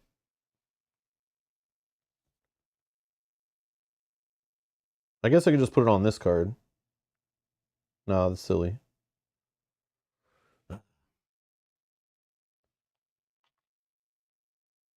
So take away 4, put back 2. Yeah, put back my tokens. I'm not going to do it that way. I think I want to upgrade this first. Actually, I know it seems so silly. Costs 2 less, so I spend 5 on it. Down to 4 credits left.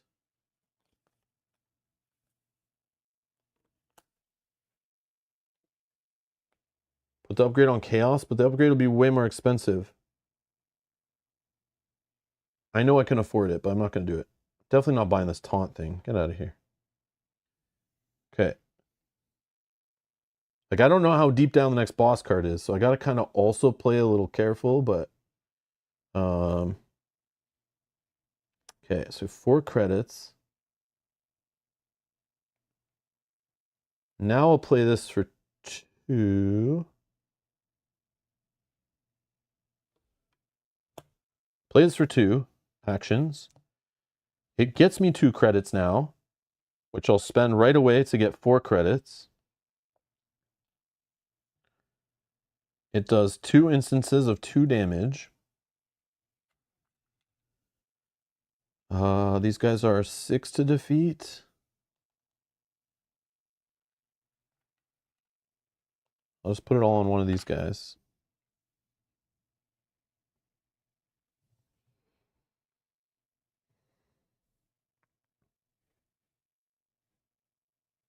I'm going to buy an upgrade for 4 and put it on 13 meters under to make it cost 2 less. When I buy an upgrade, I deal 2 damage and gain a health. So I'll just damage this one for 2 more, which kills it. That'll put a damage on the boss. We're up to 10. It gives me 3 damage, which I'll put on the next guy I want to kill.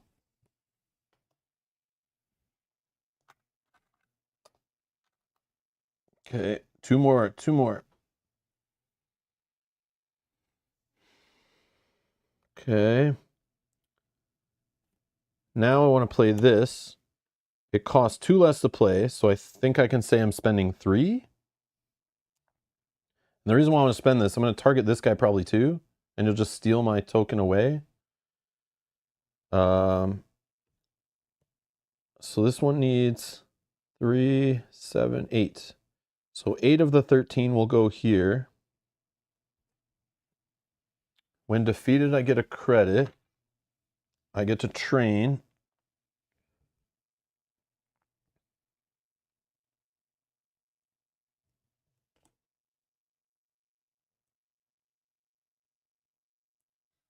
I have 5 more. On this one, I need... we're at 7. I need 4 more. So 4 will hit this. The 5th one will go here. I don't have any action points. This one, when it's defeated, we'll put 3 more on this one. It'll also damage the boss, putting him to 11 out of 12 health. And again, the action points, it's not stealing them away because I don't have any. And that's my turn. Unless I want to buy another upgrade just to get this one gone. If I buy an upgrade now, oh yeah, I need to see another upgrade. Okay, not great for what we're doing. If I buy another upgrade now, I can heal 1 more and do 2 more damage. which doesn't even kill this guy. Because he is 4/7 damage he needs. So I think we're okay. We'll just stop there.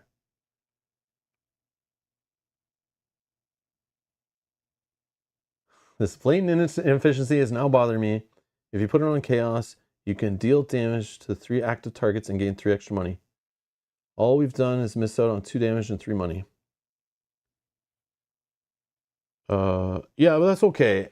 At this point, I'm okay to make a few like inefficient plays. I am getting tired and like having trouble focusing. I've not even taken a break, but I do appreciate a snowy dude. But I think we'll just keep pushing though. But yeah, you're right. I probably did things in the wrong order, but at some point, my analysis paralysis, I just need to like put the brakes on it and just do something, right? Because like it's hard. And like rolling back over and over again kind of tilts me sometimes. So I'm just going to keep rolling with it. But yeah, definitely not perfect for sure. Okay. So now we clear tactics. Unspent action points, reset armor, refill the battlefield. Okay. There's our boss threat. We just got to defeat this guy and we win. There's no taunt.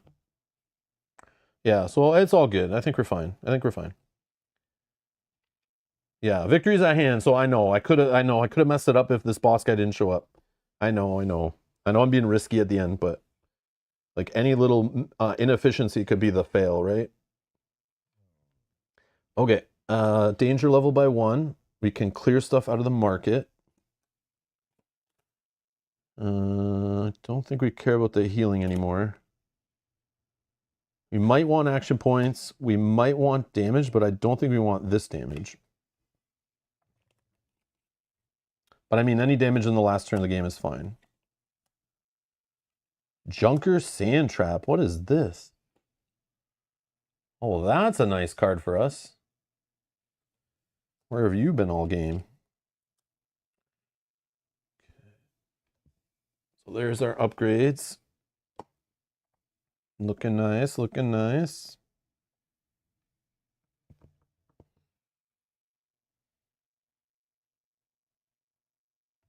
Okay, 3 action points. Let's ready up all those awesome allies we have.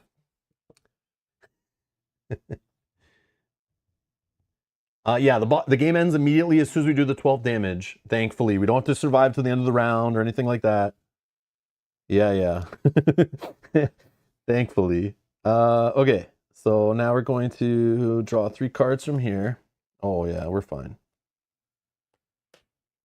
These are from the level 5 deck. Level 5 deck. Draw 1 card from the bottom of your deck. That's random. I mean, this is just straight goodness, kind of. Discard 1 active threat. Conspire. Discard 1 active threat. Again, we need to defeat, not discard right now, but I think we're okay because we just have to do 7 damage to this. We know this card. Oh, this card doesn't do 7 damage right now because we only have 1 faction. So it's only doing 2, 3, 4 damage right now. And this one would do 5. Yeah, we just need the damage. Straight up, we just need damage. But we don't have enough action points to play both cards.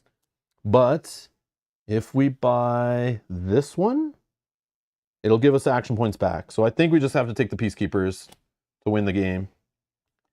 Yeah, I have to do the Peacekeepers, I think. It's just that simple.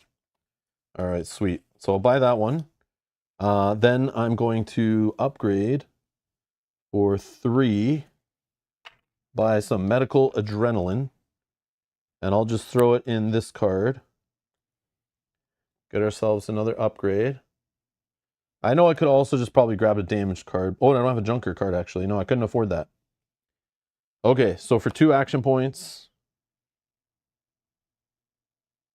Yeah, sure. 2 action points. We can just deal 8 damage here. And then we get 2 action points back. So I think it's just that card was enough. Right? 3 plus 4 is 7. Yeah, this one just one wins it. I'm being dumb. I'm like getting tired. I'm sorry, guys. So that does the damage. Boom. We win. 12 out of 12 for a single player. We did it. Holy jeez. Barely, I feel like. I feel like we're like living on the edge for so long. I mean, we have 8 health or 7 health. 7 health. So it like looks like we're good, but man, we were like on death's door so many rounds. GG's. Damn it. Thank you guys for the help. Jeez, that was fun to play along with you guys for sure. I don't know if I would have been able to do it. I probably would be dead without your help. I think so. Or I'd still be here for another 3 hours stuck on like 6 rounds ago, still sitting there going, which order do I play the cards in? Yeah, the game can turn on a dime. I've learned that. So that's one thing I learned. That's why I'm playing so cautious and careful. The first few times I played, basically I learned very quickly after the first game even, is the whole idea of playing out your hand, rushing through the deck. I had so many turns where I thought I was good. I even had good cards and I thought I was good. And I finished off the deck and then it all shuffles back up. And then I reveal and I get like 2 fast enemies, 2 taunt enemies, and like some other annoying enemy. And all of a sudden I'm staring at a board that like I can't, half my cards won't work because I have to defeat the taunt first to stop enough damage. And I had turns where literally like, no matter how good my hand was, it was like, I could defeat like 1 enemy or 2, but then it would like instant kill me even at like 9 health or something. So like you have to be super careful when you're going to defeat the last card in the deck or like clear the area. You have to make sure like your hand is good, like you're drawing something from there. You hope that like it basically, if this whiffs, you could just lose your game instantly on one level, right after 1 level up. And I probably lost, my 2 losses were like on that turn. Both times I lost this game were like after leveling up. So that's why I got super scared and careful, like, and slow when it was like, there was very little cards in here. And I started looking at my hand and I'm like, oh man, even if you defeat some of them, you might not get cards that like work together. So it's like, and some deck builders, you can remember what you're buying and what you're putting together. But the beauty of this game, like I can't. I can remember some of the cool cards, but I don't remember what upgrades I put on them all. I don't remember what enemies were attached to which ones. And once you start buying more and more cards and your deck gets bigger and bigger, like you're just hoping some of the orders work out. And it's like, it's hard to remember. Like I can remember what I buy, but again, like all the upgrades and everything, like, I don't know. It's just sometimes doesn't come together and it's weird because there's like so much to remember, but I love that complexity to it.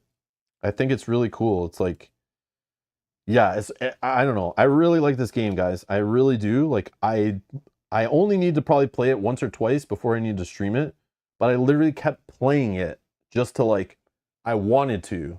Like I could have streamed it like 2 days ago, but I'm like, nah, I'm just gonna play it 1 or 2 more times before I stream it, just because like I wanted to play it more. But yeah, it's definitely a really fun game, really well put together. The only thing is this player mat kind of sucks for a component, but the cards are okay, just a little weird to shuffle, but I think it's worth the cost to have this cool like crafting mechanic of the cards while still only needing generic sleeves. Like I like that trade-off. But yeah, it's hard to shuffle them like even without sleeves on them. They get like stuck together and stuff, and it's like it's annoying, but I mean, it's a small price to pay. Oh, they're already talking about an expansion. Nice. I mean, I don't know if I'll ever need an expansion the way I'm like, every time I play, I'm like experiencing not just new cards I've never seen, but then that starts like triggering my brain to think like what combos I could do for the next game if I see certain cards, or like even the factions. I've never really built the Viren faction, but seeing how they're all about defense and allies and stuff like that, and like grabbing cards, manipulating where cards are and stuff, like I don't know. I think they'd be really cool, but I've never tried them. And next time I play, they might not show up in a way that works. So like you can keep playing this and like it's not just the same old like one market row in a deck builder. It's the fact it's like this market row plus this market row, this market row, this market row, this market row, that market row. It's like these are all like little they're basically like 3 cards market rows times 6 plus another full market row, which is like crazy. The amount of like, but you don't know what's in these ones, which is also like very clever. And I love the idea of like just getting random stuff and trying to put it together and make it work. And that's how it feels when I was first playing. But as I play a little more, I start to understand what each faction does. So then I know which factions like I want to focus on and what they're doing, which is neat. But yeah, this game is like, I don't know, really good. I think, I don't know. It like makes me actually want to play it solo. Like not many games are like that. Like Seventh Continent was like that for me, where like I actually wanted to play it and I only want to play it solo. This game is like makes me actually want to just pull out a board game and play it by myself, which is like for me that's like not a common thing anymore. Like I don't ever want to do that. I just want to play board games with people or play board games with you. I can play solo fine. But this I was like playing it myself, which is like that is a sign that I didn't go just boot up a video game instead. I like chose to play this more, which is like crazy. Yeah, it's a really cool game. And I never would have heard of it if I just wasn't like clicked on an article about like someone talking about solo Lord of the Rings, Fate of the Fellowship. I would have never even like looked into this game if it wasn't mentioned there in that discussion. I was like, oh, yeah, people are like comparing it like, oh, yeah, it's really good solo, but so is this Unstoppable game that came out this year. And I'm like, what is that? And I like looked it up. I'm like, ooh, deck building. Okay, I'll try it. But yeah, like, where have you been all my life is what I'm saying. So yeah, but I'm a huge deck building fan, and it's just cool to play still. We're here in 2025, and I'm still finding deck building games that are like doing something different. And like, I think originally Aeon's End was my favorite because of what it did different.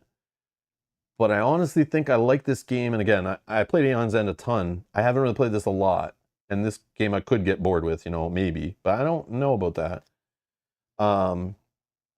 But if I'm going to play a deck builder, like, I feel like this is now my favorite deck builder. Like, this is the standard for me now, I think. It has trashing, like, built in. It has ways of clearing the market. It has, like, multiple markets. It's got, like, the faction stuff from, like, Star Realms. It's, like, got the basics of deck building, but then throws it on its head without adding, like, tons of extra mechanics and extra boards and components and, like, all this, and table space. It just adds it with, like, timing and flow and, like, just beautiful decision points of, like, to push or to hold. Like, yeah, I don't know. And when the combos fly off, like, when you're, like, playing a card, defeating a card, flipping a card, oh man, play that card, do this, defeat that, it damages this. And you didn't even see it in this playthrough, but I've done it where I've, like, defeated, like, 3 or 4 cards in the pile here. And it's just, like, you're just, like, smashing through cards in here and, like, just ripping through the deck to get leveled up quick. Man, it feels good. And, like, this little token advancing in the forward to let you buy powerful cards, and the idea of, like, you're playing upgrades that are moving your level marker temporarily, but those cards are probably not getting you damage and dealing with what's going on now. So it's like this super balance of, like, when to worry about damage, when to worry about credits, when to worry about action points, when to worry about defense, when to worry about leveling up your training. So, like, I love deck building games. Don't get me wrong. I love classic deck building games. Like Star Wars, the deck building game is freaking awesome too. It just makes me feel nostalgic, like a basic deck builder. But like, I'm starting to love these deck building games that do more than like a couple resources, like, you know, the currency to buy cards and then maybe attack or defense. Like this one has like defense, attack, like it has its own credits plus its own skill points for playing cards. Like, man, oh, and then it has like the keywords that make your cards act as currencies. So like the unite and the conspire and the focus. Like now I'm worried about like how many cards I have of certain factions and when to hold them and when to play them, and like saving cards over from turn to turn. That is like never done in deck builders, very rarely.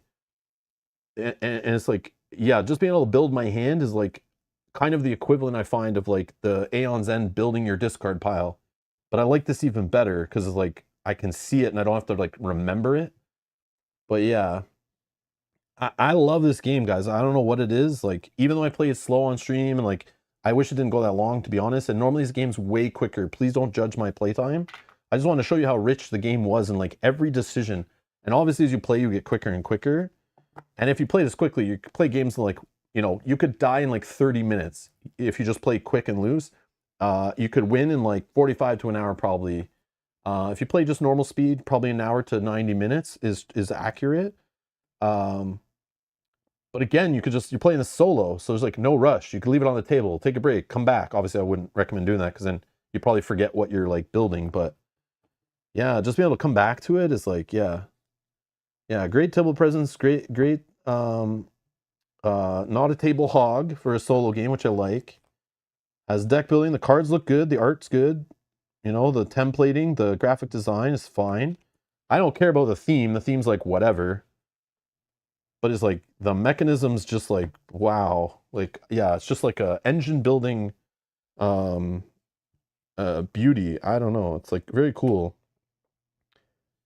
But yeah, I remember just pulling it out earlier this week and was like, oh, let me just read the rule book to this little game. And I'm like reading it. And I'm like, okay, yeah, it's whatever. It's just a basic deck builder with a few more resources and stuff. But yeah, after that first game, I was like, holy crap, I see why people are mentioning it now. Yeah, very cool. Very cool. Yeah, refreshing. Will, that is exactly the term, refreshing. That's like kind of what it is for me. And like I've played so many different deck builders and like I still love them all. And like I love simple ones too. It's nice every now and then to just crack out like Hero Realms or Star Wars a deck building game just to play like a nice simple deck builder, you know, just like a pure one.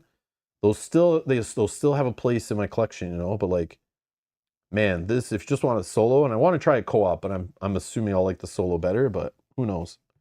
Yeah, I might try to teach it to Mel. We'll see. Yeah, I'll try it off stream. Will I'll try the co-op off stream and see how like I like it. Because what I'm a little worried is if this kind of analysis paralysis happens in my solo stream, and I'm okay because we're all playing together with the chat, and it's like there's a delay and it makes it a little longer as I'm waiting for you guys to chat and like we're rewinding stuff. I just worry with 2 players, it could take even longer, and we could be here for like 6 hours playing a game that should only take like 2, you know? But I think if we did the co-op, we would just play a little more loose, even if we lost, just to show how it works, you know? And then just kind of make like whatever decisions seem to make sense. Because I could see it where like Mel's trying to make her decisions and then she's asking me and I'm like asking her and we're like just trying to pick a card to buy. It takes like 30 minutes, you know? So I don't know if it would work well on stream, but definitely work fine off stream though. And yeah, the only thing is like the teardown is not too bad. It might seem weird because like, you know, deck building games, you got to sort everything. Another thing is cleanup is just like, you basically just look at the card numbers is the way I do it. And it's pretty quick. So I just look at this and I see it's not a starter card. Okay, so that means this front card has to come out. It's the easiest one to grab. And I just put it back on the pile. And then the upgrades have the little nub here, which is now available as the top thing on the card. So you can easily just grab that out. And then now you see the color or you see that it's the card that just goes here in that direction.